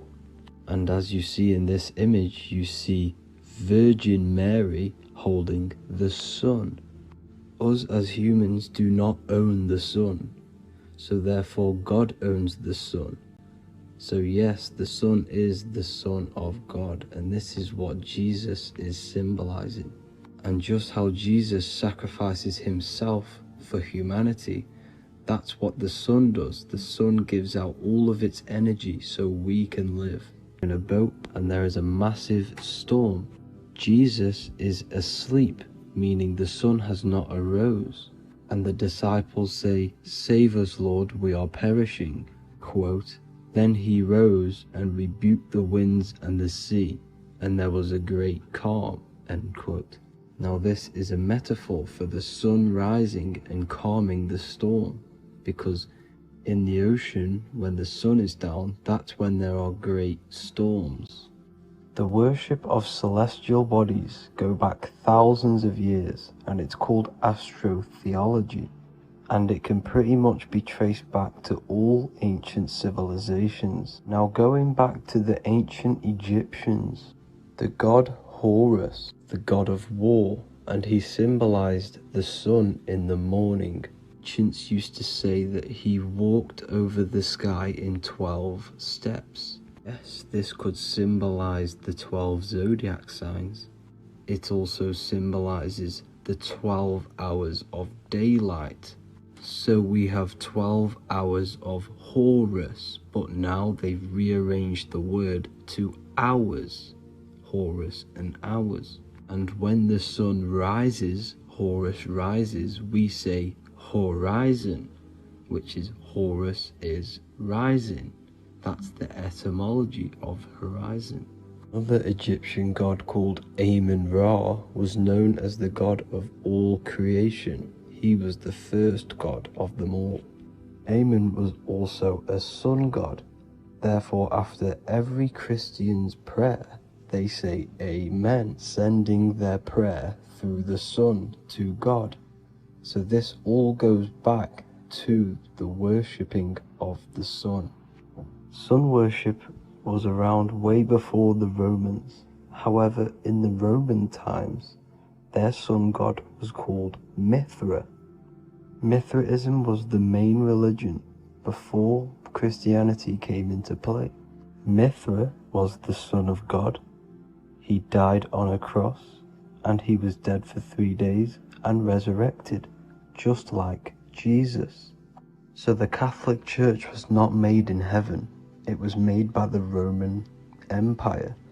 They mixed all the sun religions of Judaism, Mithraism, and other Arabic religions, and combined it into one, so Caesar, the Roman emperor, could gain his own religion. So yes, Christianity was a political move to gain more control over the masses, because it was a worldwide government at this point in time. So here is a Sumerian helmet with the rising sun symbol. And then the Romans also used this rising sun symbol on their armor. So sun worship has been going on for thousands of years, and it still goes on today. However, with all the programming and the low IQs, today we do not get the full interpretation of the Bible and these stories from the past. And Christians and other religions are all brainwashed to not question their religion and not realize their true origins and where they come from. I do advise you all to do your own research and come to your own conclusions. However, I'm just pointing out the facts and connecting dots for you all to see. That's it for this video, guys and girls. Thank you all for tapping in. God bless.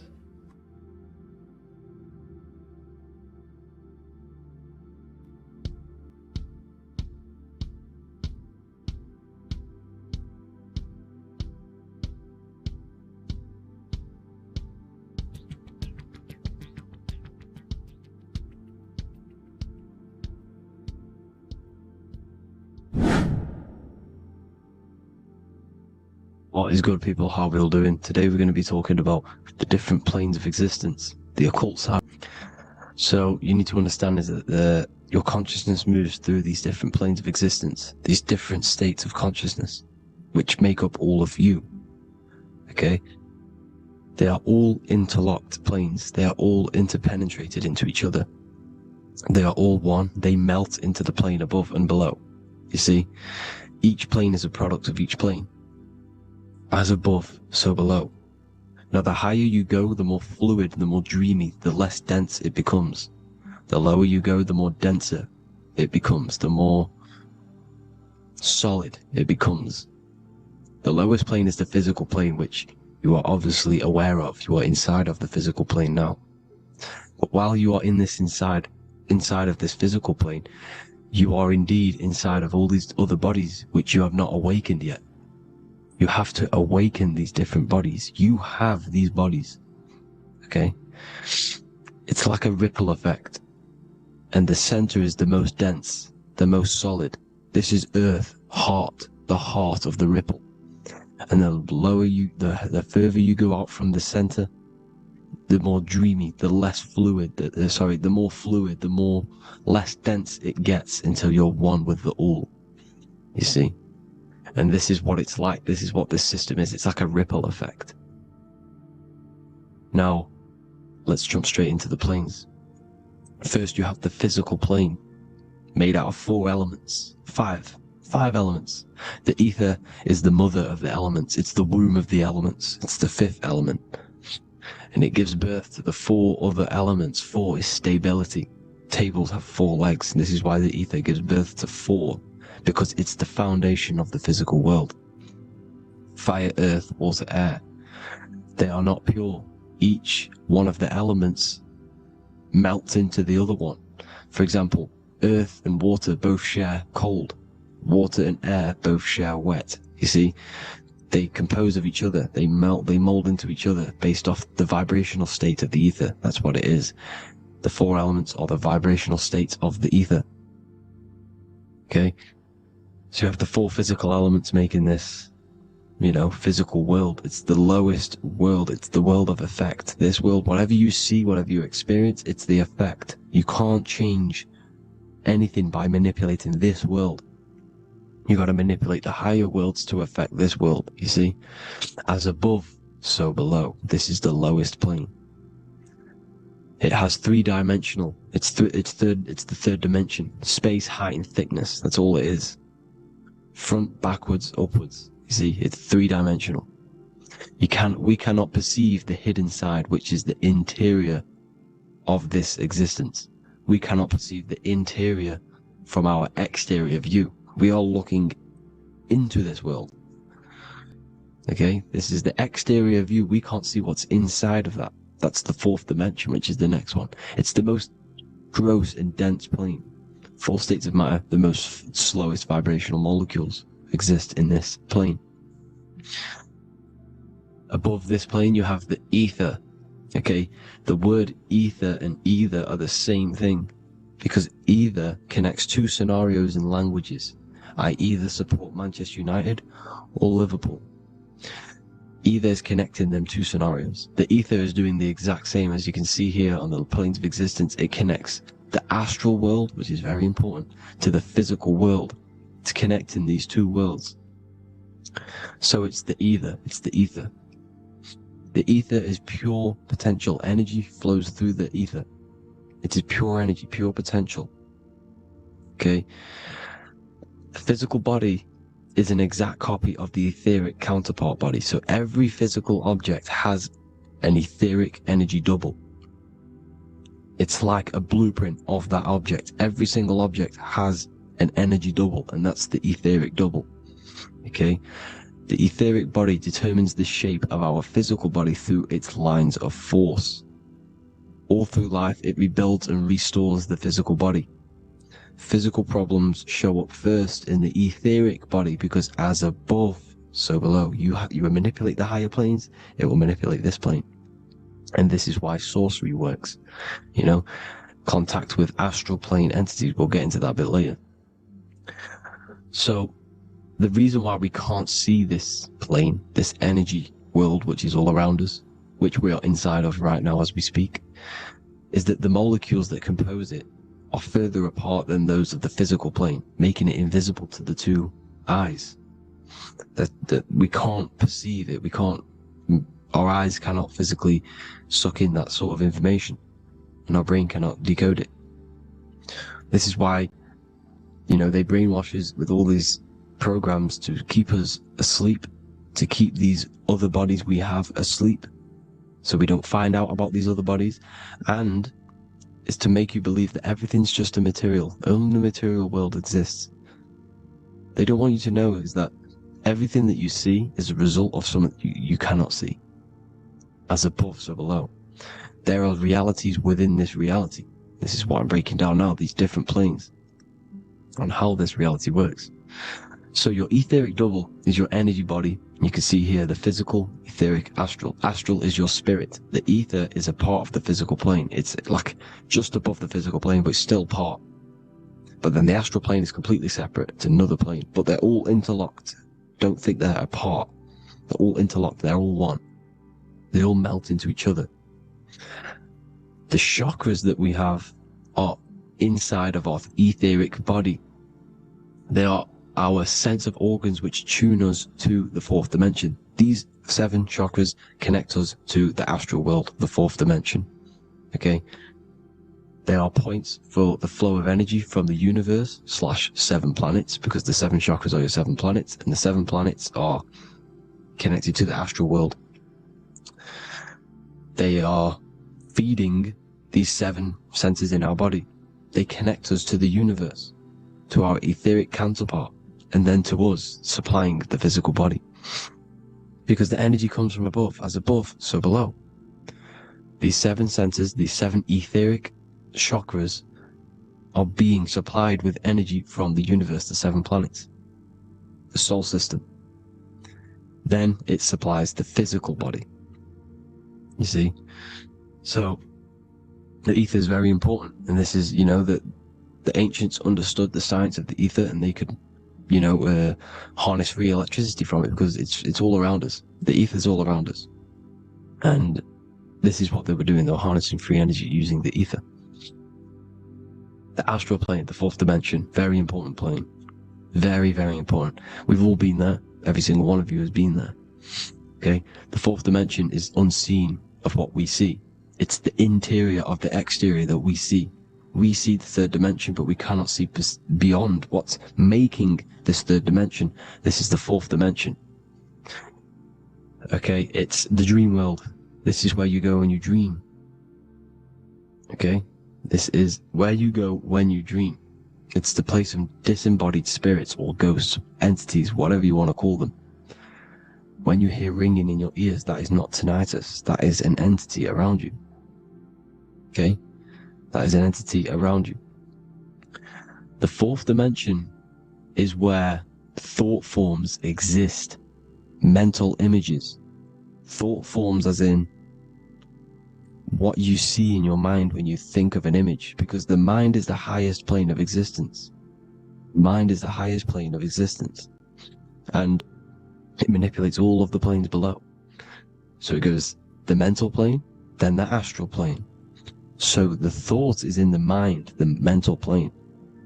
That just the thought alone, no image, but then the form depiction, the thought form exists. It manifests in the astral plane as a sort of image, an entity, a living conscious being.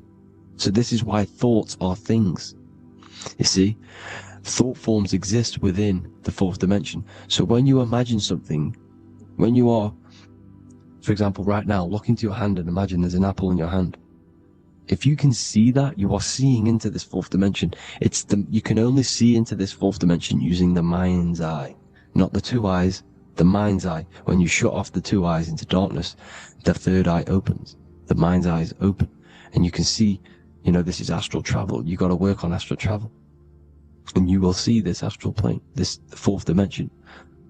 And there are 3 different sections to this astral plane: higher, middle, or lower. So yes, there is a kind of a heaven and hell, and a mid-God. Heaven being the higher vibrational entities manifesting higher vibrational thought forms existing there, the lower vibrational thought forms existing in the astral plane. But these thought forms are beings. You can create these beings. They're called elementals. Okay? If you entertain specific thoughts for long enough, this will plant a seed and it will grow. If you so for example, you have a bad feeling or whatever, what's a good example? Unforgiving someone. You keep that energy inside of you for long enough, it will manifest in the fourth dimension. You entertain that thought long enough, it will manifest. And it will create an etheric body, and it will be an entity which will harm you.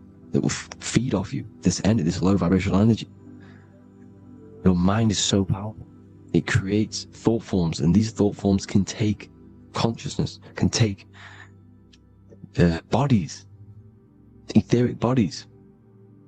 Now, that's why it's very important that you master your mind, master your thought patterns.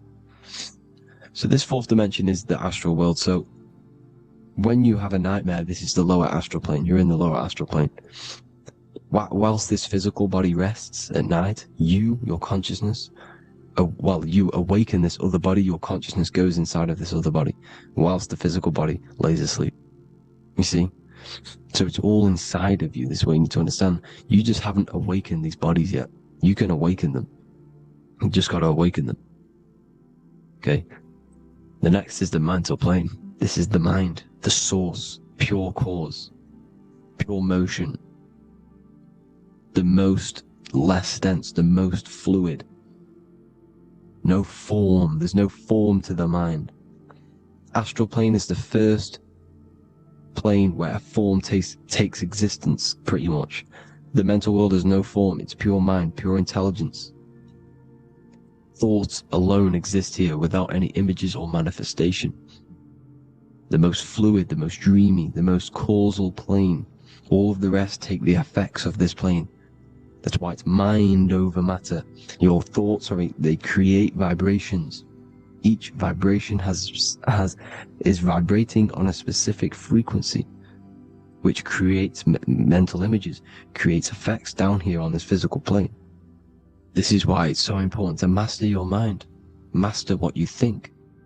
Master your mind. It's the hardest thing to master. You could conquer the world, but it's probably harder to conquer your own mind than to conquer the whole world. I can promise you that, because the mind can play tricks on you. You got to listen to that inner guide within you that will constantly manifest the good things. So anyways, people, hope you learned a lot from this. Please work on trying to activate these other bodies.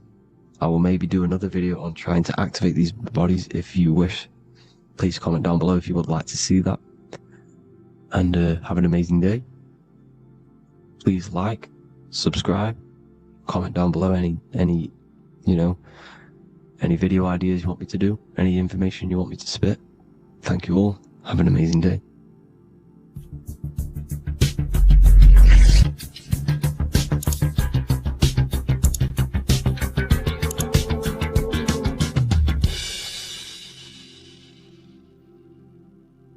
Welcome to Revival of Wisdom. Today, we're going to be talking about portals, portal symbolism, what portals are, okay, and how they show them to us, because they have to tell you the truth, guys. This is the thing with the universal law. They have to tell you the truth. And they tell you through symbols, they tell you through movies, and different things like that. But let's jump straight into this. So first I want to talk about the Freemasonry symbols. Okay, so first we got, obviously this is some Freemasonry art, but notice how you've got the ladder with a key. Okay, so this is ladder symbolism with a key. So maybe this is talking about ascending. Okay, because look, because this is ascending into the heavens, because it's a ladder with humans going up it with a key. In order to ascend, you must have the key. Okay, so what else do we have with a key? Well, the Netflix show Lock and Key, which is all about portals and keys.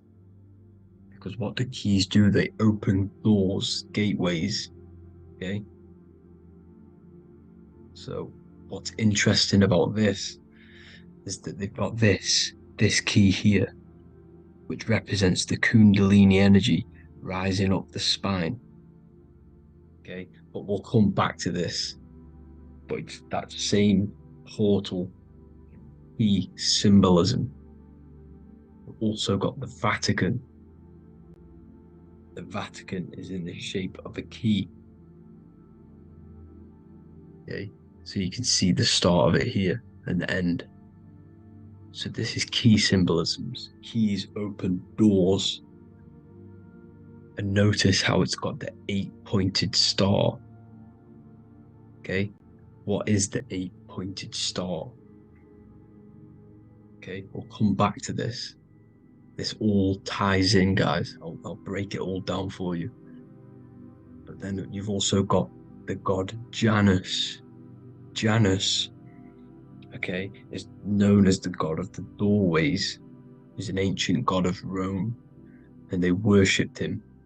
However, he's not a god, he's more like a high-level ranked demon, because he is the god of the doorways. And notice how he's got two faces, because doorways always have two sides. You're going into somewhere, there's always two sides of a door, and he's always depicted with two sides of a face and a key, because he holds the key to the doorways, to the portals, to other worlds and realms. Okay, as you can see, he's always got two faces and a key. Okay, so now we have the Sumerians, the Anunnaki, and they are always depicted with the two faces. Why do they have the two faces? Because they're symbolizing doorways, and the Anunnaki come to Earth through doorways and portals. So these are what these gods are symbolizing in their artwork. But they always have the 8-pointed star. Okay, what is the 8-pointed star? You see how they always have. Look, let me try to find another one. It's the 8-pointed star.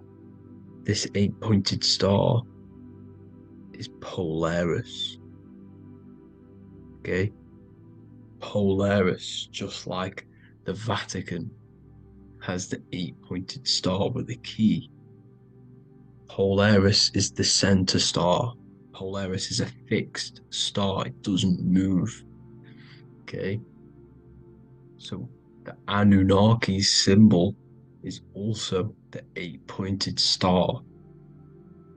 So this is symbolizing the portals and doorways that they come through in order to get to the Earth.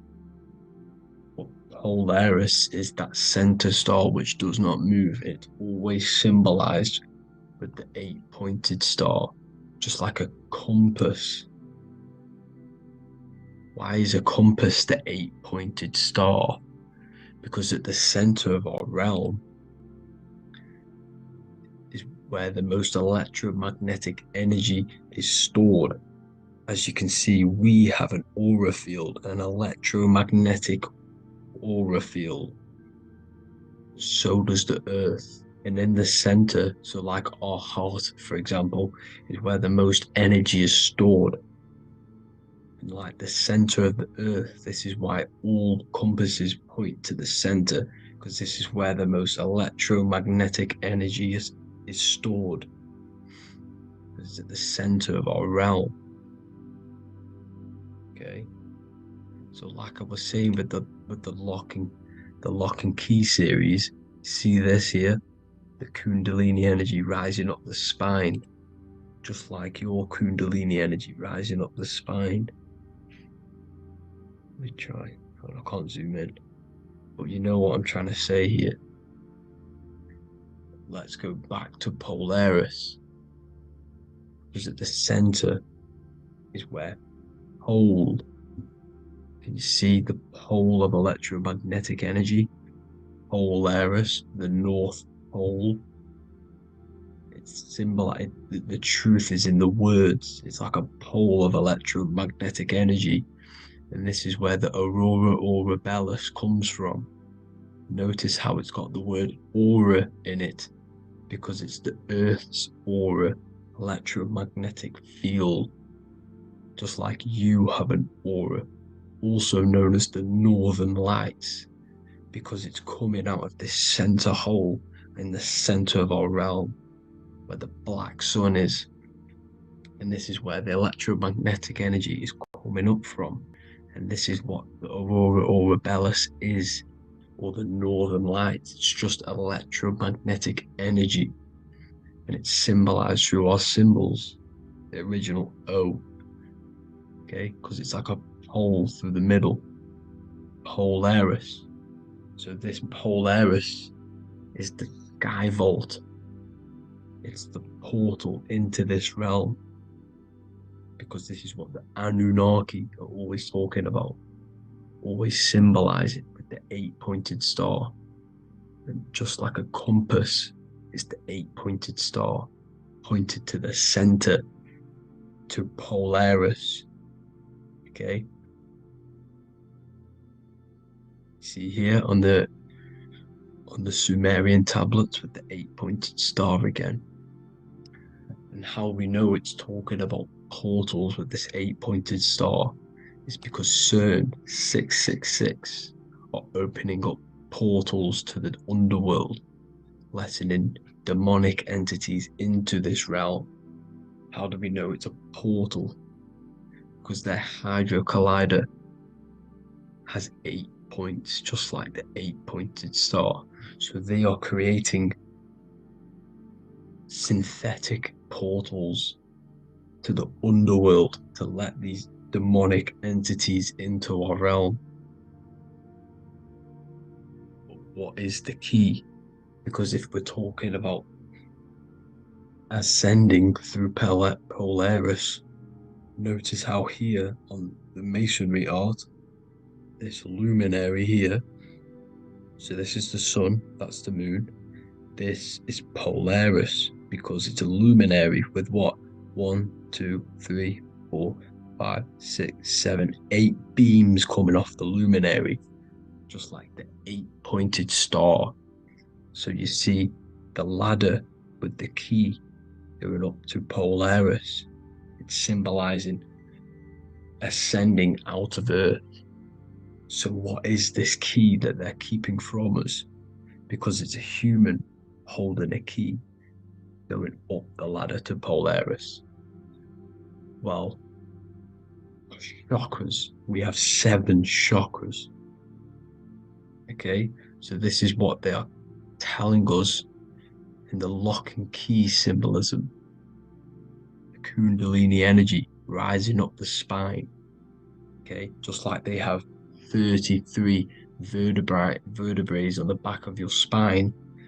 Okay, this represents the Kundalini energy going up your 33 vertebrae, just like in Masonry has 33rd degrees. Okay, so what is the key? Your chakras.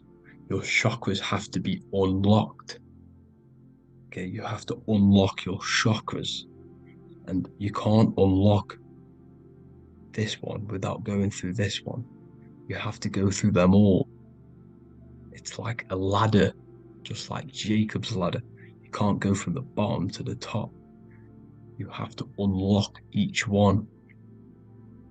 Okay, just like you have 7 chakras, you have 7 layers of your aura.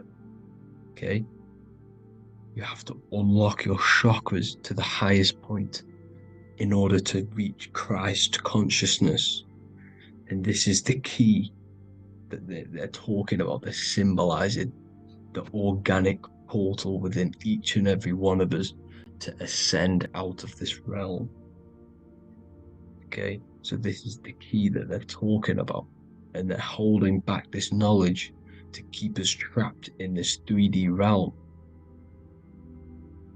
Okay, so like I was saying with the 33 vertebrae and the Kundalini energy coming up the spine, 33 vertebrae, you can see this sort of symbolism going up to the light, because it's the light.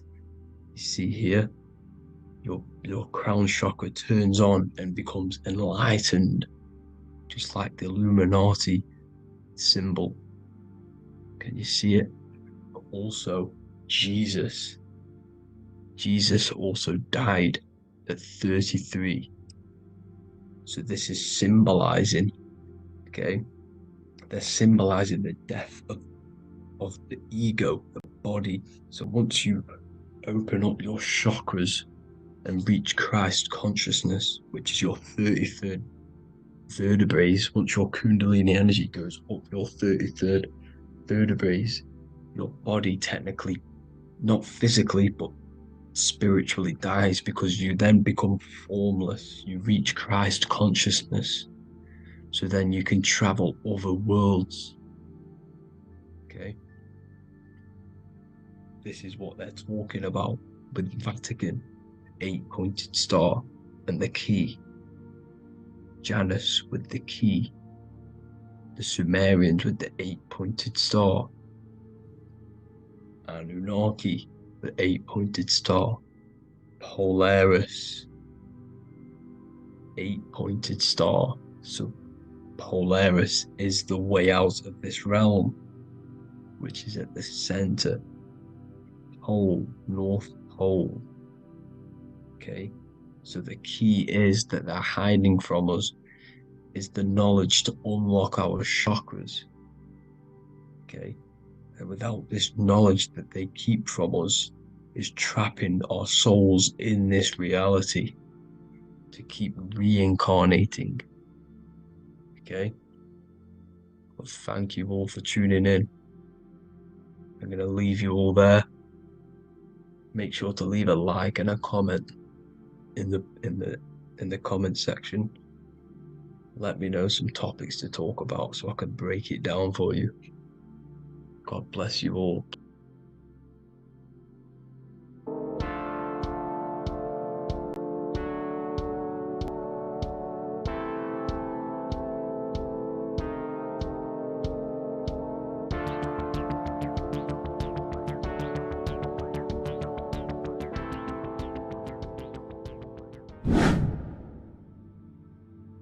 How are we doing, people? It's Revival of Wisdom.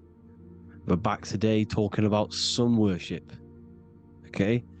And please enjoy, sit back and enjoy the video. First thing we need to understand is that the sun is the risen savior. It's the light of the world. Without the sun, we have nothing. Now, the sun is the Son of God. We didn't make the sun. No one owns the sun. But who created the sun? Obviously, the Creator created the sun. Therefore, it is the Son of God. And that is what Jesus is symbolizing in the Bible. The Bible is a metaphorical story. That's why it's called the greatest story ever told. Because it is a story about the sun, the zodiac. It's about you, the systems in the body. It's about everything that is sacred in this creation. Now you can see the suns behind Jesus' head in all of the ancient portraits. Even the ones that are more modern, you still see a sun on the back of his head. Because he is the sun. He's the light of the world, our risen savior. And this is what Christians are lost, because they don't realize it's a symbolic story. And they think Jesus was a historical person. He's not a historical person. Okay? This is what we need to get out of our mind. This wasn't a historical person. It's the sun, our risen savior. The sun is the soul. It's the soul of this creation. Because what is a soul? A soul is pure life force, pure energy. Whatever a soul inhabits, it gives life to. Like our soul feeds our body.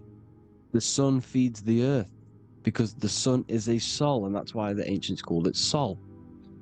Because it's the soul, and it's in you, and it's the light of the world. It's the light of everything. It gives life to all things. Here's Jesus and his 12 disciples. The 12 disciples symbolize the 12 zodiac signs. Aries, it rules the head region, because the 12 zodiac constellations rule specific regions of your body. Aries, the ram, you have a cerebrum in your head.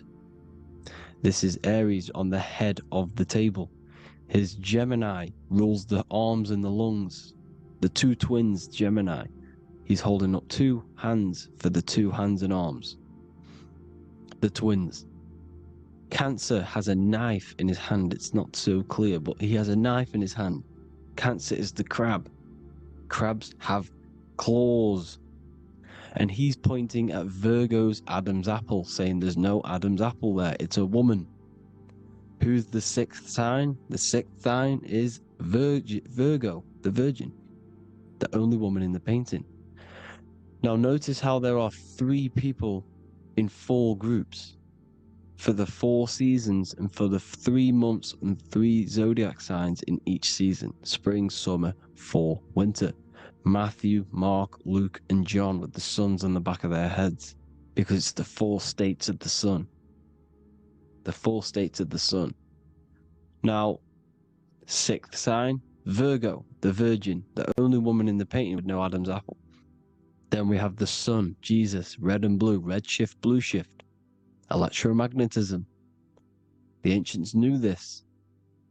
He's got one hand open, one hand down, because the sun gives and retrieves. The sun rises and it falls. It gives, then pulls away. That's what the sun does, and that's what he's doing. His arms are out, symbolizing the rays of the sun, casting down onto the earth, giving and then receiving.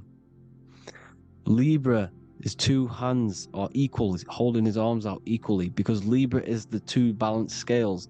Libra is when the sun is balanced between the summer and the winter. It's being judged. The sun isn't balanced. That's what Libra is, the 2 scales. Capricorn is the goat. Goats have two horns, and you can see the two horns on his head here. See? So this is astrology. This what Leonardo da Vinci is depicting here. It's astrology. He knew the story of the Bible is all astrology. It's all based on astrology. The Son of God, the real Son. Now here are some Bible verses. I am the light of the world. Obviously, that's the sun. What other light is there that lights up the world? The moon can't do it. It's the sun, the one and only Son, our risen Savior. Because if the sun didn't rise, we'd all be dead. So it's our risen Savior. And it dies for our sins every night and then gets reborn every day. Now Jesus calms the storm. Mark 4:35-41. The disciples are all on a boat and there's a heavy storm. But Jesus is asleep. The disciple says, Jesus is asleep. We need to awake him. They wake up Jesus, and Jesus got up and rebuked the wind and said to the waves, quiet, be still. Then the wind died down and it was completely calm. Well, when Jesus was asleep, this is the sun not being risen. It's not risen yet. Because in the night times, that's when the storms happen on the sea and the ocean. And when they awake Jesus, Jesus rises because he's the sun. He rises and everything calms. Because when the sun comes, the storms go. You see? So it's the sun. It's all about the sun. Here's another, Luke 22:10. A disciple asked Jesus, when will we know it's the end times? And Jesus says, as you enter the city, a man carrying a jar of water will meet you. Follow him to the house that he enters. Well, this is clearly talking about astrology, the topic that Christians think is satanic, when they don't realize the whole thing's based on astrology. Because the end times is the end of Pisces, which is the two fish, which is the age we've just gone out of. And you can see all these ancient churches here with two fishes, because they knew it was the age of Pisces. There's an ancient photo, ancient artwork with the two fish, Pisces. And the end times, as it talks about in the Bible, when Christians think the world's going to end or something. But no, it's just the end of Pisces. As you enter the city, a man carrying a jar will meet you. Follow him to the house. The house is the zodiac sign that he enters. And the zodiac sign is Aquarius, because that's what it is, a man carrying the water. We know this is astrology because a woman, that is a woman's job in the ancient times. In the ancient times, the woman used to get the water. You would never see a man collecting water back then. That was the woman's job, whilst the man builds the houses, for example. You see, so we know it's talking about astrology because astrology is the man holding the bucket of water. It's the end of Pisces. Now we are in Aquarius. And of course, Luke 24:36, the risen Savior, the Son. Now the Son is also born on the 25th of December, a virgin, just like Horus, Mithra, Buddha, Krishna, Hermes, and thousands of other gods, all born on the 25th of December. Well, it's because the sun moves 1 degree northward on the 25th of December. And on the 22nd to the 24th, it stays in the same degree because it's moving south. But then on the 22nd, it stays in the same degree on the Southern Crux constellation. And the ancients called this the sun dies on a cross, because the cross is the Crux constellation, the Southern Cross. And it stays on that same degree for 3 days on the cross. The sun dies on a cross, and then on the 25th moves 1 degree northward, bringing back the summer, the light, the warmth, the growth of crops. And this is the sun being reborn again, a virgin, because it's pure. And here's Mithra, another sun god before Jesus was around, before Christianity. It was Mithraism, and Mithra, Ra is Ra, the sun god, Egypt. It's all about Ra, the sun. You see the crown of thorns on Jesus' head, symbolizing the rays of the sun. And here are the rays of the sun on the back of Mithra's head. Krishna, the sun. Buddha, the sun. Horus, horizon. All born virgins, all did miracles, all resurrected. Dead for 3 days. Well, here he is, dead for 3 days on the cross. and resurrected, because it's the most ancient religion ever been on the face of the earth, the worship of the sun. And we should worship the sun, because without the sun we are nothing. The sun feeds us, feeds the earth, feeds everything. Without the sun we are nothing. It's been reversed, and now we're worshipping man. When we're worshipping a man called Jesus, was never real. It's all about the sun, the most high, the most powerful, potent, celestial body in the sky, the orb that feeds us every day. It dies for our sins and rises every day. It's the sun. Now on the Holy Communion Day, it's the worship of the sun. They give out mini suns. It's Jesus holding a sun. And they raise the sun on Sunday, because they go to worship their sun god on Sunday. Not Saturn Day, not Moon Day, Monday, but on Sunday when the sun is exalting. And they hold suns up above their heads because the sun rises. They're symbolizing the sun rising above their heads as savior. It's the sun. It's the Holy Communion Day. And here's Jesus giving a piece of himself to the children. It's the sun, the light. Judas was known as a backbiter, a backstabber, because he stabbed Jesus in the back. He betrayed Jesus. Well, this is just another astrological story about the constellation Scorpio, because the Scorpio is the J. Looks like a J. J for Judas, the scorpion, the backbiter. Scorpions backbite. They bite with their back. And what does Judas do? He betrays Jesus by kissing him to let the warriors know who they need to get. So he kisses Jesus, and Jesus gets stabbed in the back. Well, when you get stung or bit by a scorpion, they leave like a kiss. So Judas kisses him and gets betrayed. Well, this is because the sun, when it hits Libra, it's balanced. The sun is balanced because it comes through summer. Now the sun's starting to die. The sun's starting to die. It hits Libra.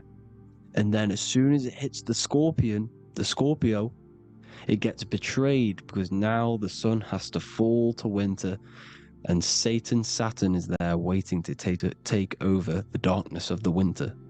So he gets stabbed in the back by Scorpio, Judas, the Scorpion, the backstabber. You see, it's an astrological story. Here's Mary. Mary means marry, which means pure. The sun is pure. No one gave birth to the sun but the God. And it's born every day. It's born every day on every year. It's born pure. There was no controversy. There was no, activity for the sun to be born. It's pure. Now, the 7 metals come from the 7 planets. The sun gives you gold, and this is why the sun is golden. It looks gold. And this is why the banks are backed by gold, because gold is the most valuable metal, because it's the sun, the most valuable celestial orb in the sky, in the heavens.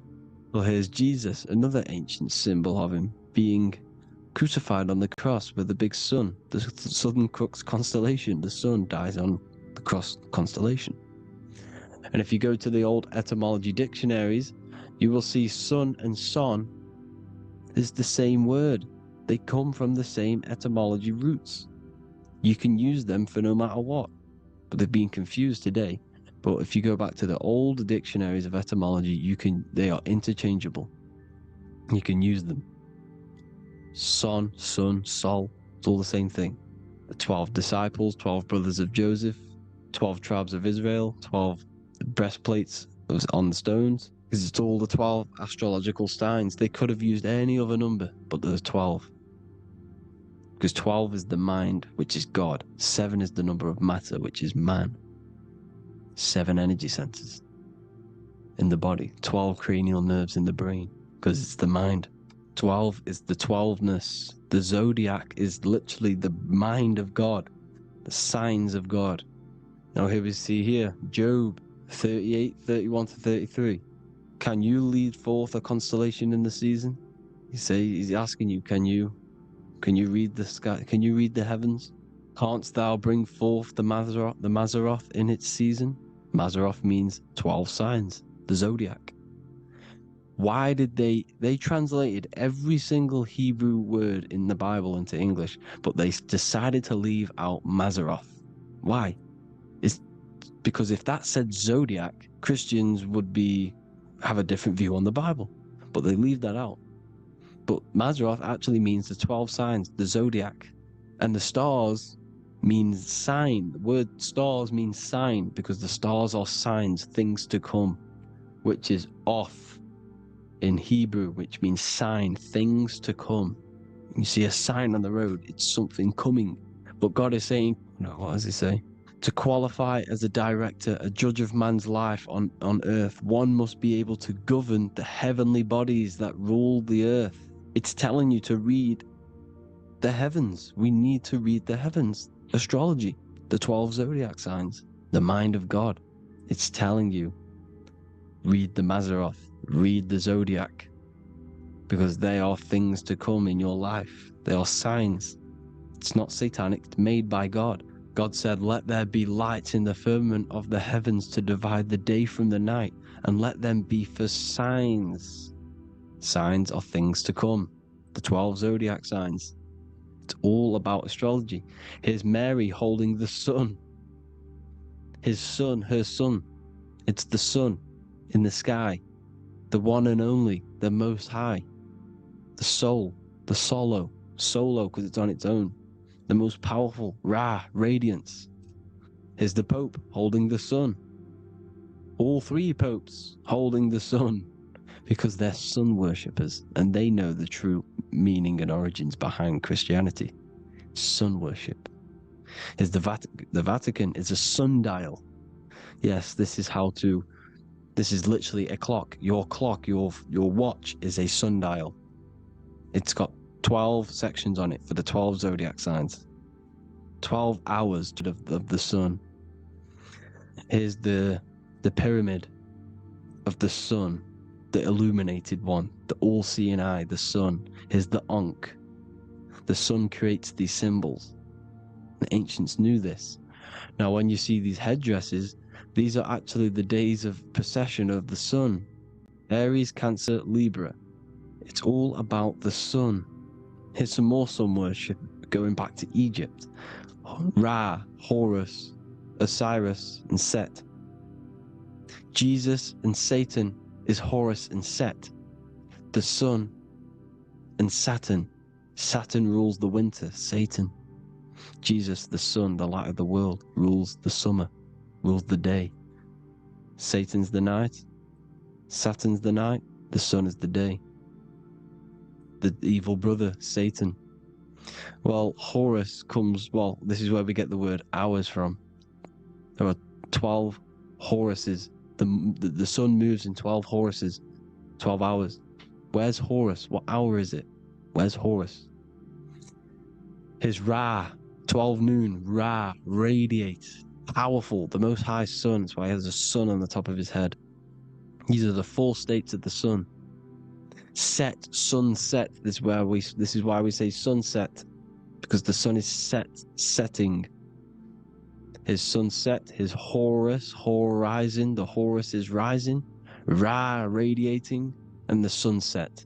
Then midnight is Osiris. Here's another ancient symbol for the sun, the scarab. Ra, the sun, scarab. It's got the word Ra in it because it's the sun. And here's the sun on top of the scarab with the wings. Because scarabs roll dung up hills, and then they'll let it fall down the hill to gain more matter.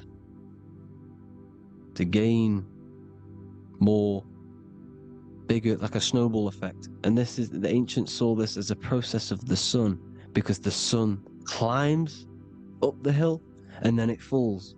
So they used the scarab to symbolize the process of the sun. The sun climbs and falls. Here's an ancient Egyptian cat cutting off the head of the serpent.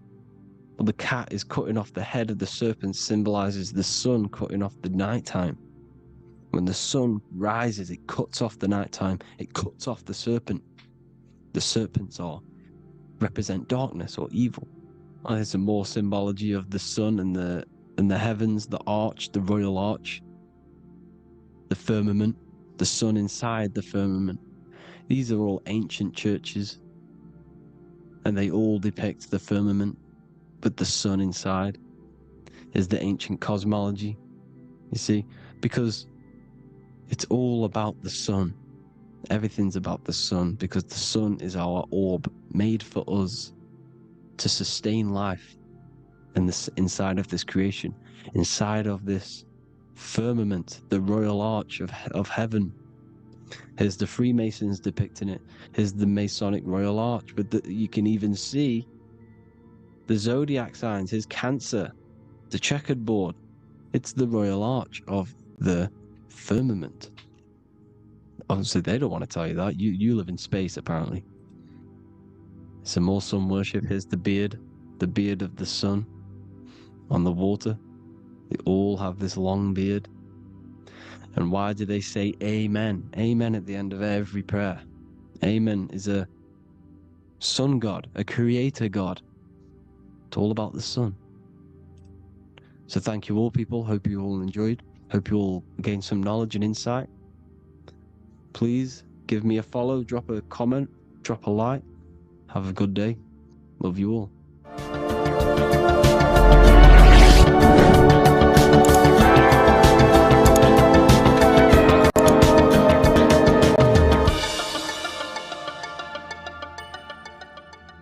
Neo is plugged in on the back of the neck, which is the reptilian brainstem.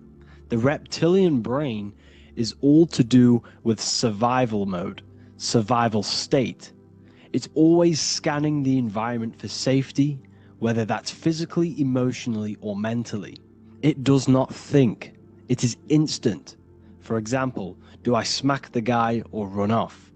If something happens to you, like a car's coming really quick to you, you do not think about this. The reptilian brain is the animal instinct that will instantly move your body and the instant reactions.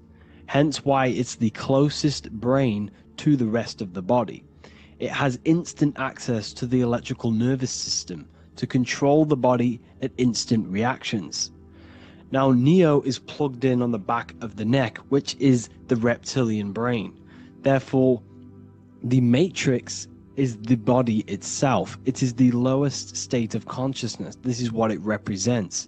The word matrix means womb. It translates to womb because your body is a womb. Your body is a vessel for universal consciousness, for God consciousness. And the body is also a womb where you can be born again outside of this body by raising your consciousness, by awakening the neocortex. This is why Neo is called Neo, because it represents the neocortex. This is the higher aspect of our brain. This is all to do with new things, higher reasoning, higher thinking, new learning.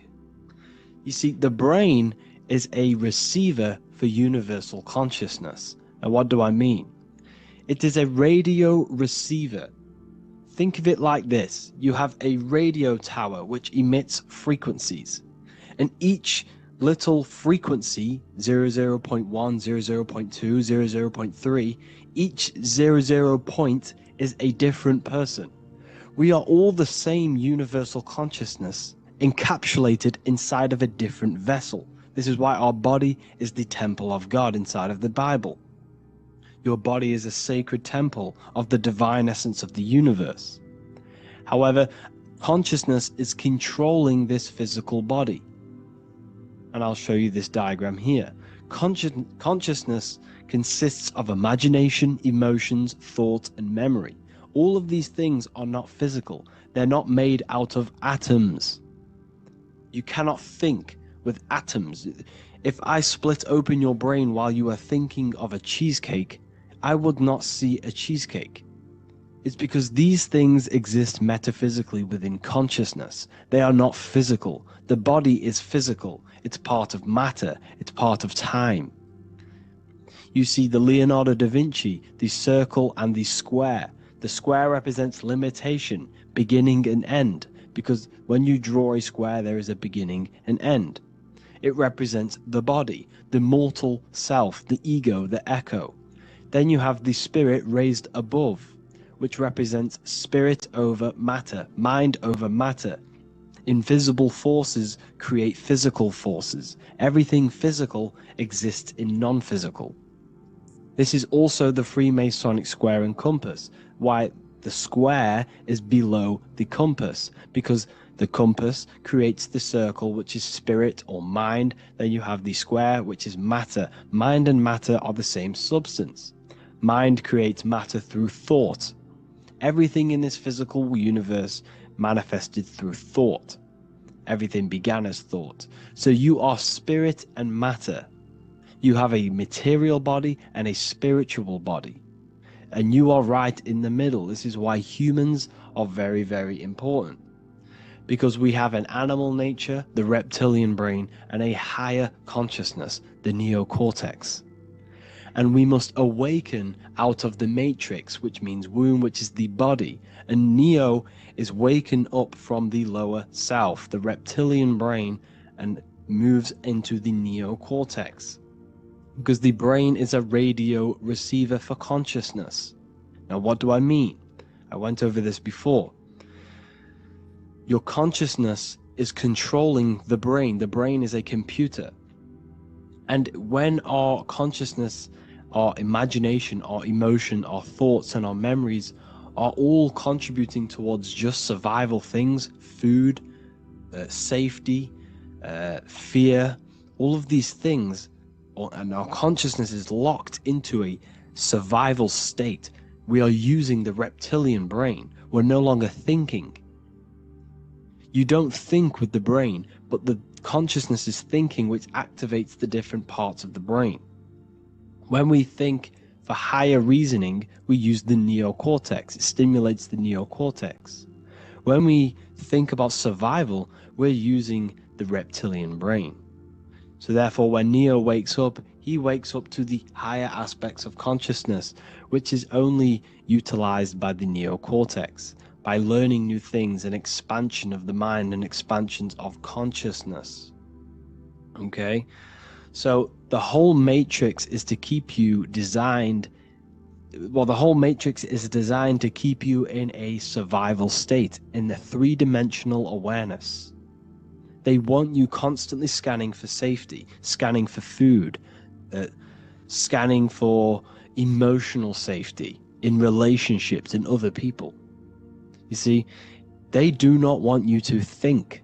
They want you stuck in that reptile, that animal state, that beastly state that most people are in. Most people, all they do is eat, listen to music, consume, have sex, lust, desire. This is all the reptilian brain. So when we say the world's being ran by reptilians, it's symbolic. There is no physical reptilian humanoid beings controlling, manipulating human consciousness. We are all the same consciousness. However, there is a corrupted state of consciousness running this world. And this consciousness worships the physical plane.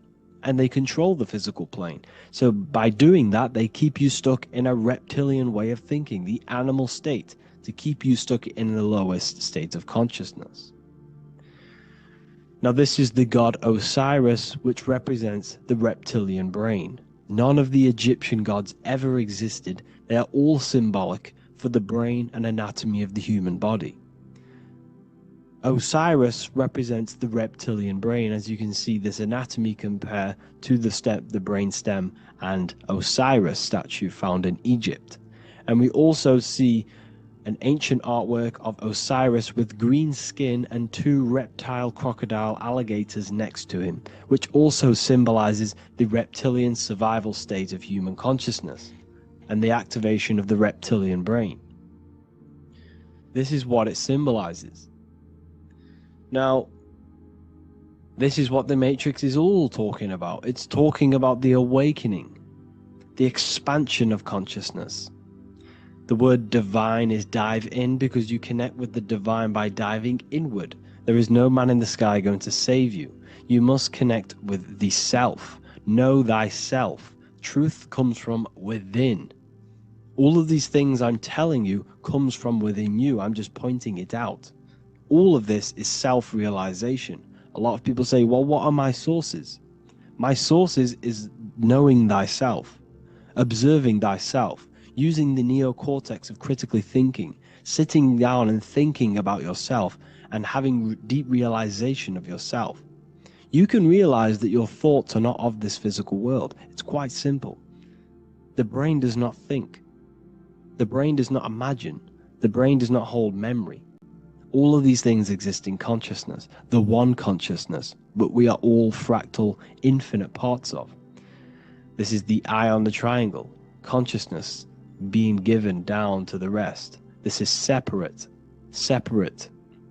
Consciousness is separate from the rest of the pyramid. The pyramid is your body. Neo is the one consciousness. This is the Egyptians symbolizing the one consciousness giving Ankh, which is life, to all the different life forms. However, you can see that the central sphere is giving a big Ankh to the humans, because humans, like I said, possess the advanced consciousness, an advanced brain that allows us to turn above our reptilian animal self. For example, we can go against our reptilian lower animal nature and turn to our godly nature. Animals cannot do that. They are stuck in instinct. They are stuck in a reptilian animal way of thinking and operating. Everything they create is to survive. We can turn against our lower nature and create for amazing things like buildings, architecture, technology. We can use our creative consciousness for anything we wish, not just survival needs. And it's the same with your spiritual journey. You can raise your consciousness beyond this animal state that they try to keep you in through fear, consumption, food, and the reptilian brain. We must awaken, start to think critically, and awaken to our divinity, because the mind, the consciousness within you has infinite potential to expand. There are infinite fields of knowledge that you can explore. The mind can never be filled. It can never ever be full of knowledge. It always expands, and that's why you are alive. That's why you are part of this universe. That's why the science always says the universe is always expanding, because the universe exists in your mind, and the mind is always expanding into new fields of thought, new fields of knowledge and information. And that is your whole sole purpose, of expansion of mind and expansion of consciousness, and the exploration of the mind of God. We are living in the mind of God. You are a thought in the mind of God. You must awaken out of this body. This is why Jesus says you must be born again to see the kingdom of God.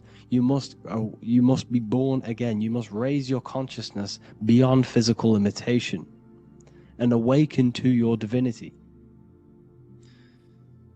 And this is pretty much it for this video. I hope you all understand this, that this is all symbolic for consciousness.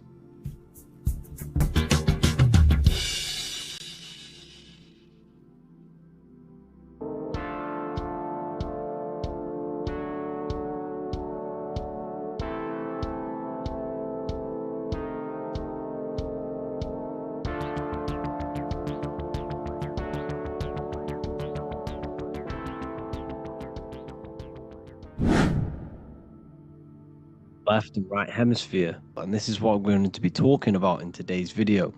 We're going to be breaking down the two hemispheres of the brain and how they function in your life. So first we have the left hemisphere. This is the logical hemisphere. This is the analytical, divided, scientific or verbal hemisphere. The right hemisphere is creative, wholeness, artistic, symbolic and metaphorical. The right hemisphere does with non-verbal things. It produces a holistic perception. It is more to do with creativity. Because what you must understand is that we are not in the external world.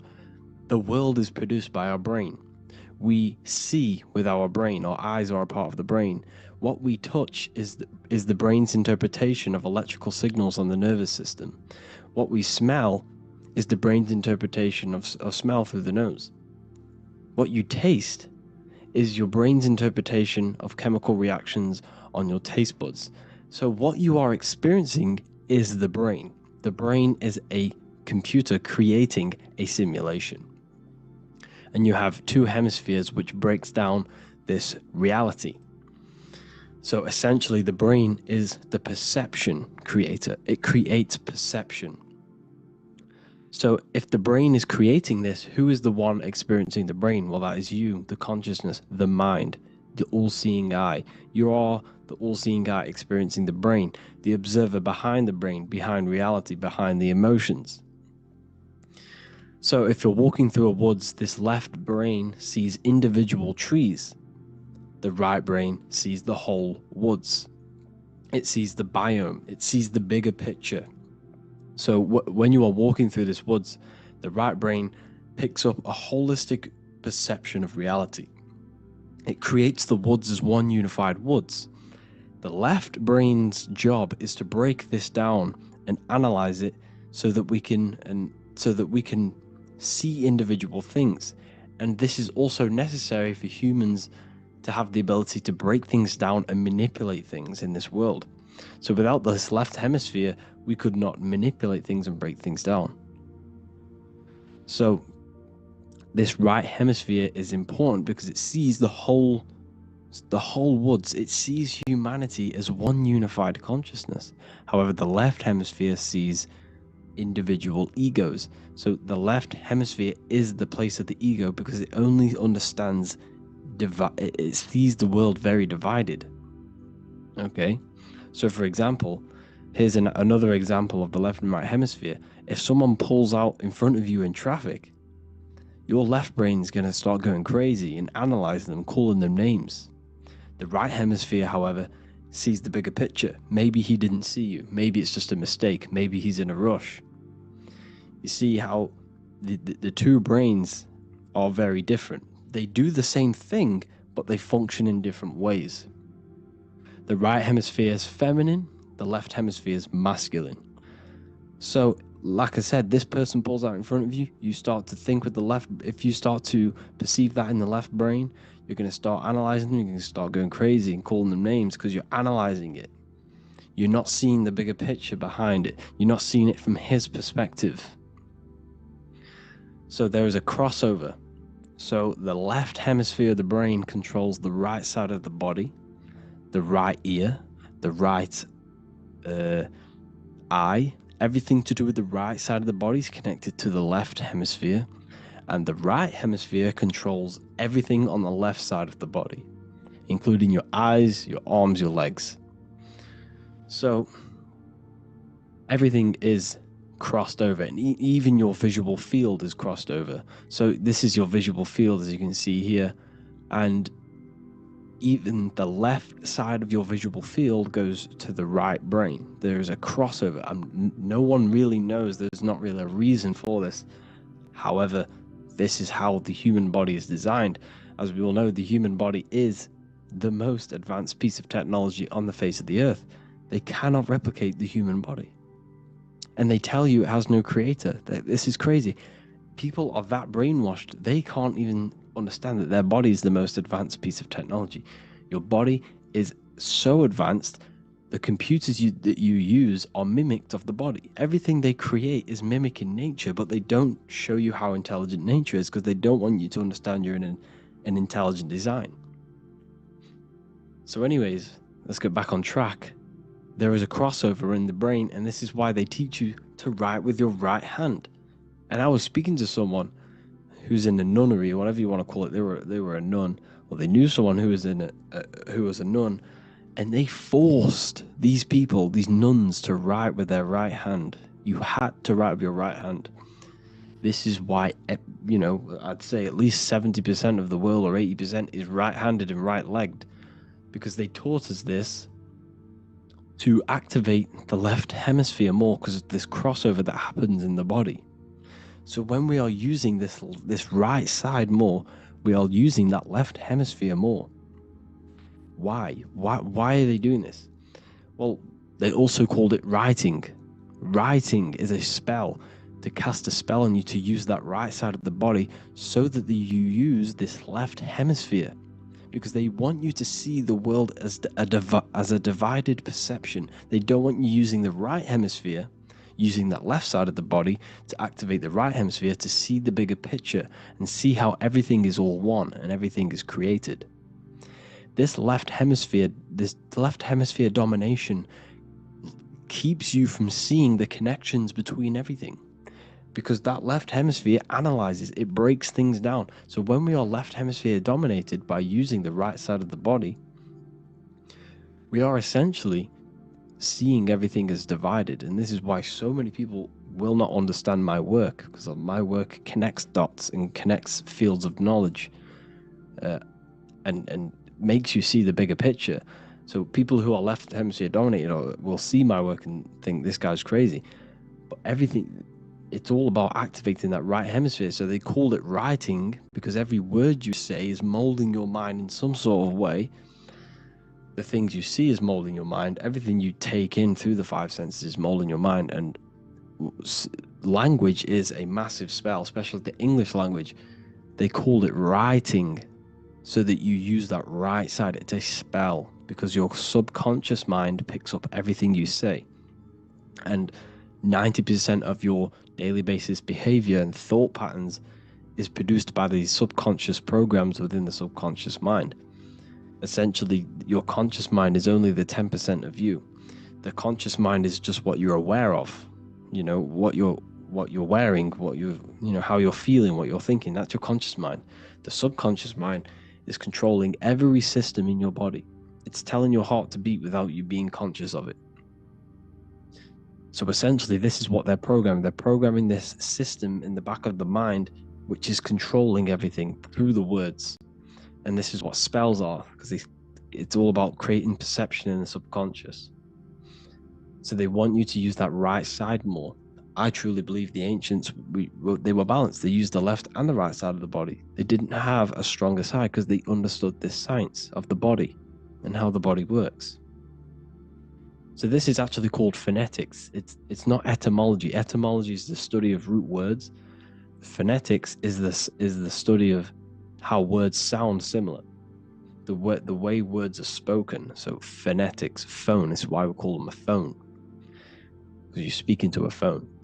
So this is write and writing, to use that right side to activate the left hemisphere more. So your hands are a manifestation of your brain. The left hand is the right brain, the right hand is the left brain. And as a child, we were always taught that when you place your hands together like this is the size of your brain, which is true, because your hands are a part of your brain. They're an extension of your brain. Every part of your body other than your brain is an extension of the brain. Everything's working and feeding back information to the brain because you're experiencing the brain. So another trick that you can do, or another exercise, is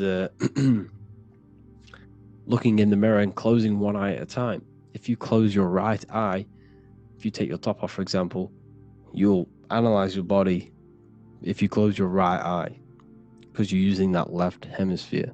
Sorry, other way around. If you look at yourself through your right eye, you'll use that left hemisphere, which will analyze yourself. You'll see individual body parts. If you close the right eye and use the left eye, you'll see your body as a whole. You won't really analyze it. This is how you can analyze yourself, using these two hemispheres. So this whole system is created to keep you thinking logically and to restrict you from creating and restrict you from understanding symbolism, allegories, metaphors, and teamwork. They want you stuck in a logical way of thinking and a logical way of seeing the world. This is why when you go to school, you are told exactly what to do. You're told to think this way and no other way. You're told to do orders, do this. It's a very left-brained system, because if we all started to open up this right hemisphere, we'd all see, wow, everything is all one, everything's all connected. And this is what my work is doing. I'm showing you everything is one. The physical world is an illusion of duality, but everything comes from the one source, the one mind. The universe is a giant mind. I am mind, you express mind. We all possess mind. Behind the physical body is the same mind consciousness. And we are all expressions and fractals of this infinite consciousness called mind. And this is what they don't want us to figure out, is that we are all just one consciousness expressed. It's an infinite consciousness.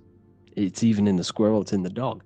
All of these different animals, they're just different bodies, but behind the bodies is the same consciousness, which is mind.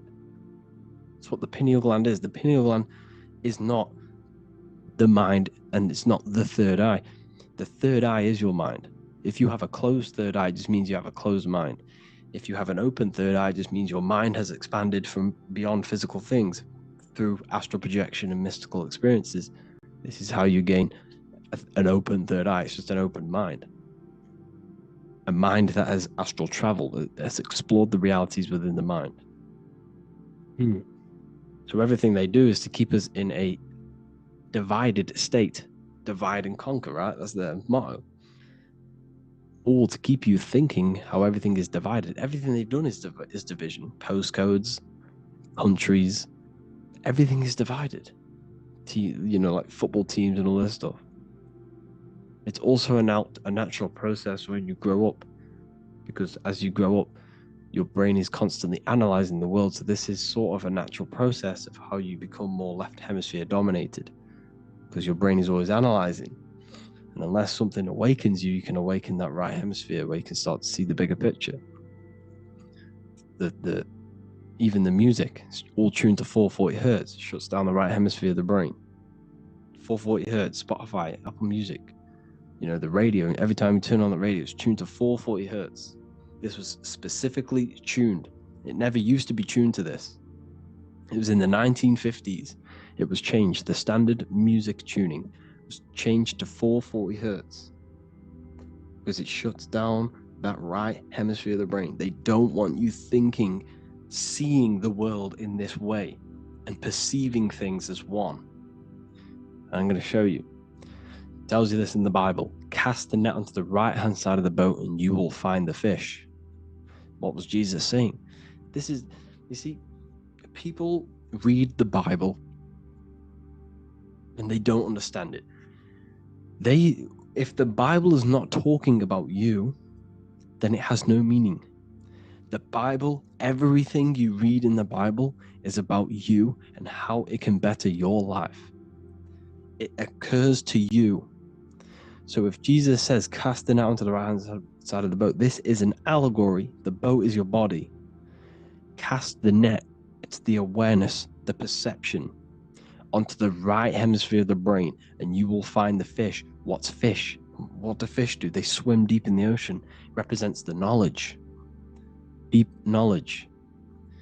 Cast the net onto the right hand side of the boat and you will find fish. You will find the wisdom. You will gain understanding when you cast that your awareness into that right hemisphere. You will see that I am you and you are me. We are all one consciousness.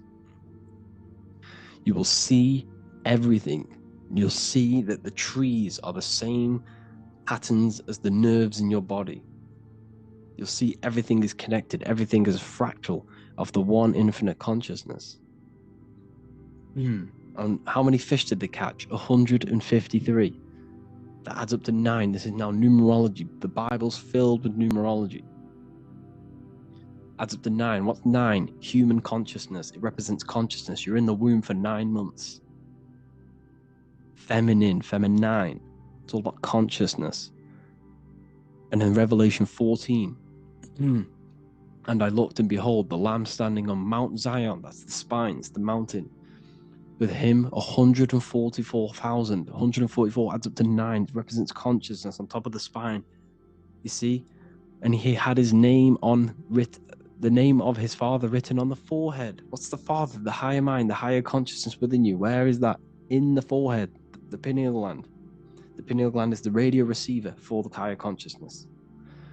Because every body part of the body has consciousness. Your heart has consciousness. Your gut has consciousness. You are thinking with these different consciousnesses. You think with the gut. You think with your penis. You are thinking with all of these consciousness. And it's about raising your consciousness to the higher consciousness, which is the Father, the mind, in the head. Don't think with the lower parts of the body, because that is your animal nature. Think with the higher parts of the body. It's all representing consciousness. How to activate the right hemisphere of the brain? Well, it's all to do with non-verbal things. So music will activate the right hemisphere. Make sure it's tuned to the right frequency though. 432 hertz, 528 hertz. Any frequency that adds up to 3, 6, or 9 is good for you. Meditation, turning off the thoughts, and you raise yourself to the higher brain. Symbolism. Symbolism is all right hemisphered. Reading between lines, metaphors, determining the Bible, it's all right hemisphered. Seeing the bigger picture, it's reading between the lines. So tithing in the Bible. These people in the churches are giving 10% of their money to the church. It's nothing but a scam. What these people have done is they have externalized the Bible. They have taken the Bible and literalized it so that they can make a business out of it. So what they're doing is 1/10 of the produce of what it says in the Bible, 1/10 of the produce of the land, whether grain or fruit, is the Lord's and is holy. So what's that saying? The 10th of, it's basically saying give the 10% to the Lord, to God. What does that mean? Well, what's the land and the fruit? This represents physical things, the physical things that you have. The 10th of the physical things that you have, what's that? That's your ego. All the physical things that you have is all to do with your ego. That's the lower self. The ego, what is the ego? It's the mind's perception of the physical self. You had no ego when you were a child. Okay, when you were a child, you had no ego. As you grew older, you created the ego. The ego is the full self. It's the echo. Ego, echo. It's the echo of the full self. So it's saying give the ego over. Take away the animal self. In that left hemisphere, that's all to do with the left hemisphere. That left hemisphere sees the ego. It sees individuality. It's divided. So it's saying give that 10%. Give that 10% of you over to the right hemisphere. The 90%. The 90% of you is in that right hemisphere. The higher self. Now, I'm not saying the left hemisphere is bad. Okay, I'm not saying that at all. But it sees it sees things divided. It's like I said, the left, the hands are manifestations of the brain. So when these Christians are praying, they're putting their hands together. What are they doing? They're syncing the brain hemisphere is what you're doing, because everything's an extension of your brain. So if you put your hands together, you're putting the two hemispheres together. And what's happening when you place the hands together? All the electricity in the body is now running in a circuit. So once you connect these two hands, the electrical energy is now running in a circuit. And energy can move around the body quicker and more efficiently.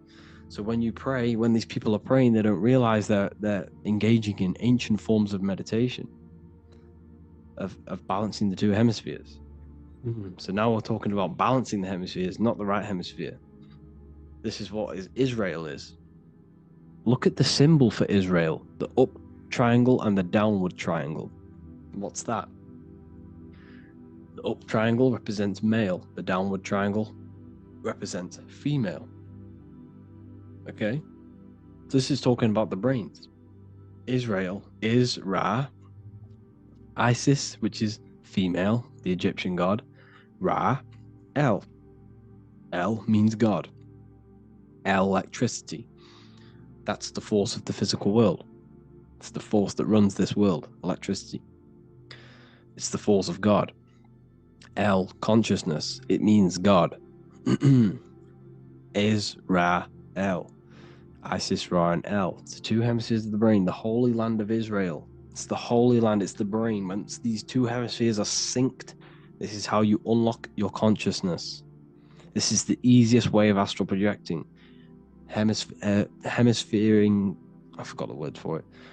Hemisphere syncretization, something like that. It's about syncing the hemispheres. This is how you unlock your consciousness. Once the brain is running as one electrical system, this is how you balance the two masculine and male opposing energies, once these opposing energies are no longer in war with each other, the brain, they come together to work as one. You unlock your consciousness. You are born again. What happens when a male and female have sex? It creates a new child. It becomes one. You are born again. Once the two hemispheres of the brain, you are born again. You can then have an out-of-body experiences. So this is why the symbol of the Holy Land, Israel, is the up and down triangle back combined together, because it represents unification of the male and female, unification of the hemispheres. You're born again. You unlock consciousness. And you can get this for free. It's called the Gateway Tapes on my website. Basically, it's a audio track from the government, and they did this in the Gateway Experience. It's a CIA document, and what they do is there are different forms of meditations you go through. I think there's about 5 waves of meditations you do, half an hour each one. And it will teach you, it will sync your hemisphere, because what does it do? They understood that playing one frequency into one ear and another frequency into the other, they understood that the right ear is connected to the left hemisphere, the left ear is connected to the right hemisphere. So when you play 2 different frequencies into both ears, what happens? The brain picks this up, the 2 hemispheres of the brain picks this up, and it syncs it. It syncs these 2 hemispheres, these 2 frequencies together. So now the brain is working as one to sync this frequency. So this is how you can sync your hemispheres, through listening to these frequencies. Okay, you can get them for free and do the meditations yourself. This will definitely help you. This is an easy way to astral project. So it's all about syncing the hemisphere and seeing reality from a unified perception. We should all aim to get out of that left hemisphere. I'm not saying don't use it, but we should now start to we should not start to read between the lines of the Bible, read between the lines of the symbolism they're showing. Study symbolism, study allegories and myths. What are they trying to tell us through these allegories? And, this is how we start seeing things in a better way. Once we understand that we are all microcosms of an infinite consciousness, we can all come to one, because love is the unifying force of this infinite consciousness. We are all divided. We are all disconnected from our hearts. Once we all connect with our hearts and see that everything is one, we can all start to love and come together as one, because love is the unifying force of consciousness. So if you haven't already seen, I now have launched the Ethereal University. I will be doing lectures like this one, but even better, deeper, and even releasing knowledge that I can't talk about online, as they are censored. We're doing lectures every single week. I'll be doing live calls every single week. You also gain access to my library, which is filled with over 45 occult books, filled with knowledge. Okay, I'll show you now. Plus, you get my book, The Book of Wisdom, PDF form, and the Human Health Guide, PDF form.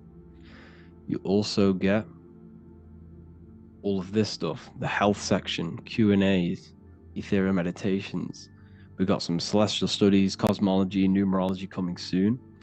You also get the brand new Manifestation Mastery course, plus the library. And there'll be new books, new lectures, new live calls every single week. Or you can get the Book of Wisdom, use the code WISDOM in all capital letters to gain 40% off. This sale will be ending very, very soon. So if you're watching this, be very quick to get yourself a physical version or a PDF of my book. You can get it in all these languages. Hope you enjoyed this video, people. I'll see you inside the Ethereal University, the real university. Have an amazing day.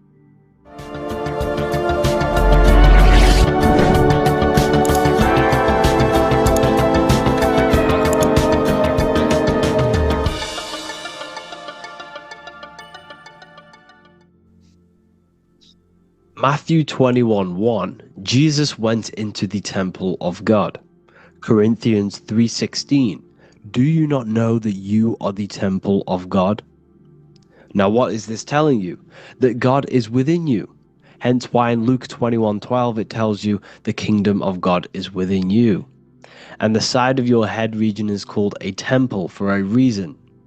Because the brain encapsulates the mind. The brain is a physical manifestation of the mind. The heart is a physical manifestation of emotion.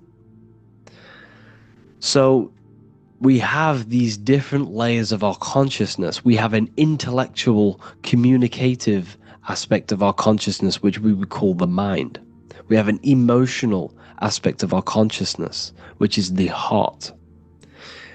And to communicate with the divine, it's all to do with the mind. Hence why the ancients always symbolize the mind being God. This is why Michelangelo always placed God inside of the brain on top of Sistine Chapel in the middle of the Vatican. He understood that God is in the brain. God is within you, not outside of you. The church tells you that God is in the sky because they are creating a externalization of the truth to create a business and a distraction so that you don't find the divinity within you, so that you don't find your power. Now you have Adam, the physical man, the physical body, the ego, the lower self. And he is resting. He's not trying to reach to God, but God is reaching because the higher consciousness within you is always trying to communicate with you. It's always trying to wake you up to your divinity. But the lower mind, the lower self, Adam, the physical self, is always in ignorance of truth, always in ignorance, and stays in a materialistic way of thinking, which is the lower animal self. And this is what we call a sleep, or an NPC. This is the lower mind of man. But all you have to do is to move your finger to touch God. You have to look within yourself, within the brain, meditate, and you can find God. This is why in the Bible we see many references to the human body and anatomy to truly connect with God. Kings 6:8, the door to the middle chamber was in the right side of the house, which is the right hemisphere of the brain. The middle chamber is the pineal gland, where the seat of your consciousness is, where the seat of your higher consciousness is, the mind. And they went up the winding stairs, which is your spinal column, into the middle chamber, and out of the middle chamber into the third. So they went up the winding stairs. This represents raising your consciousness up the winding stairs. Your spinal column acts as a stairway of consciousness. Depending on what sort of consciousness you are operating in, depends on what part of the spinal column you are using. Because the spinal column ascends and descends consciousness. What do I mean? If you are in a reproductive way of thinking and you're always thinking about sex, you're jerking off all the time and you're always eating, all of your brain's power and your mind's power is being descended into the lower aspects of the spinal column, which represents hell, the physical state of man, Adam, the ignorant state. We're basically living off low-level pleasures like an animal. And the stairway to heaven is your spinal column. They went up the winding stairs into the middle chamber, which is your mind, your pineal gland, and out of the middle into the third stage of consciousness, physical, etheric, astral. When you meditate and you start to raise your consciousness during meditation, you enter the astral plane when you turn off thought. But this is the middle chamber inside of the brain. Here we see another painting inside of Sistine's Chapel of God inside of the brain. This is the brainstem. This is the brain. This is the frontal lobe. This is the back lobe. This is the back lobe. This is the cerebellum. Here's the reptilian brainstem. Here's the claustrum. This is what we are seeing here. Anatomy. Here is another one in Sistine's Chapel in the middle of the Vatican. This is depicting the brainstem. God's neck looks exactly like the brainstem. Here we see a real brain compared to God's neck, because the neck is just below the brainstem, and this is what they are symbolizing, because they knew that God is within you. God is a part of the human body. God is inside of the body, because the body is a vessel for consciousness, for universal consciousness. Inside of you, inside of me, is the same spark of consciousness, and this same consciousness is spread out into every living essence, because everything comes from the one source, the one God, the one consciousness. Matthew 6:22-23. The light of the body is the eye. If therefore thine eye be single, thy whole body shall be full of light. Practicing the single eye. What is this? This is meditation. This is entering within yourself. So the Bible's telling you to practice the single eye. But if thine eye be evil, thy whole body shall be full of darkness. What does this mean?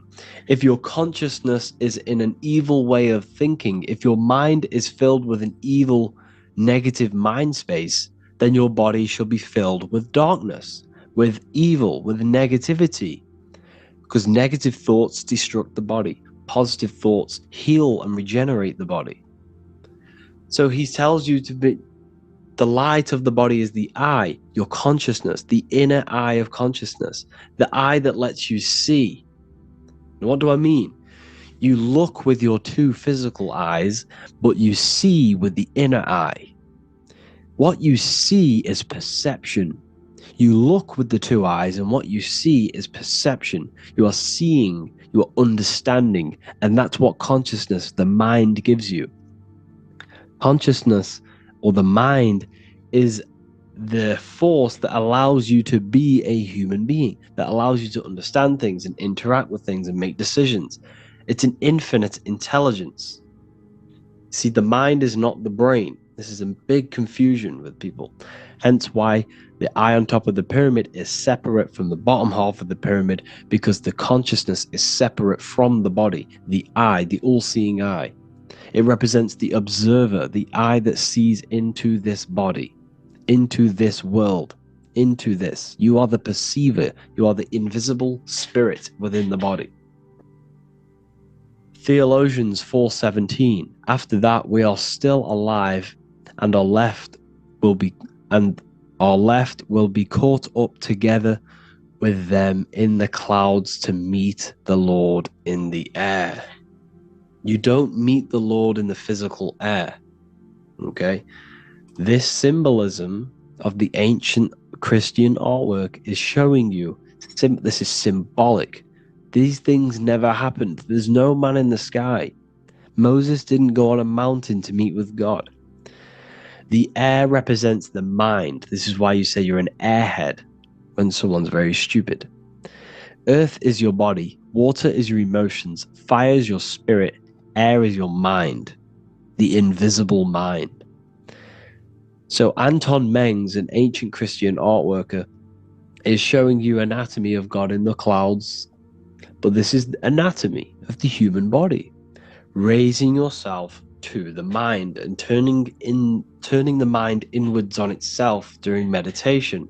And that's how you meet the Lord in the air. You meet the Lord in an elevated state of consciousness. The air represents an elevated state of consciousness because the air is up. You have to raise your consciousness to meet the Lord in the air. This is why Moses went on a mountain to meet with God. The mountain represents elevation of consciousness, raising the mind up the spinal column, taking all of the mind's attention away from the reproduction and the physical aspects of self and raising it to the brain and turning off the brain and going inward into the air. It's talking about raising consciousness. It's allegorical. It's a spiritual, metaphorical text. The side of your head's called a temple because inside that where that temple is, right in the middle of where you call the temple, is the inner chamber, the open room, the holies of holies in the Bible, or the land flowing with milk and honey, or Mount Zion. There's so many different names for the brain, or the upper room where Jesus meets his 12 disciples, the 12 cranial nerves in your brain. This is the temple of God. Your body is a temple of consciousness. It encapsulates consciousness. It encapsulates the mind and soul. John 10:30, Jesus states, I and the Father are one.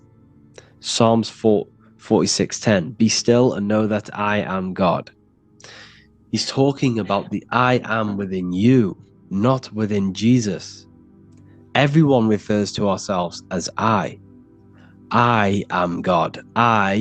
When you say I, you're referring to the highest aspect of yourself. The aspect that is above all thought, above all emotion, and above all things. When you say I, you're referring to your pure awareness, your pure consciousness, the highest aspect of yourself. And anything after I is egotistical. I is God. The letter I is the Roman numerals for one, because there is one God, one consciousness. The letter I is one line, just like the number 1. Matthew 6:3-4, take no thought. Therefore, take no thought. Take no thought. He says this 5 times because you must turn off the 5 senses and take no thought to connect with God. Be still. This is telling you to meditate and know that I am God. The I am within you.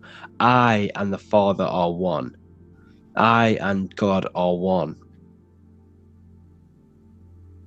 You, who you think you are, is a completely wrong. The body is matter.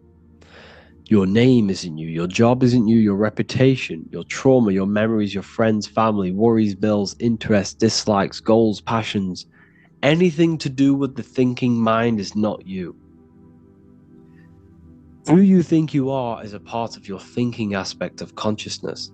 But once you remove thought, you are no longer your name, you are no longer your body, you're no longer your reputation. You are the I. You are pure awareness, pure consciousness. Pure consciousness. And this pure consciousness has latched on to this name, this job, the body, and your traumas. Your pure consciousness has attached itself to this character who you're playing in the physical world. And this is essentially who you think you are. But you are not. You are the I. You are the self. You are pure awareness. So, in order for you to detach from these things, you must learn how to detach from your name, your job, your reputation. And you do this through meditation, by turning off the thinking mind. Turning off the thinking mind allows other aspects of your consciousness to open up. What do I mean? Your whole life you've been thinking, and all of these thoughts has attached you to this physical body. You haven't allowed your consciousness to open up. And you can only do this by taking no thought. That's why Jesus tells you, take no thought. When you turn off the thinking mind, other aspects of your consciousness starts to open up. Other aspects of your being can open up. And this is how you astral project. This is how you do all these mystical things and things to do with consciousness. It's taking no thought. Imagination, emotions, thought, and memory are all to do with consciousness. These things are not physical. You can't touch thought. You can't touch emotions. You can't touch these things because they are not a physical thing. So you must turn off these things for other aspects of your consciousness to open up. Okay? So essentially, the Bible is a metaphorical, astrological, numerological, metaphysical, spiritual, encoded text that talks about human anatomy, spirituality, and the true nature of the human experience. Everything they teach you in school is to make you think that you are this body. Everything they teach you in church is the externalization of the true teachings of Jesus. Jesus was telling you to meditate. Jesus was telling you to practice the single eye. Jesus was telling you to look within yourself and find God. He wasn't telling you to pray to him. Mark 16:19, he was taken up to heaven and sat at the right hand of God, the right hemisphere of your brain. John 21:6, cast the net onto the right hand side of the boat and ye shall find fish. Fish is understanding. The boat is your body, your brain. Cast your awareness into the right side of your brain and you will find understanding, because the right side of your brain is all to do with the creative aspect and the intuition and the spiritual sides of your consciousness. This is why God is here. This is why Michelangelo depicted God in the right hemisphere of your brain, because this is all human anatomy. And I speak about all of this in the brand new Book of Wisdom, Volume 2, which is now available. The start of the revolution has begun. This book is truly going to change the way people see the world. It's got so many more topics than the last one. It's truly a revolution. It's written in so much detail. It's very practical.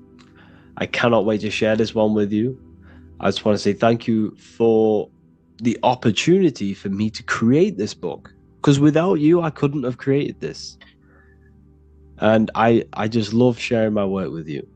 And I thank every single one of you for the support, the watch, like the views and the likes, everything.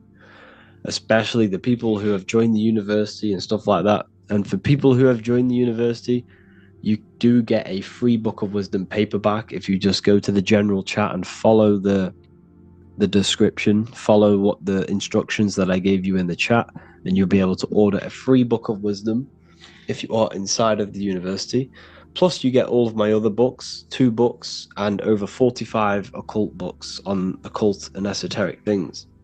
You get lectures, live calls, a community, a manifestation mastery course, and a whole library and reoccurring updates every month, every week. So yeah, I hope you all enjoyed this video. Thank you all. Please leave a comment to help the algorithm, and leave a comment on what videos I should make. And yeah, I'll get to uploading on the YouTube a lot more now the second book is now released. I have a lot more time on my hands. No longer using my energy to create the book. I'm now going to redirect this mental energy into the YouTube. So there will be a lot more content coming. So I need some content ideas. So feel free to comment some ideas, some YouTube videos that I can create. Thank you all, people. Have an amazing day.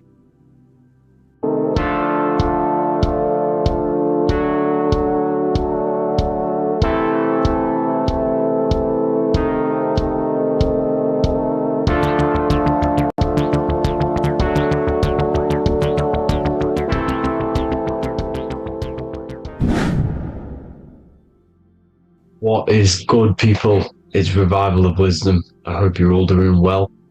And this video is how to raise your holy oil or your Kundalini. Let's get straight into this. So this is a monthly cycle. Every month, when the moon is in your zodiac sign, this oil is released.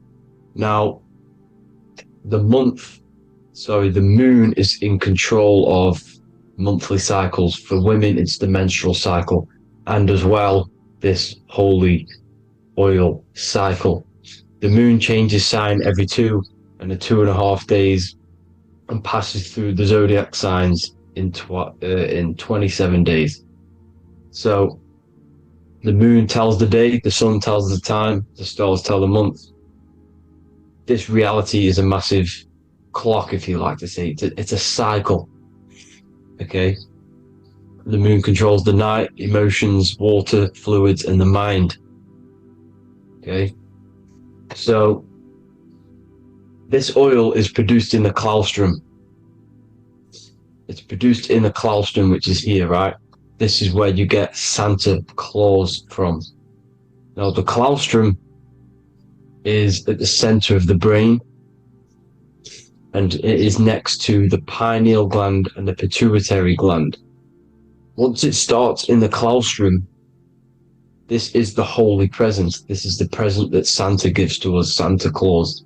And it goes to the pituitary gland and the pineal gland. And what's connected to the pituitary gland and the pineal gland is the Ida and the Pingala. The Pingala is the pineal gland's nerve, which is the honey, which is the positive charge, electric. And the pituitary is the Ida nerve, which is the magnetic charge. This is the milk, the land flowing with milk and honey. This is the brain, the heaven, heaven, okay? And it travels down the spine using these two nerves, these electromagnetic charge. And this is what the ancients symbolized with the two serpents wrapped around the spinal cord, the Ida and the Pingala. And this travels down to the sacrum or the solar plexus. Okay, so once it's here, okay, the spine is an elongation of the brain. So the spine is pretty much the brain. It's an extension of it. And it's kind of a microcosm of how we descended from heaven to physical reality, to physical matter, which is our consciousness has done. Our consciousness has descended from heaven into physical matter, and this is a microcosm of it. Okay, so once we're in the sacrum bone, this holy oil, like I've just explained, this holy oil starts in the Santa claustrum, goes down the chimney to the sacrum. This is the sacrum, the solar plexus, and drops the present off at the sacrum. Now, once we're at the sacrum, we need to raise our vibration to take this oil back up the spine. Okay, and the River Jordan symbolizes this in the Bible. King Herod wants to kill Jesus in Nazareth, which is here, this is the River Jordan, is Nazareth. He goes to be born in Bethlehem and then goes back up to Nazareth, to Joseph and Mary. Joseph and Mary, the pineal gland and the pituitary gland. The Bible is huge symbolism. It's all metaphors for this sacred process which goes on inside of your body. You are the Temple of Solomon. You are the Holy Land. The Holy Land is your brain. Once this oil is at the sacrum, you need to raise your vibration in order to take it back up. Once this oil has gone back up to the pineal gland, it activates the crystals which are wrapped around your pineal gland. Your pineal gland is this tiny little beam here. This is the claustrum. This is the pineal gland. And it's wrapped in crystals. And when this oil travels back up the spine by raising your vibration, back to the upper room where Jesus met the 12 disciples, or the 12 cranial nerves in the brain, and it activates and it turns on this pineal gland. And once it's turned on, it illuminates all the cells and the nerves in your brain and turns them all on and activates the higher God man, the God consciousness, Christ consciousness. And it regenerates the whole body. This is the secret to regeneration. It regenerates all the cells in the body. And this is how the ancients lived for thousands and thousands of years, as talked about in ancient texts. They lived for hundreds and thousands of years because they knew this secret. And this fluid, this brain fluid, the secretion, or the Christos in Greek, which means gold, because this is the alchemical process from turning lead to gold. Your body is the alchemical furnace. Now the ancients knew about this center of the brain because they symboled it. This is the Eye of Ra, and it's the brain, and this is what's wrapped around our consciousness. Our consciousness isn't wrapped around the brain. The brain is built around the consciousness. We are the consciousness. You don't have a soul, you are the soul. Okay? Now, the head, heaven, hell, heel at the bottom of your foot, that's hell. head is heaven and hell. Simple. Now the pineal gland produces DMT, which is dimethyltryptamine, which is known as the spirit molecule. So let's move on. Now, when this oil travels up, back, the spine, the chimney,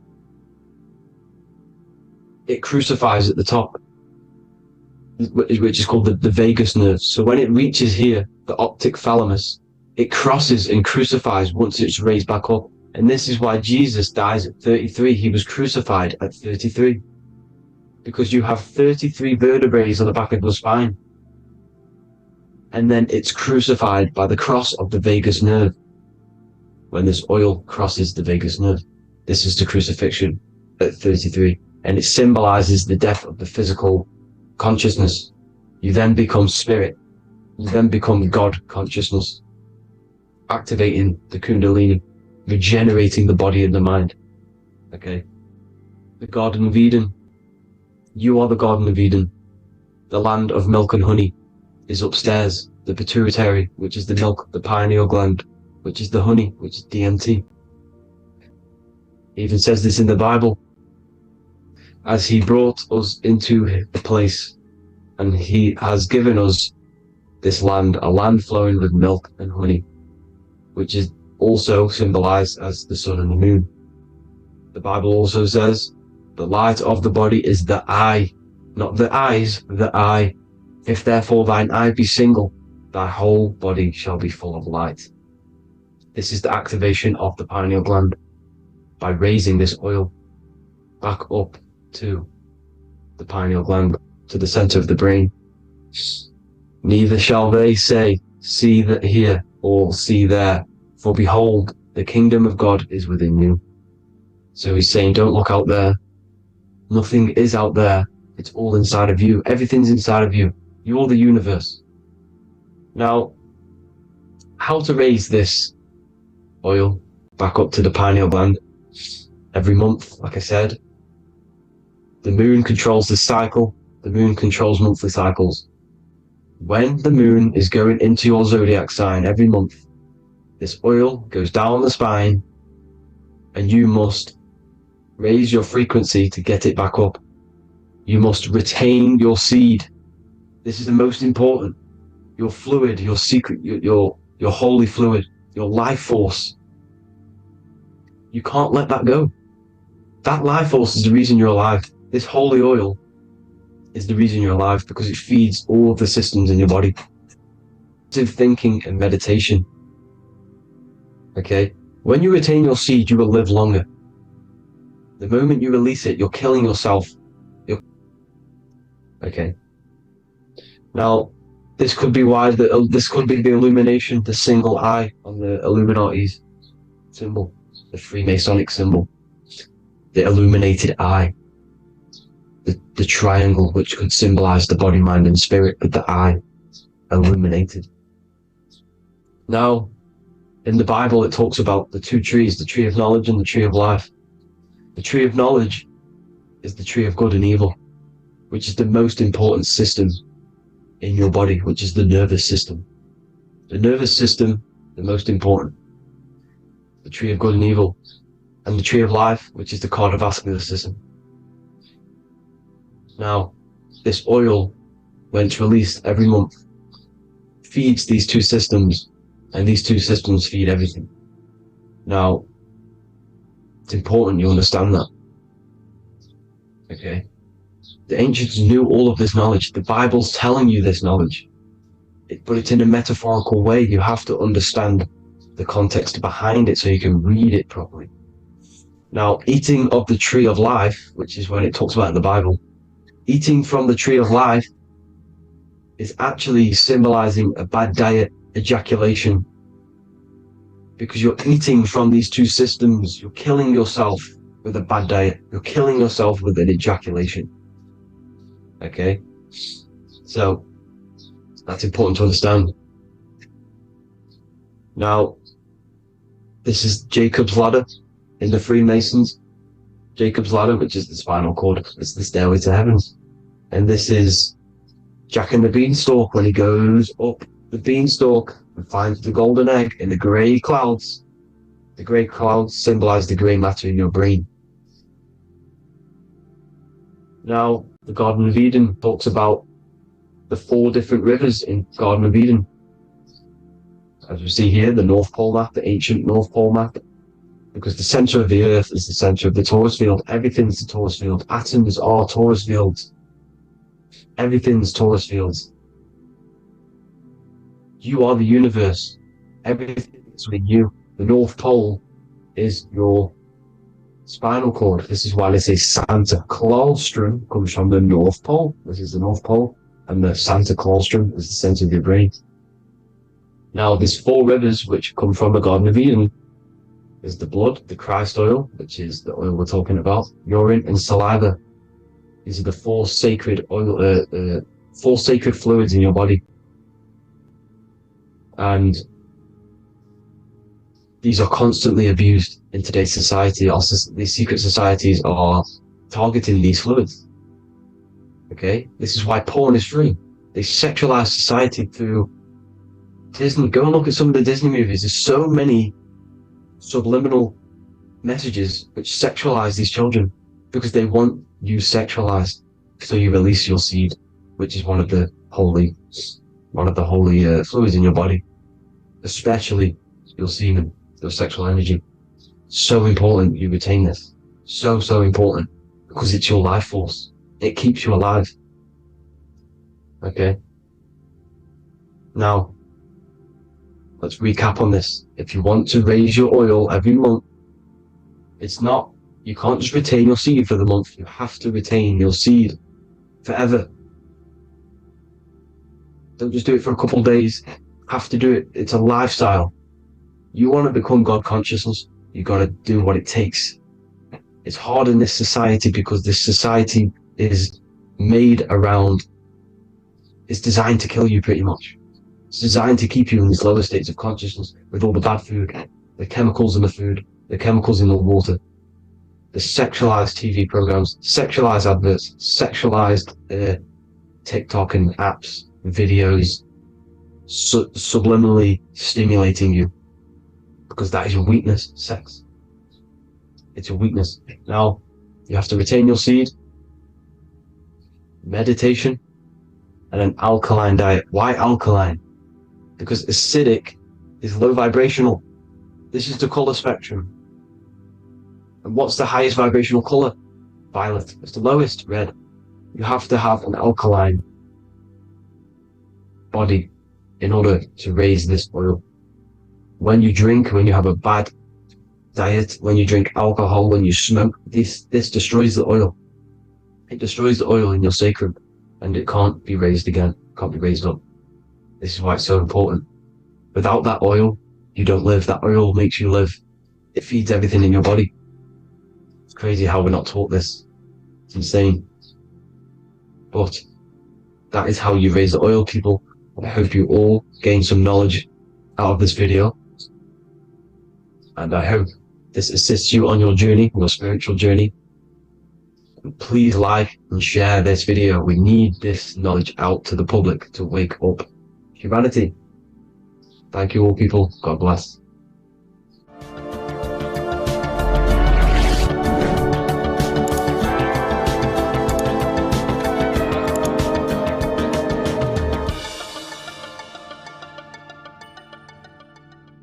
Geometry.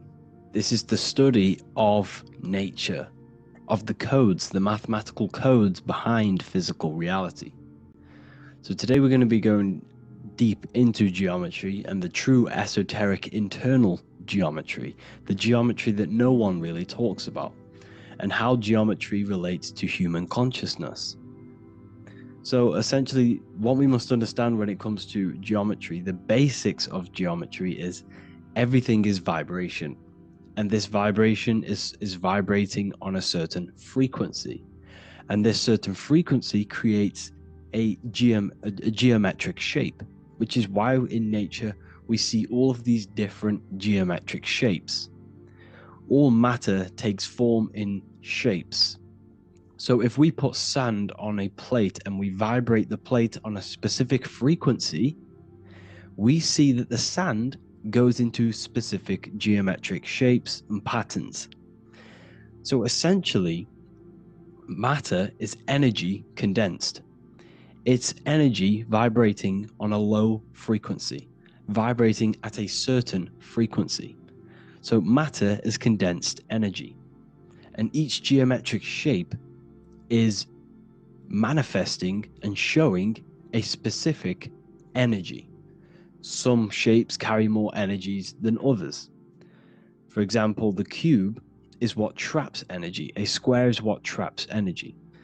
So geometry and the flowers are basically how energy manifests itself into physical matter. We are in a world made out of energy or light. Light is energy. So everything is vibration, everything is frequency, and everything is energy. Even the words, each atom in our body, everything. So everything in nature has these mathematical, energetic codes. So geometry is basically the study of nature and the shapes that are in nature and their energetic principles. Because like I said, matter is energy. So this is what we call cymatics, when we place water in a petri dish and we shine light on top and we vibrate the water. And we can capture, this creates certain patterns. Each frequency, like you see here, has its own pattern. So what we are seeing here in the physical plane is essentially energy condensed into physical reality. We see it in the turtle. We see it in every single form in nature. Now, external geometry and normal geometry, we normally get taught that this is God's way of creating physical reality, which is essentially true. However, it's far more deeper than that. Far, far, far more deeper. Okay, so what geometry truly is, it's not God's codes to reality. What we must understand is what the brain truly is. And what we must understand is that we are not in the world. We are not in the universe. The universe is us ourselves, and the world is produced by our brain itself. Okay? So the way you must understand how the brain works, so what you visually see, so geometry is to do with what we visually see. And what we visually see is heavily connected with our eyes, which are an extension of the brain. The eyes are the brain. And essentially how we see is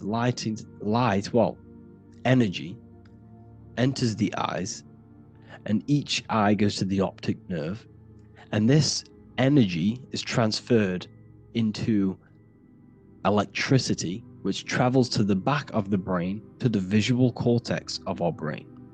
And this is where the image is produced, what we see. Therefore, the world outside of us is truly inside of us. It's a projection from within the brain.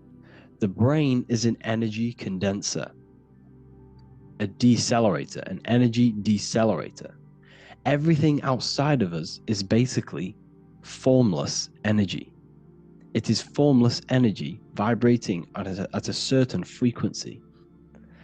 So what the brain is, it's sucking in this energy, this light, and turning that frequency, that code, that light code, into a physical reality.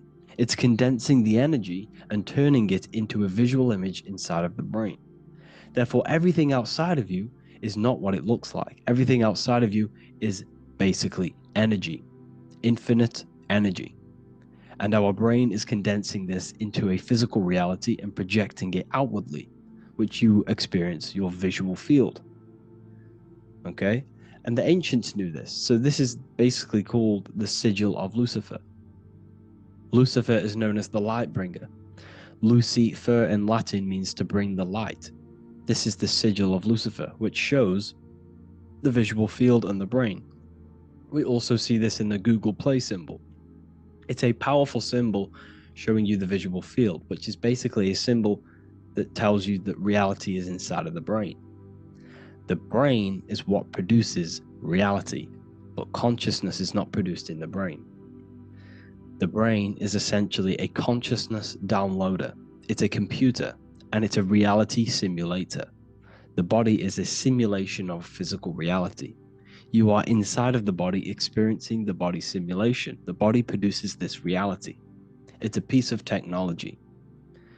So Lucifer is to bring the light. Lucifer is the light being produced in our brains. Okay? So this is why they say Lucifer can tempt you. Lucifer can be the devil, because it represents physicality. It represents the false light. Lucifer can trick you because it represents the physical world can trick who you truly are.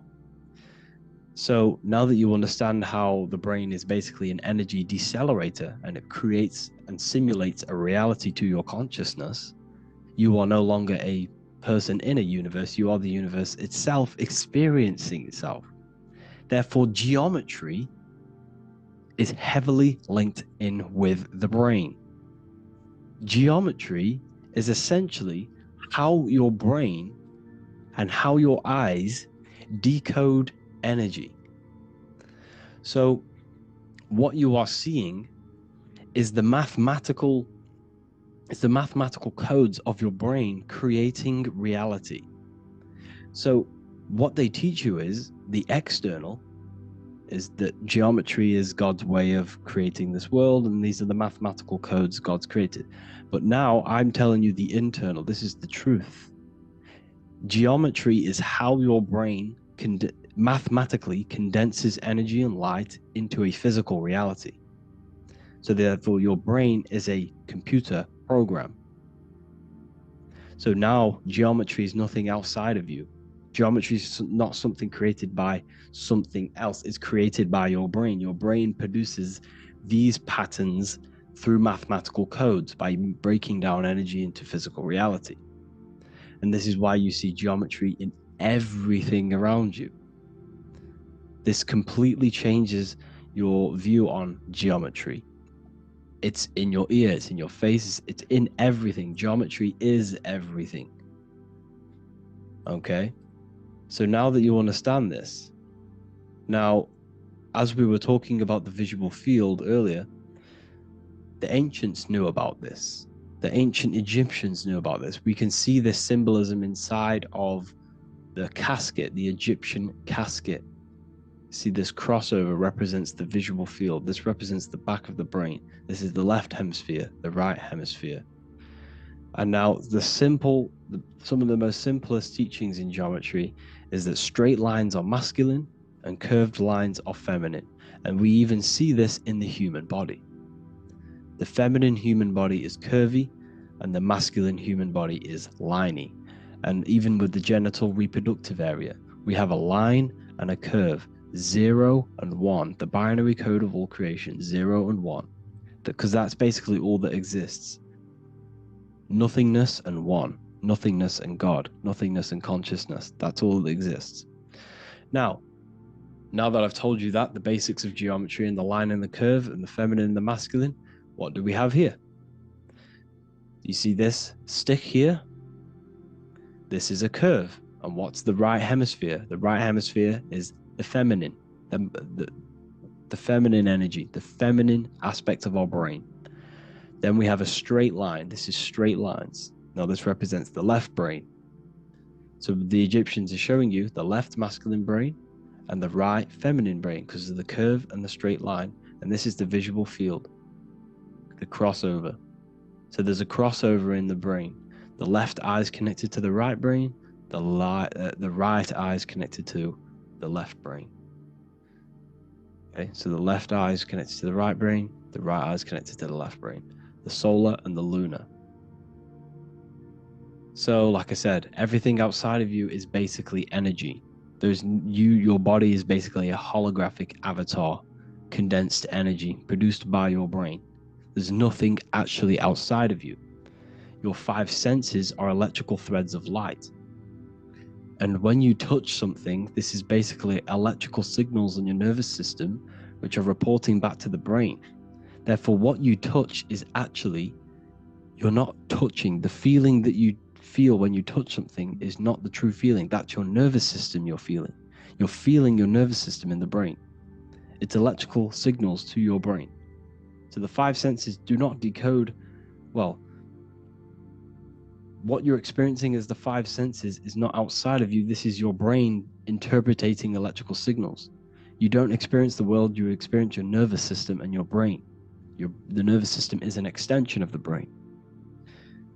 So this is the truth. This is not woo-woo spirituality. This is true consciousness science that I'm teaching you here. Okay? So nothing is truly outside of you. It is a universe. You yourself are the universe, the fabric of the universe itself. The only thing that exists outside of you is essentially energy. That is it. And your body and your brain condenses this energy into reality. So when we look into architecture, why is architecture, the ancient architecture, so important? Because what did I tell you at the beginning? Shapes and physical matter is condensed energy. Each shape holds specific energy. More points, triangles, pyramids are very, very energetic. This is why you have crystal pyramids made, organite pyramids. They're always in pyramid shapes. That's why the Egyptians built in pyramids, because pyramids hold high energy. They emit high energy. So this is why you see all these different geometric patterns. Okay? So in the real reality, in the energetic plane, this building would basically look like this. Lines and grids of energy. Okay? This is what it would look like in the energetic plane. A blueprint of the energy body. So, as you see here, these are the different frequencies in a petri dish, of water in a petri dish. And you can see they are specifically aligned up with these specific patterns. You can see geometry even within geometry. It's fractal. So essentially, when you would stand inside of these buildings, they would imprint the energy of the building in your body. Because your body is healed through energy. You have an electromagnetic field around your body. So by creating buildings with geometric patterns, we are essentially increasing the energy of the building, because the building itself is energy. Okay? So when we fill it with geometric patterns, we're increasing the energy. We're giving it a certain energetic imprint. So when you stand inside of that building, you're being imprinted with that energy. Okay? So especially with these windows, these stained glass windows. Well, why are they stained glass? Well, color is frequency. So when you have all of these different colors, and not only were they just painted, some of these colors are specific gemstones, crystals, natural stones, which all hold energetic principles. Each crystal is vibrating on a certain frequency. Wood has its own frequency. Metal has its own frequency. What you must understand is that everything in nature is not just a piece of matter. It's vibrating. The atoms of wood are vibrating on a certain level, which give it a certain energetic principle. Each crystal is vibrating. The atoms of the crystal are vibrating on a certain frequency, which give it a certain energetic principle, quality.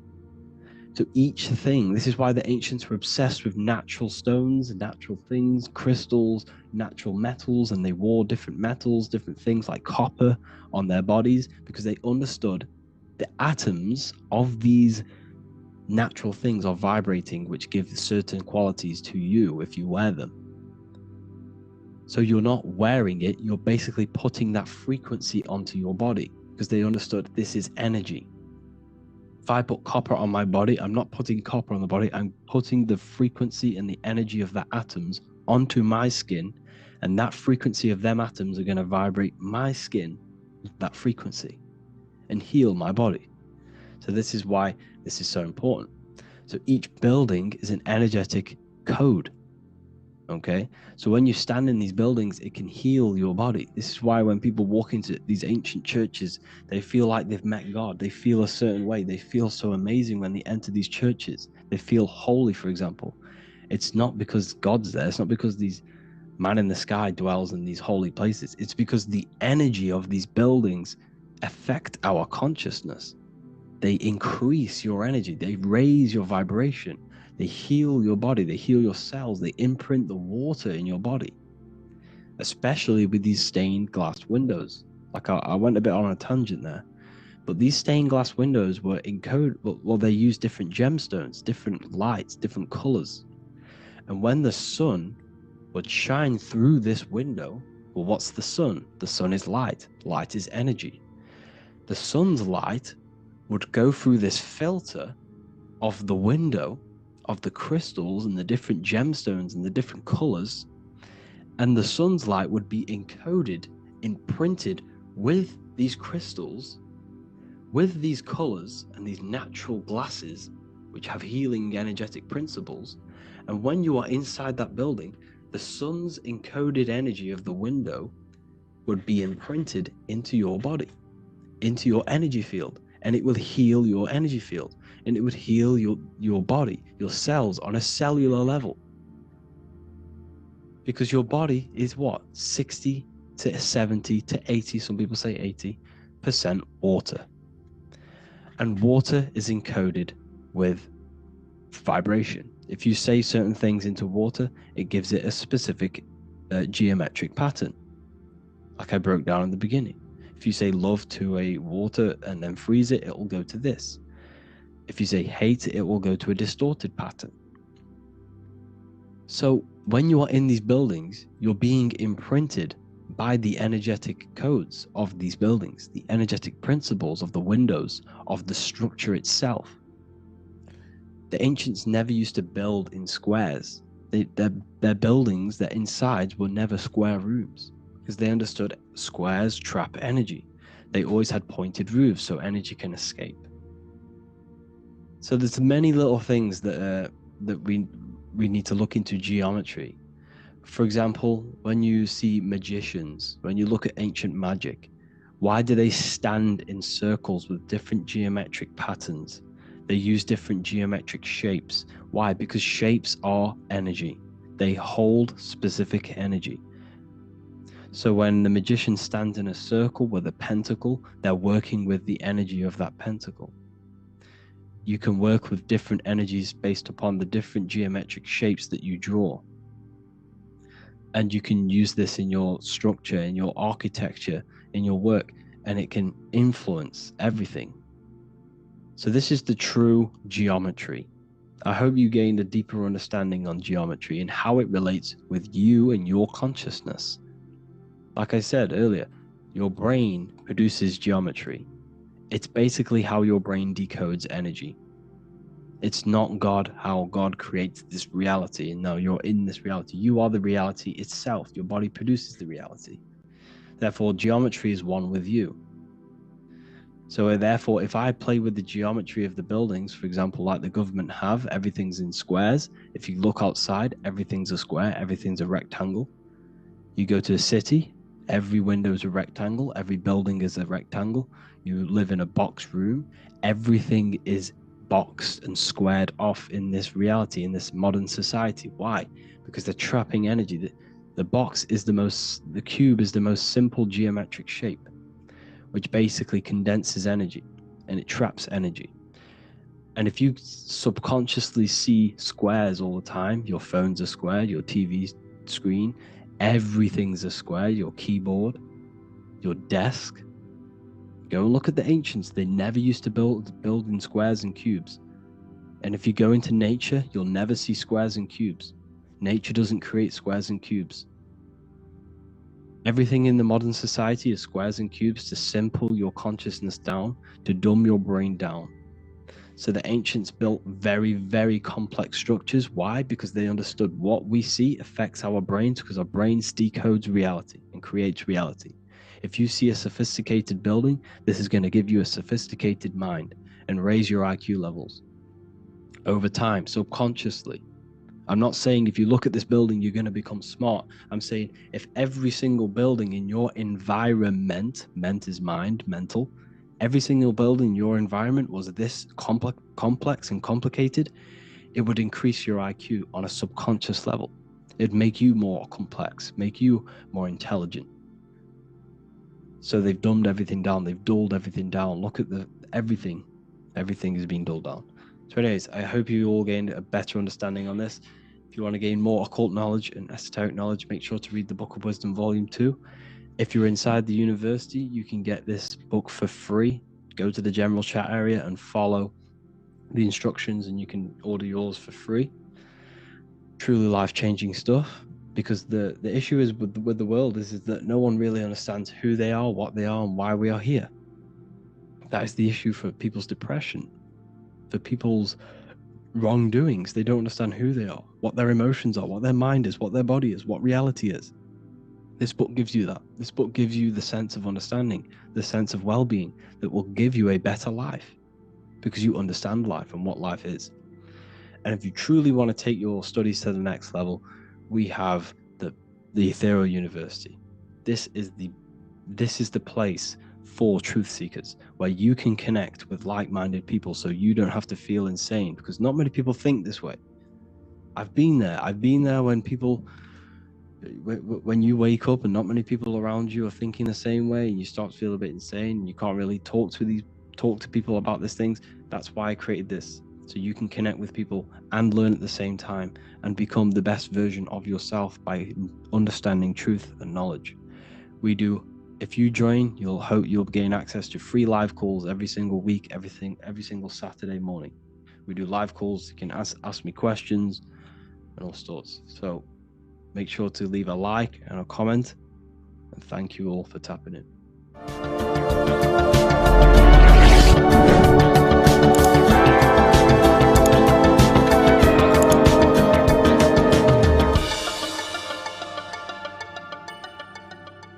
Welcome to Revival of Wisdom.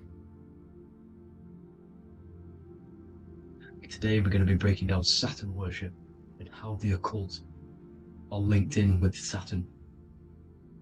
Okay, so first of all, let's start with the celebrities.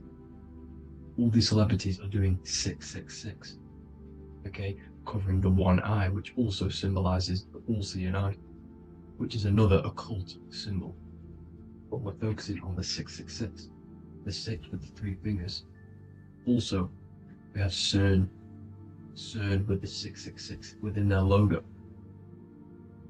Also Disney, okay, as you can see here, 666 within their logo. Pepsi, Coca-Cola, and even Cadbury's. Monster Energy with the 666 in Hebrew numerals. Unleash the beast. So what is 666 to do with Saturn? Because on Saturn, on the north pole of Saturn, there is a 6-sided hexagon, okay? So Saturday is named after Saturn Day, the 6th planet. It is also the 6th day of the week, and has a 6-sided polygon on its north pole, 666. Not only that, when you create a star out of the hexagon, you will create a 6-pointed star. Okay, with 6 triangles within the star and a 6-sided hexagon, which all adds up to 666. Okay, so this is why all these symbols contain 666. So why do they worship 666? Saturn. Because Saturn is the god of time and death. Okay, and order and lessons. Okay, Saturn is a very cold and dry being. That is the 6th planet from the sun. Okay, Saturn represents the winter, which symbolizes death. Okay, because all nature dies within winter because the sun's not there. So it represents darkness and death. It rules the zodiac sign of Capricorn. Okay, so in the celestial cycle, Saturn is always opposite the sun. So it's the opposite of the sun. So they're worshipping this energy which is death-like. Okay. okay? This God which is death and does not bring life, okay? Also is the God of time, okay? Also in the Roman and in Greek it's called Chronos, okay, which is just a translation for time. It's also known as the Father Time, aka the Grim Reaper, okay? The Grim Reaper, keep that in mind, we'll come back to this. Here are some more logos with Saturn, okay? NAG, Internet, Wi-Fi, okay? All these occult logos all worship Saturn. They are satanic, satanic occult. They worship this death god, this evil god, okay? This is where the cube now comes in, okay? Because what colour is associated with Saturn? In black, because it's the absence of light, it's opposite the sun. So black is the colour associated with Saturn. Each planet has its own colour associated with it.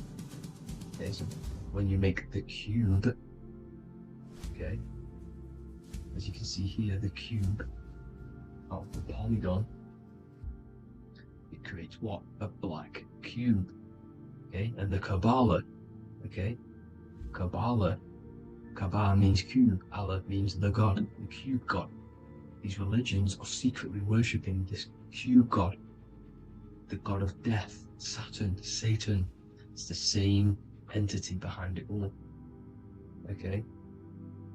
So also we have these black cubes in Australia, Denmark, all around the world, these black cubes, because this occult is worldwide. Saturn, Satan taking over this realm, okay? Also with this black cube, they walk around it like the rings of Saturn.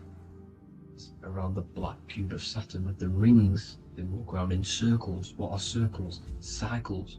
What is a cycle? Time. The time god. This is why it has a ring around it, because it represents time, cycles, okay? And this is another depiction, Saturn, always depicted with this Reaper staff, okay? Keep in mind this staff, just like we associated with aka the Grim Reaper. The Grim Reaper also wears a black robe, representing Saturn with the same staff. Can you see it?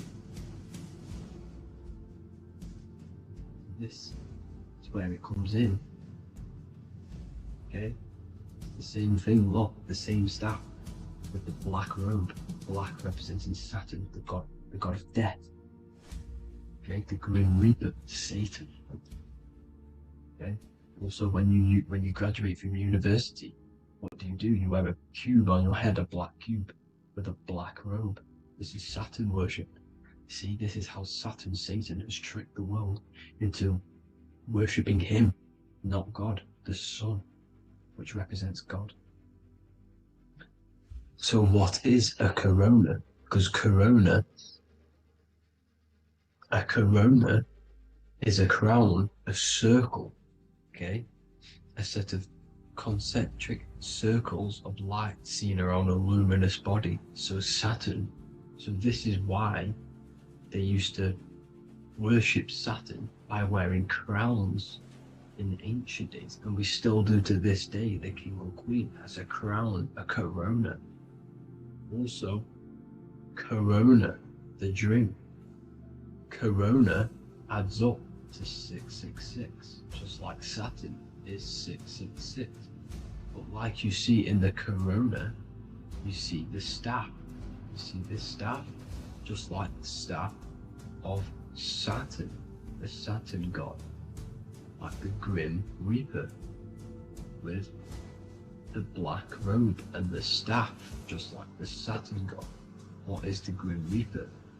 It's a killer. It represents death, just like Saturn, the god of death and time. So all these occults and secret societies all worship the 666 god, which is Saturn, Satan.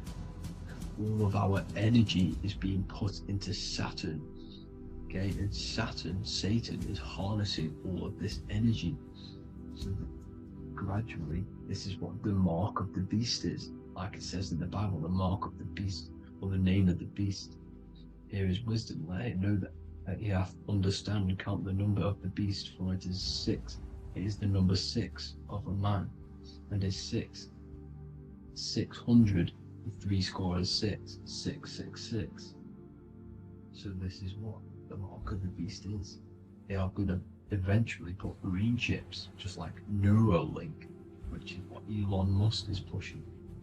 Okay, so this chip is the mark of the beast, and it's going to be implanted to our hands or brains. Okay, and they will manipulate our consciousness, and it will manipulate our DNA, and it will directly connect us to AI, and AI is linked in with Saturn, Satan, as the demons and the people who rule this world are in love with AI. They want to connect humans to AI, and this will control our consciousness completely and give all of our energy back to Saturn, Satan, this deity that they all worship. Just like when you get married, you wear a wedding ring, the rings of Saturn, over the finger, which represents the sun. So you're basically seeing Saturn over the sun. The sun is the Son of God. It represents the sun, represents God. So you are putting Saturn over the sun. So thank you guys all for tuning in. I'm going to leave you guys here. Please leave a like, comment some topics that you want me to talk about, and please subscribe for more amazing content. God bless.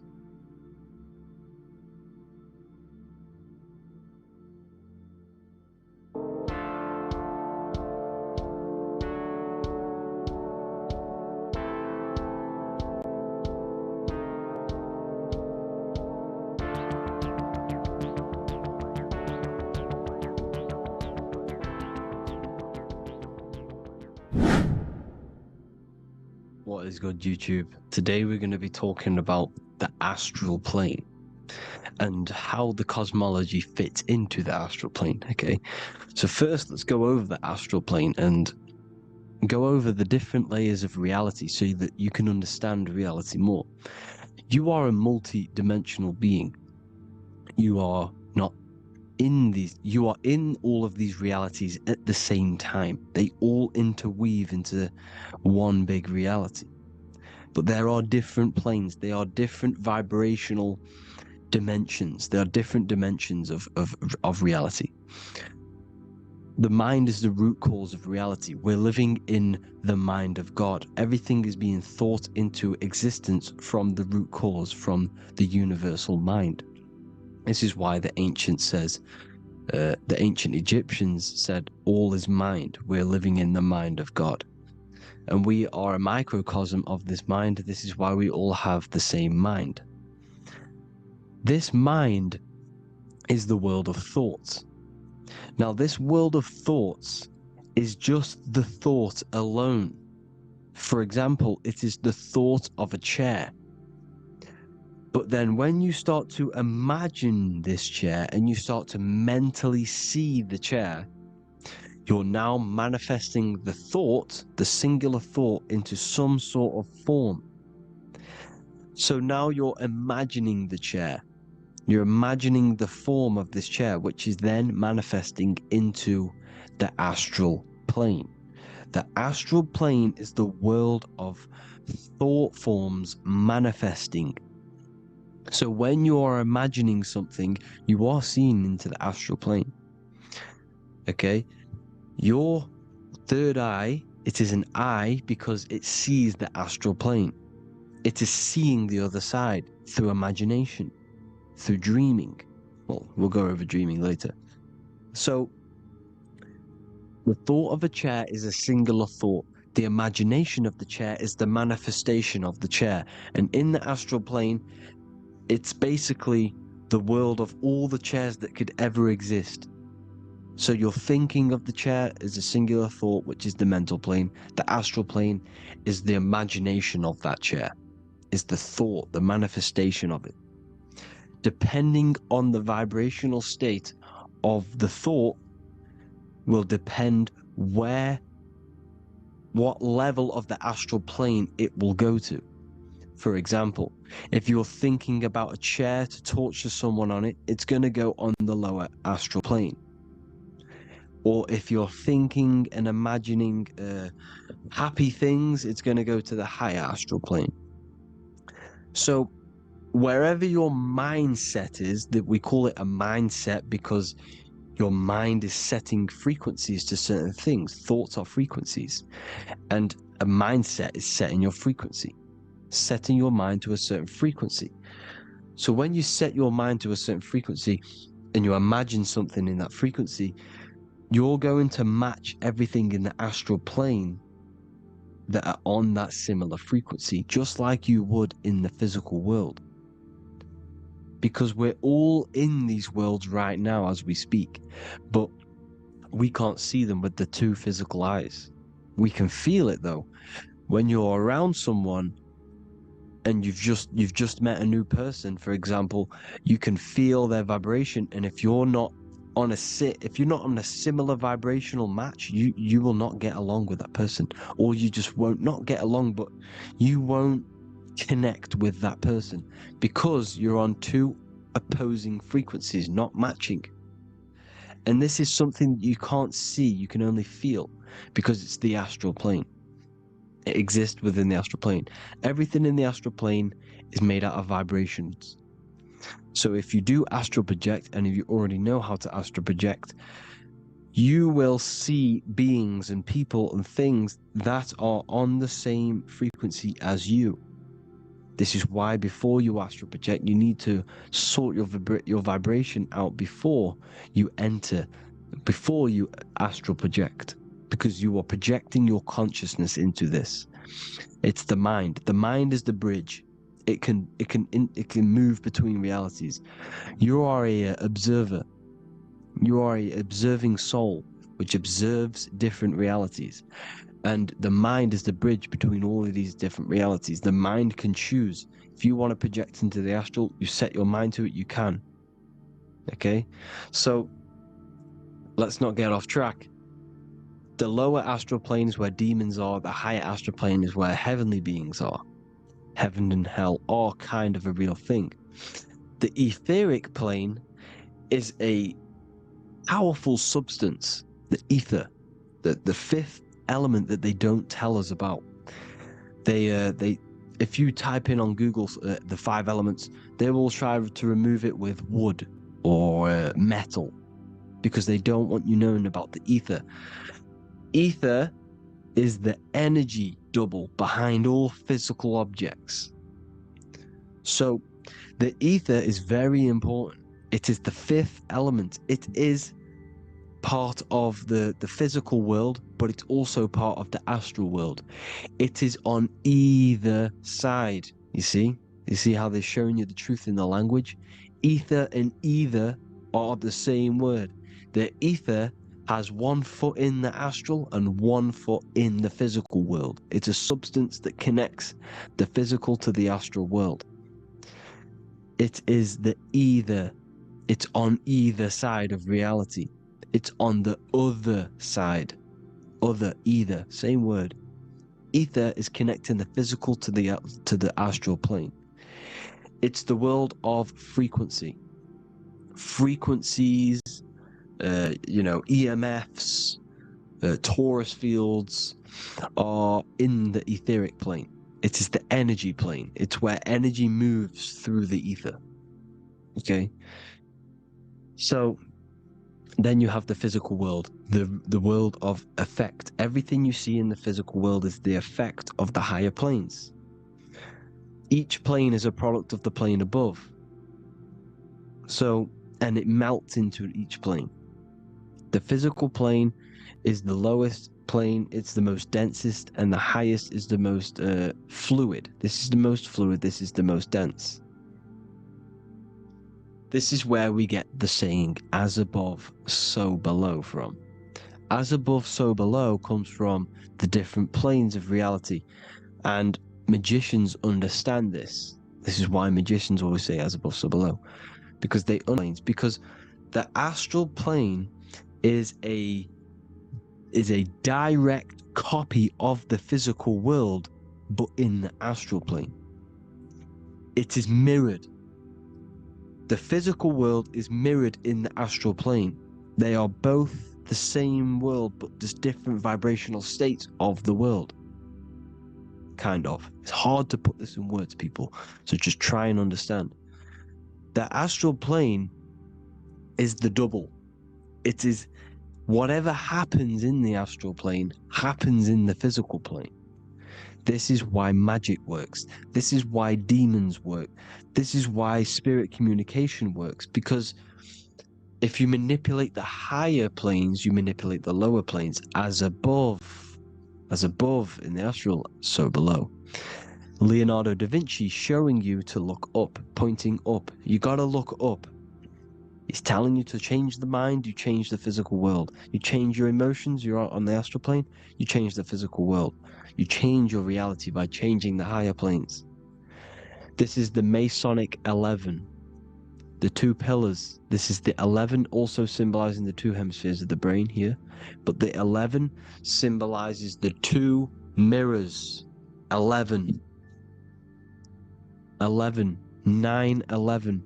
9, 11 adds to 11. 9 plus 1 plus 1 equals 11. The Twin Towers were in 11. Flight 11 was hijacked. Because it's a mass ritual within the astral plane. Now, we're going to go deep into that later, and I'll show you these rituals they do in order to manipulate the astral plane. So, okay, like I said here, the mind is the root cause of reality. If you think of something, if you think of a traumatic event that happened in your life over and over and over and over again for years of energy, if you are directing energy into the specific emotion, the specific thing that is torturing you in your mind, that will manifest as some sort of being in the astral plane, which is called an elemental. And this elemental being that you have created through your thought forms and emotions will latch onto you and feed off this energy. So it's important that you get your mind right, okay? It's important you sort that you file the mind and you discipline the mind. Make sure it's only entertaining positive things, because you are quite literally creating your own demons. The word demon has the word mon in it, and if you've watched my videos to know mon means moon. The moon is your mind, the sun is your soul, the earth is your physical body. Demon is mon means mind, moon is mind. You create demons with your mind, summoning. Now this is where the rituals come in. 9/11 was a ritual because everyone was thinking about this big fearing, the death of 9/11. Everyone was thinking about it, and all of their minds thinking about this horrific thing will manifest and summon a negative energy spirit elemental within the astral plane. That's how all of this works. This is why it was a mass ritual. Okay, Chris Brown, new album name 11/11, release date on the 11/11. This will be my 11th album and contain 11 songs. All of these people know the occult. This is Hermes Trismegistus with the star of Saturn, the six-pointed star, as above, so below. The mirroring of reality, physical and astral, the two Masonic pillars. So as above, so below. What's above us? The stars. The stars are connected to the astral plane. This is why we call them stargates.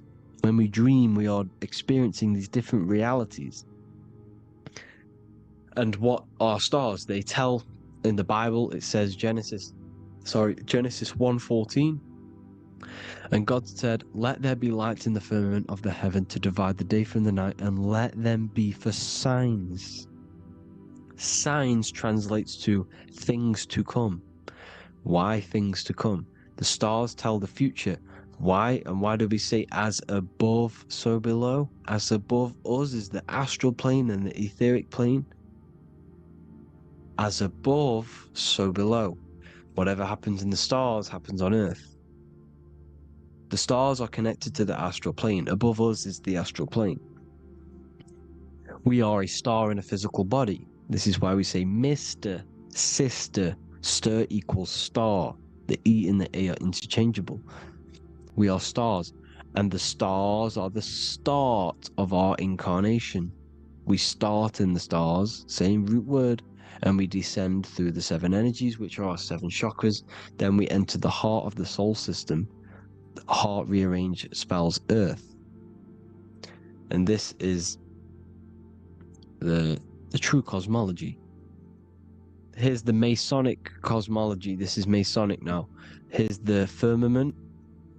Let there be a firmament in the midst of the waters to divide the waters from above from the waters that below. Genesis 1:6. The firmament, firmament comes from the word firma, Latin, I'm pretty sure,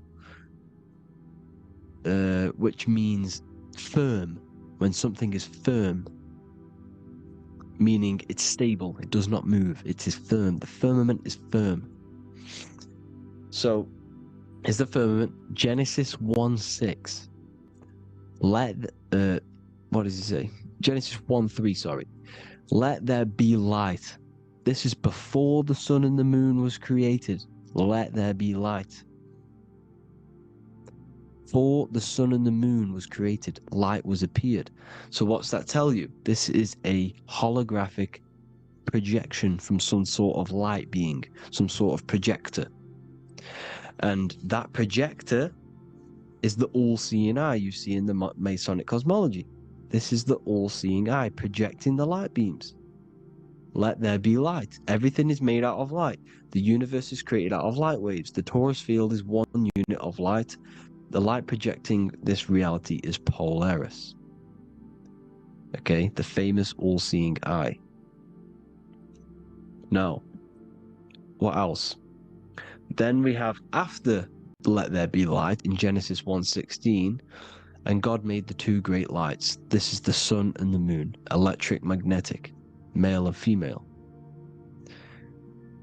Then we have the Masonic checkerboard, the black and white symbolizing dualities within the dualistic reality we're in, spirit and matter, light and matter, rest and motion, positive and negative, good and evil. Everything's dualistic here. Okay? And it's a dance. The universe is a dance between flickering of white and black light, which is the Taurus field. We're not going to go over that, but this is all connected to the astral plane. This is the true cosmology. Does not work. Cannot work. It's impossible. Okay? Impossible. So, even in the Quran, it says, Allah has made the earth for you as a carpet, flat. Quran 15:19. And the earth we have spread out like a carpet, set there on mountains, firm and immovable. It is immovable.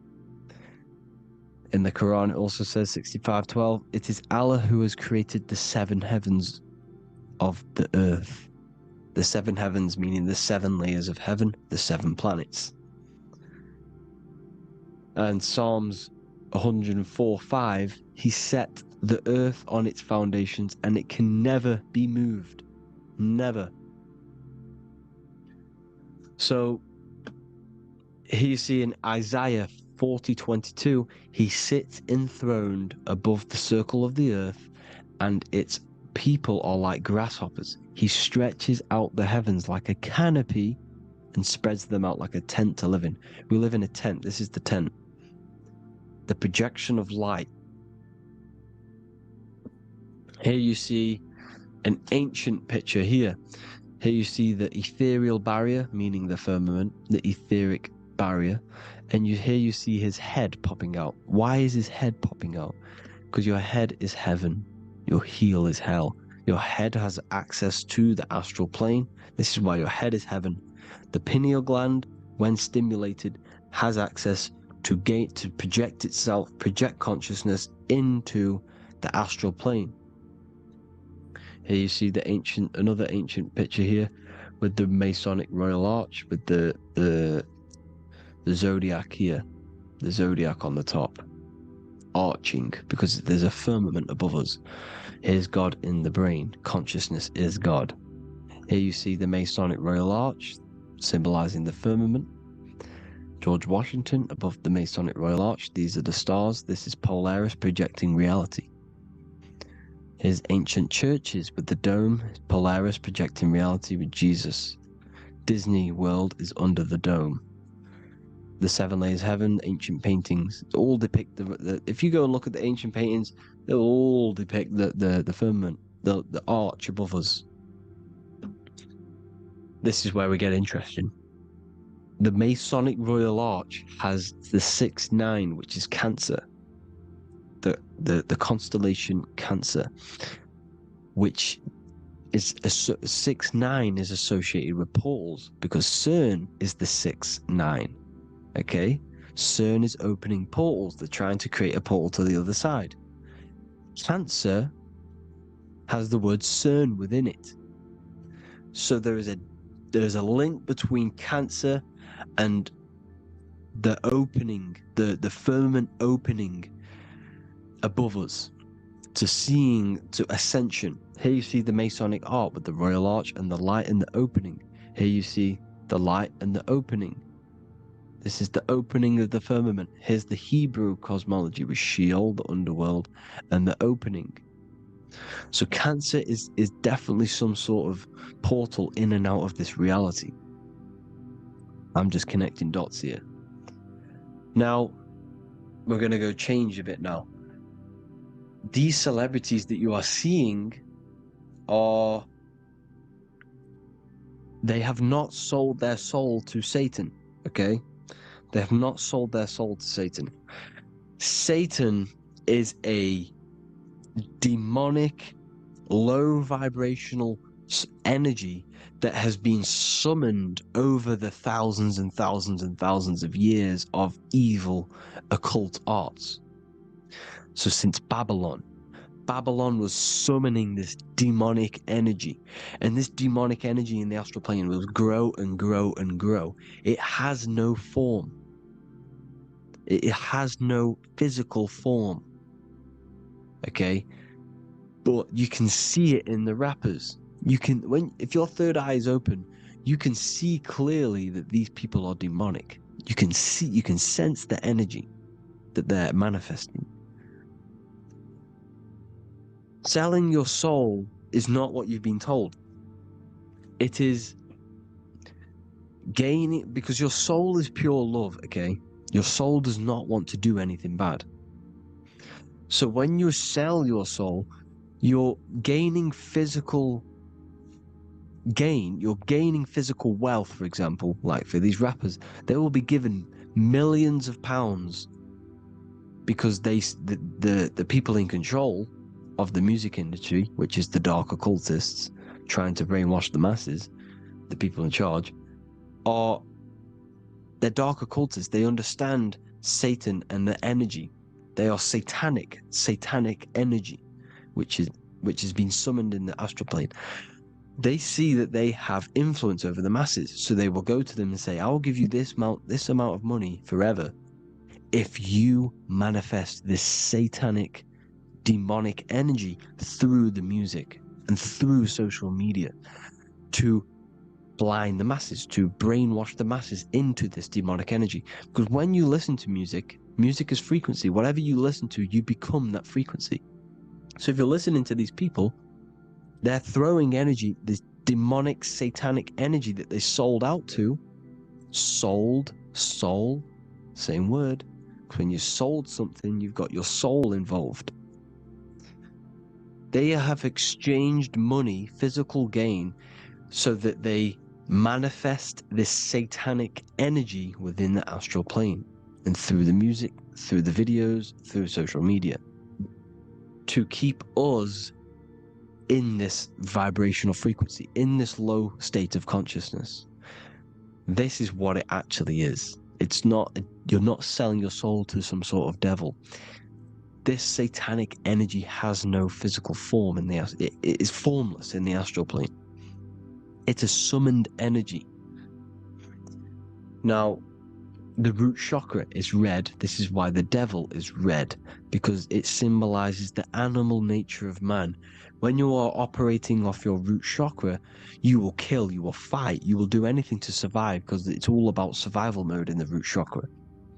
They want you keeping in that fighting mode, that surviving mode, so that you are manifesting this low vibrational frequency, this satanic energy, this demonic red energy. This is why the devil is red. And the devil has a tail with the red arrow pointing down, because it symbolizes your light body. This is your Merkaba. Your Merkaba is your light body. Mer equals light, Ka equals spirit, Ba equals body. Merkaba, this is the devil's tail pointing down, the descension, your heel, up to your heel, hell. Ascension, to heaven, head. You see, this is the all-seeing eye with the illumination coming off it, your head, when you're illuminated. The Merkaba is your celestial sphere to portray different planes of reality. It is the vehicle of ascension. It's your light body. It's in the word Kabbalah, Kabbalah, Ka, spirit, Ba, body, La, light. Same thing, Kabbalah, Merkaba. Same thing, it's all about the light body. This light body sees different realities. So when you see the goat in the music industry, it's this satanic summoned energy that's been summoning for thousands of years within the astral plane. When it becomes to the physical plane, it will manifest through different things. A goat, an owl, Satan, Moloch, Baal, same deity, same demonic energy that's been summoning in the astral plane. And this is why the Baphomet has a goat head. Drake's new album is the goat. The Polo G, the Masonic G, with the goat. And here's Ryla Rodriguez in the mirror, with the goat in the mirror and him in his physical body. It symbolizes, the mirror symbolizes the astral plane, because he's manifesting the goat, the demonic energy. He's sold out to the demonic energy, and in the physical plane, he's his physical body. The mirroring, the Masonic 11, the mirroring of reality, the astral and the physical. And what do you call them when they're an amazing rapper, the best rapper? You call them the goat, because the goat, you're the goat because you're manifesting the goat energy, the satanic, demonic energy within the astral plane. So Baal, Moloch, all the same thing. Because in the astral plane, if you want to gain spirits to come to you and communicate you, in the physical world, if you want to communicate with spirits, you have to gain their attention. You can either gain their attention or come together and agree to create some sort of being, which is Satan. Okay. You can, like I said earlier, you can create these beings, you can summon them or attract them. One way to attract them is sacrificing. In order for you to become God-man, to turn to God, you have to sacrifice your life. You have to sacrifice, not drinking, not doing things, not doing anything demonic, not doing anything bad, not eating meat. You have to sacrifice yourself to become the light. However, if you want quick, instant gains in the physical world, you can sacrifice something else to communicate with these spirits, because these demonic energies feed off demonic energy, your demonic energy. So these dark occultists will give away babies, they'll sacrifice, torture babies so that they gain, so that they can communicate with these spirits for physical exchange. Yes, you can do this. These powerful spirits, these powerful demons can give you powers. They can give you certain things. And this is what they are doing. They're summoning and attracting these demonic energy This is why, trafficking is one of the most, Balenciaga. Baal is the demonic energy in the astral plane, which requires child sacrifice for his presence. Balenciaga, and they were trafficking children. They were trafficking, killing them, and offering them to the spirits. This is what they are doing. Balenciaga. It's in the name. Here you can see here a stick man with two horns. The goat, obviously, it's all the same deity. Baal, the goat. Moloch, the owl, the Egyptian owl, because it comes from the owl of Moloch, which is Baal, which is Satan, all the same demonic energy. And it's on the dollar bill, a tiny dollar bill, on the $1 bill. All the same thing. Bohemian Grove, they worship the big owl, Moloch. It's all the same thing. It's all one big demonic energy which has been summoning in the astral plane. And it's trying to take over Earth, the physical plane. That's what it's doing. So I hope you all gained a deeper understanding of the astral plane and what's actually going on in the world.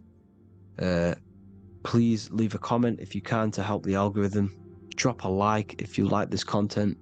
And hope you all learned something today. And God bless you all. Thank you all.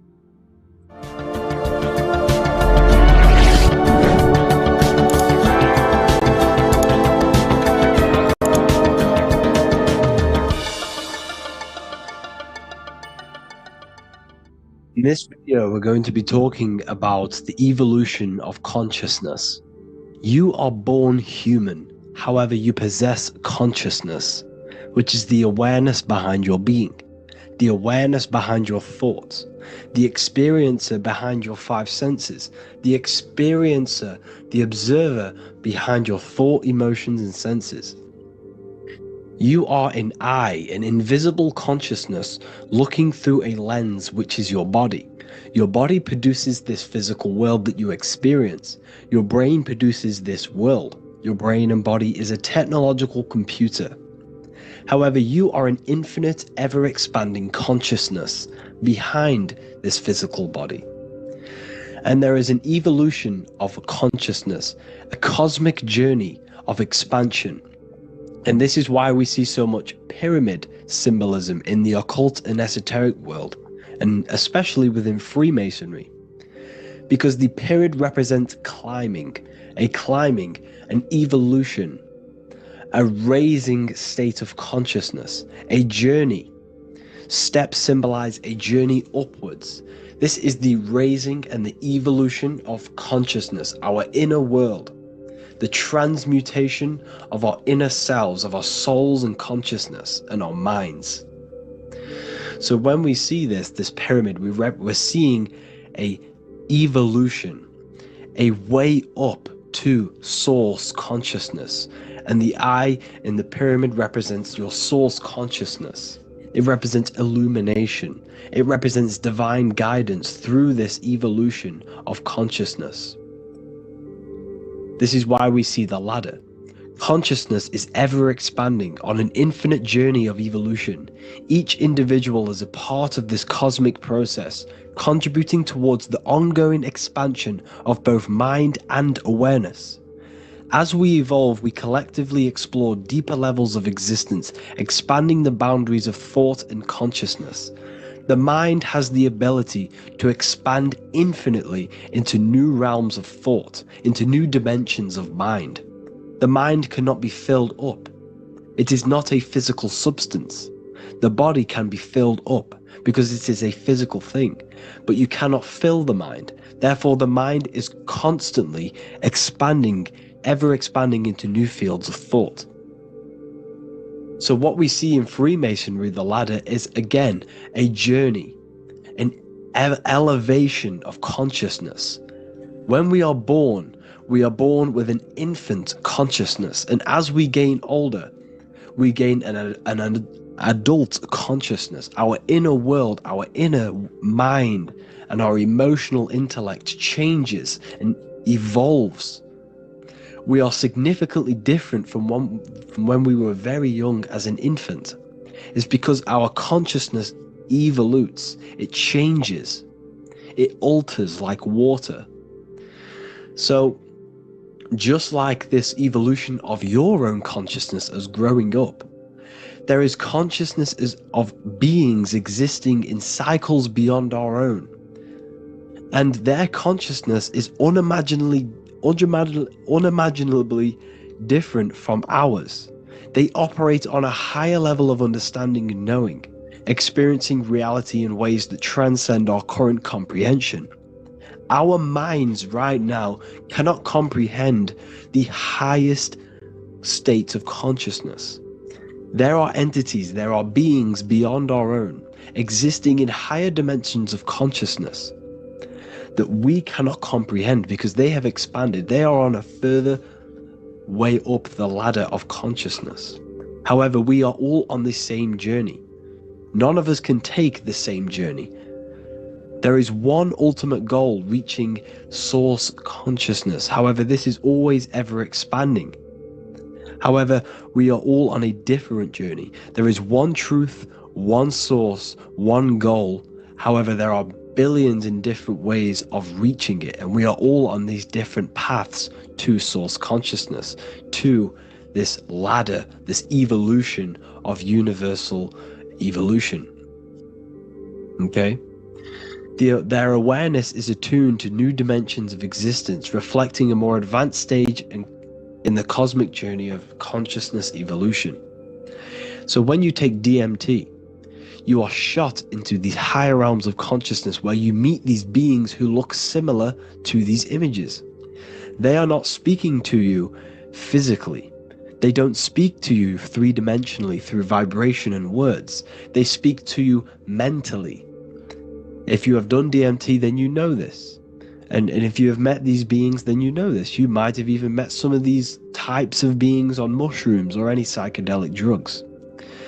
Because ultimately, when you take these mind-altering substances, it's altering your consciousness.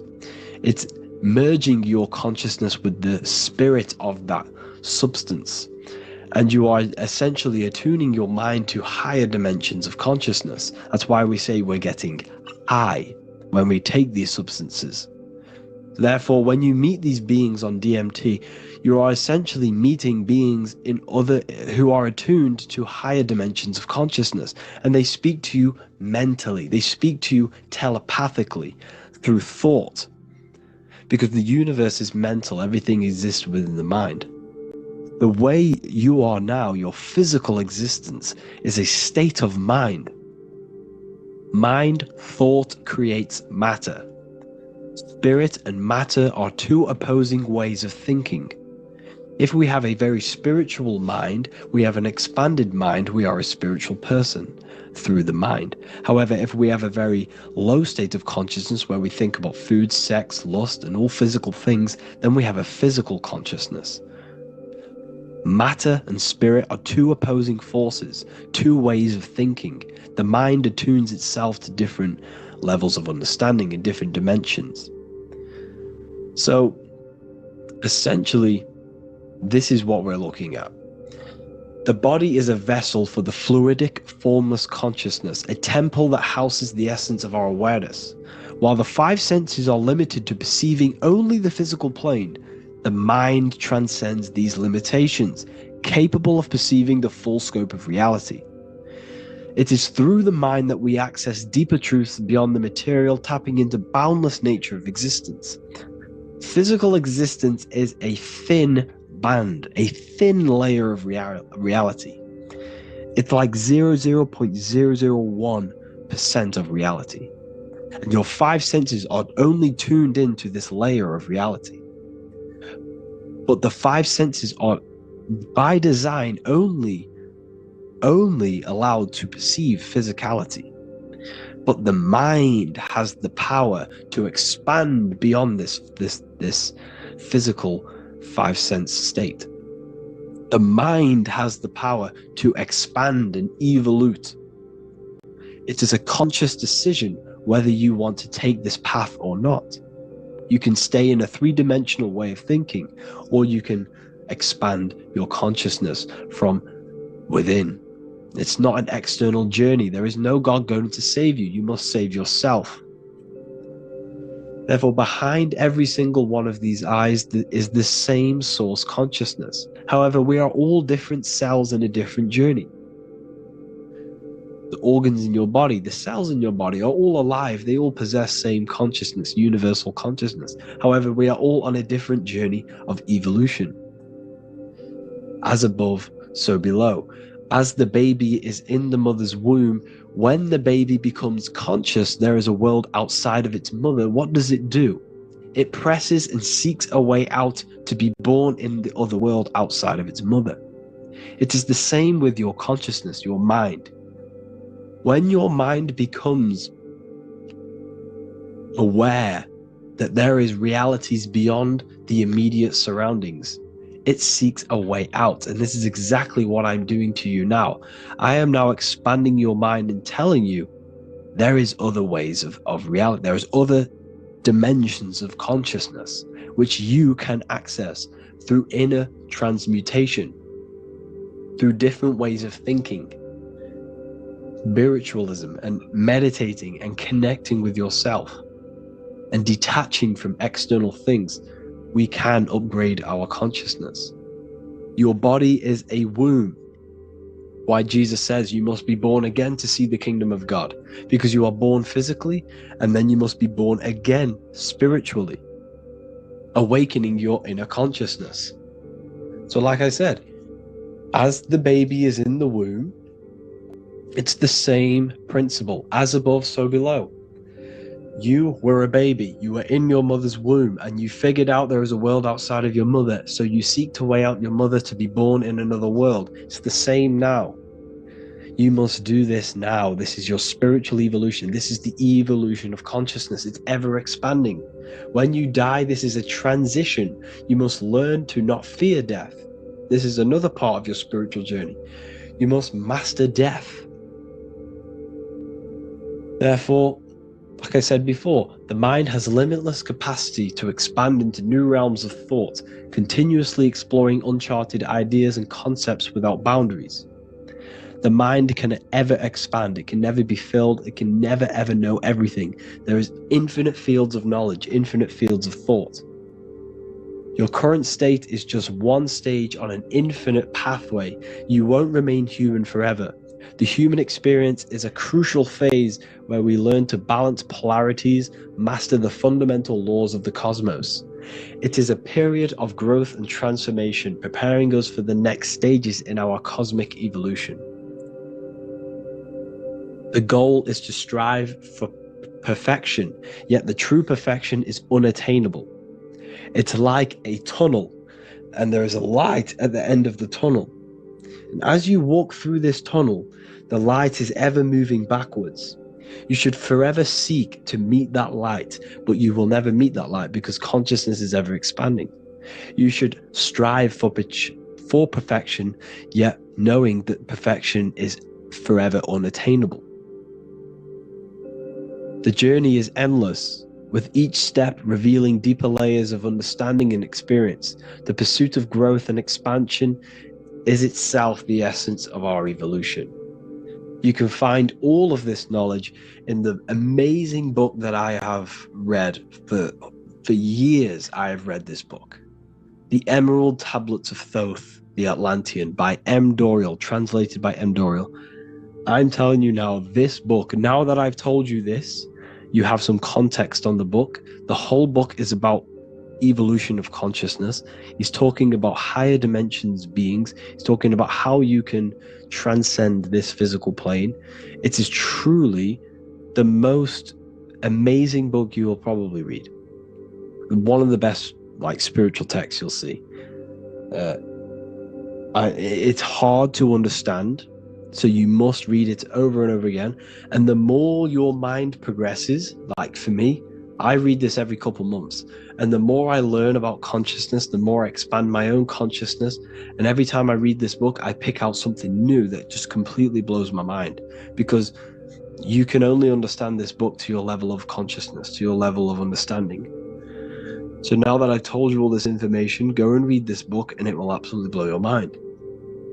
And so will the Book of Wisdom Volume 2, which is now available. I released it the other day. I'm just going to read a page out now. This page is called Spirit and Matter. The Earth is not merely a dense, lifeless rock drifting through space. It possesses spirit, a living essence that animates its form.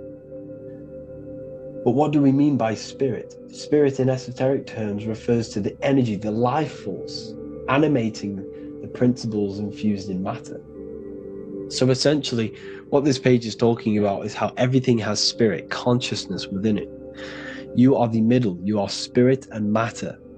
You have the ability to expand your mind to the God self and raise above our animal instinct, our material self, and know the divine and expand. Animals cannot do this. Animals are not self-aware. Humans possess self-awareness. We can observe our consciousness. We can say, why do I exist? We can look in the mirror and know that we need growth. And this is what Anunnaki means. Anu means above. Anu was the supreme god of the sky, which is a metaphor. He represents spirit above, heaven. Anu came down to earth and married Ki, the goddess of the earth, which represents matter. It's a myth, it's an allegory. Anu married Ki and gave birth to the Anunnaki. Spirit came down and infused with matter and gave birth to the human, which is you. You are spirit infused in matter, Anu and Ki, Anunnaki. You are the Anunnaki. And this is just one of the teachings in my book. Honestly, this book is absolutely amazing. If you truly, truly want to expand your consciousness, give this book a read. And obviously, if you're inside the university, I give you this book for free. A paperback version. If you join the university, follow the steps inside of the general chat, you'll be able to download this book. Sorry, not download it. Order a paperback for free. All you have to do is pay for the shipping. You'll also gain amazing knowledge inside of my library, where your mind will just be overblown with the amount of esoteric books. There's over 45 rare occult books, plus you get a PDF of the Volume 1 and Human Health Guide. You get reoccurring updates where I expand on symbolism, occultism, where you will just feel absolutely amazing once you understand esotericism in yourself. You'll also learn how to create the dream reality that you want with the Manifestation Mastery course, where I teach you how your consciousness creates reality. You'll have a real lectures where I post lectures on symbolism, occultism, esotericism. There's a conscious community and live calls and Q&A where you can ask me questions and I'll answer your questions. I just want to say thank you to everyone who has joined the university. Thank you for even liking and watching this video. Any support I just appreciate every single one of you. Please, if you can, leave a comment and a like on this video and let me know any videos you want me to make in the future. And I will start uploading a lot more to the YouTube. So yeah, thank you all for tuning in today. Have an amazing day.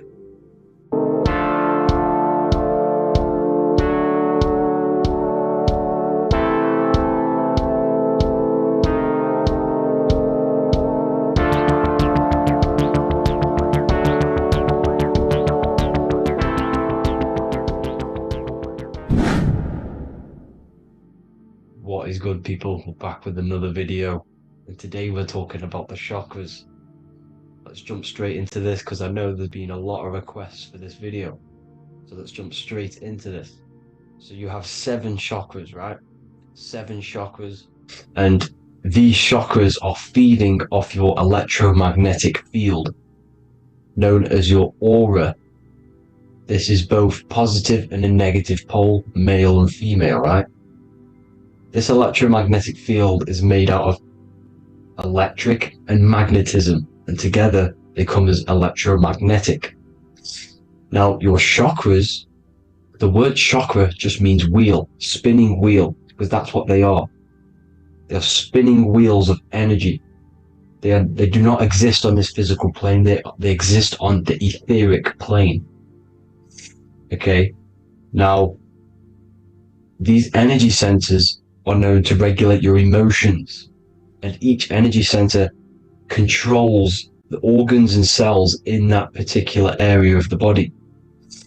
So for example, your sacral chakra will control the cells and organs of your sexual reproduction area. Okay, the navel chakra or solar plexus will control the digestion in your body. Same with the heart, same with the throat, right? So they are like mini brains for each center of your body. They run along up the spine, but notice the crown chakra exists outside the body. It's just above the head. Now, this process of the chakras is obviously the 7 colors of the rainbow, starting from red, which is the lowest vibrational color, all the way to violet, which is the highest vibrational color. This, like I said, these energy centers are feeding off your electromagnetic field. So if these chakras are unbalanced, they are taking too much energy from your electromagnetic field, making it weaker. Now, this is the North Pole. As you all know, the Earth is flat, and we live inside of a giant Taurus field, and the North Pole is the Earth's heart chakra. And this is why the Aurora Borealis, or the Northern Lights, whatever you want to call them, that's why they are green, and they are being emitted from this center point of the Earth, because it's symbolized as a Taurus field. You are a Taurus field. You have different layers of this Taurus field, right? And you need to balance all of these chakras, but you can't move up these chakras until you open the one below it, without going through your sacral. You see? So you have to work up these. However, you have to work up these and then live from the heart, because the heart is the center of the Taurus field. It's the balance between male and female poles, positive and negative poles. So you have to balance all of these chakras and then bring them all into one, which is the heart chakra. Now, they exist on the etheric plane. They exist on the etheric plane, and the etheric plane is a layer of the material plane. It's the one higher than the material plane, and then after the etheric plane, it melts into the astral plane. So they exist just between the physical and the astral aspect. Now, this is the yin and yang matter, which is the lowest root chakra, physical matter, and then to spirit, because high vibrational matter turns into spirit, low vibrational spirit turns into matter. So they're interchangeable. This is the yin and yang. Now, when you see ancient paintings with the halos, you see this is like a toroidal field coming out the top of his head, you see, with a halo. This was symbolizing in the old days, in the ancient days, that they've aligned their chakra, they've reached Christ consciousness, which is God consciousness, right? Now, this electromagnetic field is the apple that we bit out of in the Bible, because you see that apple is a Taurus field. So they were metaphorically or personifying the Taurus field. That's what the Bible is. It's a massive personification. It's all metaphors. You have to read it properly. It's got a greater meaning behind it. Now, when we bit from the apple, we ate from the tree of knowledge, which is good and evil. Our lower mind took over, so we materialized to feed our physical bodies. We materialized through Saturn. That's what Saturn does. Now, if you don't understand that, go and watch the video previous to this one called Occult Secrets of Saturn, and that will show you how Saturn is the materializer. Now, this is one of the secrets behind the Masonic compass: electric and magnetic, male and female, duality, positive and negative. Now, like I said, they teach you about the Taurus field, about a magnet in school, but they don't teach you about your electromagnetic field. Everything alive has a Taurus field. It is the building block of this creation. Absolutely everything has a Taurus field. There's not one thing without it. And as you can see here at the center of the apple, that's where the seed is. That's where the life is. The reproduction of that organism As you see, this is where the most electromagnetic energy is stored, in the center, because this is where the two duality, this is where the field meets at the very center. This is why the seed is at the very center. Now, your spine is a elongation of the brain.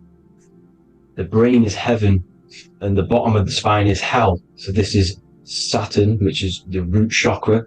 The 7 planets are associated with each chakra. Moon equals mind.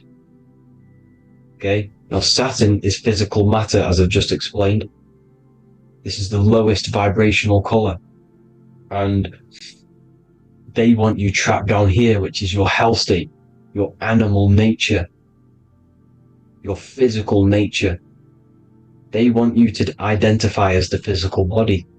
They don't want you to reach these higher states of consciousness. Okay? Now, in the brain, you have 12 convolutions. Now, this is what they were symbolizing in the Bible with the 12 disciples. And obviously in the Bible, it says the upper room where Jesus met with his disciples. This is heaven, the brain, the higher states of consciousness. Now, this is your North Pole. This is Jacob's ladder. Okay? This is why you have 33 levels of Freemasonry, because it's symbolizing the 33 vertebrae, which are these little things here on the back of your spine. Because once the Kundalini energy from the bottom of your spine rises to the top, this is when you get enlightenment and opens your third eye. Spiritual enlightenment. As you can see here, this is Jacob's ladder. This is the Kundalini symbol, right? And they're even showing you this in the medical symbol. They're putting it in your face. But the serpents are wrapped around the spine. Now, the serpents symbolize how the energy moves around the spine, because it's a Taurus field, you see? At the center of the Taurus field, it wraps around the center pole. It wraps around it, and this is how the energy moves up. So they're symbolizing it with the serpents. Okay? Now, every religion has a sacred river. For the Egyptians, it's the River Nile. For Christianity, it's the Jordan River, right? This river is the canal, the energy canal at the center of your spine, all the way leading to heaven, to the Holy Land. This is the chamber which the energy rises up, right? Now, they used to say the gods descended from heaven to man. This is just heaven. This is the mind state. And they said the gods were connected by a rainbow bridge. That's the chakra system, the rainbow bridge. Okay. Now, the ancients called this place Midgard, Earth, where both evil and good live, right? Midgard. But you can go to heaven, which is a pure mind state, because once you're in heaven, nothing negative can ever bother you. That's completeness, pure Christ consciousness. Now, this is why Jesus dies at 33.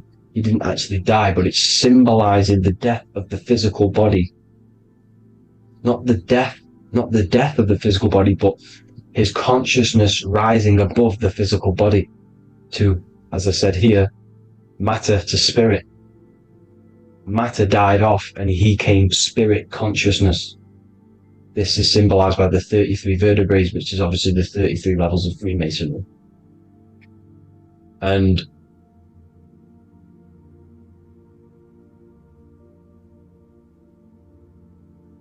now the pineal gland, which is at the very top of this Jacob's ladder, or the River Jordan, the canal, your 33 vertebrae on your spine. This is where the pineal gland sits, right? At the very top, at the center of your brain. Now, there's multiple ways this was symbolized. The Eye of Ra, which is used by the Egyptians. Now, this pineal gland is the seat of consciousness. This is where your consciousness is stored, right? And the ancient Sumerians used the pine cone, hence why it's got the word pineal gland, the seat of the soul consciousness. it produces DMT, dimethyltryptamine, which is known as the spirit molecule. And the pineal gland is wrapped in microcrystals, and we all know crystals transfer frequency and energy. Now, radios use crystals. A radio is a frequency transmitter, turning a frequency into a frequency that we can hear with our ears, right? Because all the radios are actually playing right now in your ears. However, our ears can't pick it up, so the radio transmits it into a frequency that we can hear using crystals. So this is the power of crystals, and this is what our third eye is wrapped in, crystals. Now, this third eye is not actually your third eye, it's your first eye.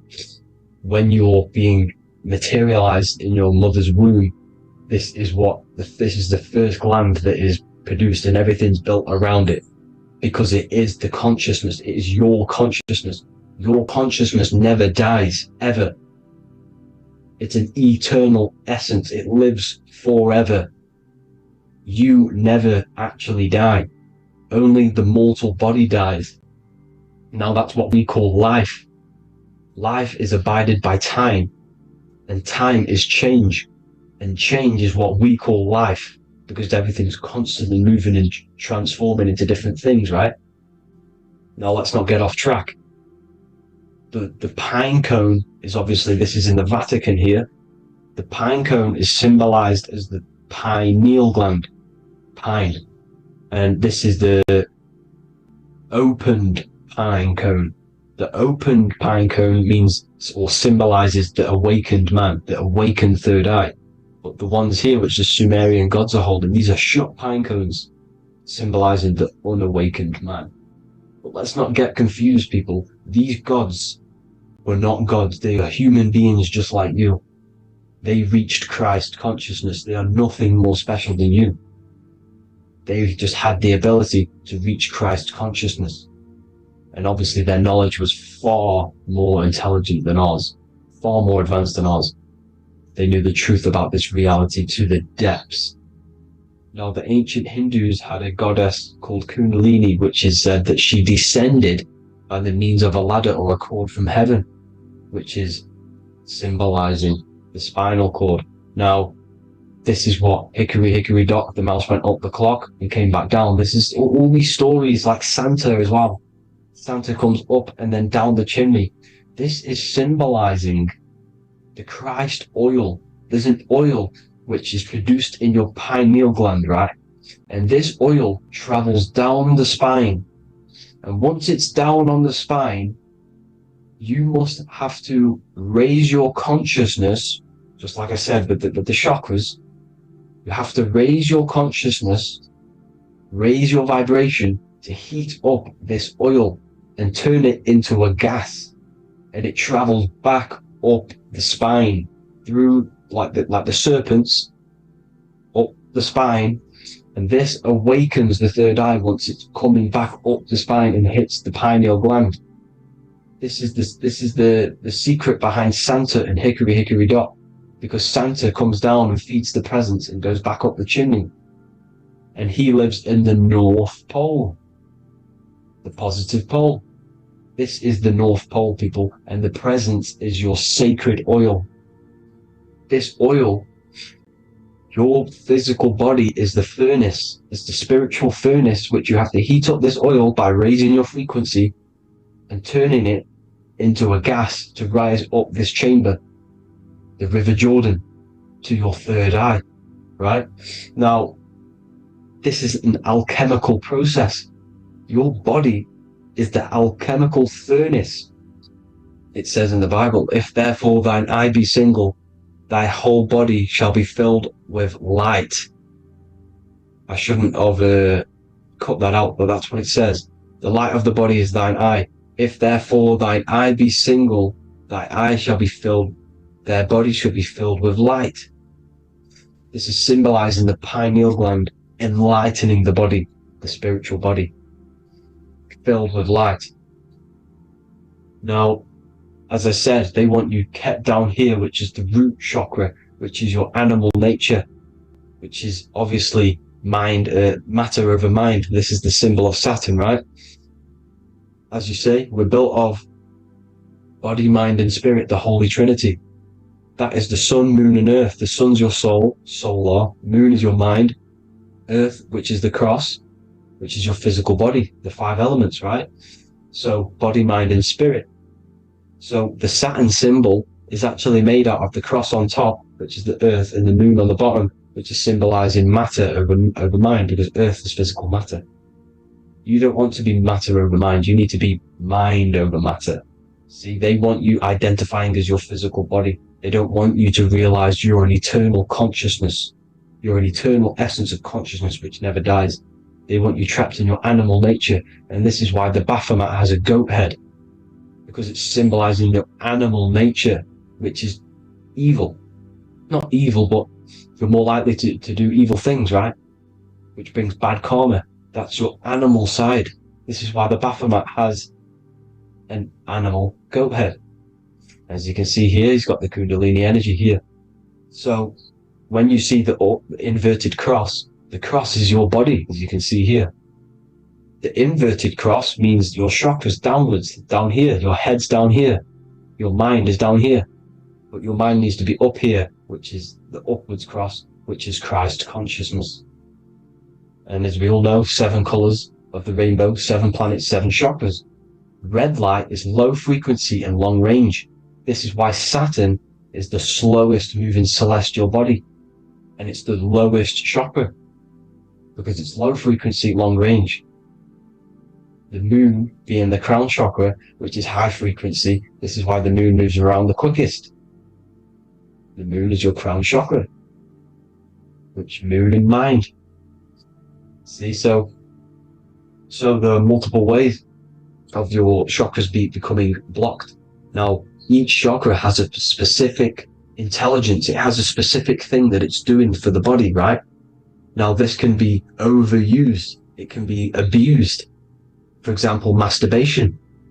That keeps you down here in your sacral chakra, because you're abusing that energy center. You're abusing your sexual energy, which is then becoming unbalanced. So this is how energy, this is why these centers are pulling more energy out your electromagnetic field, because these centers are wheels. The chakras just mean spinning wheel of energy. So when you're abusing these certain centers, you're pulling energy out of your electromagnetic field, which is making your field weaker, which is making your frequency lower, which makes you prone to diseases, prone to lower negative energy, right? So you need to align these chakras. You need to unbalance them. And as you can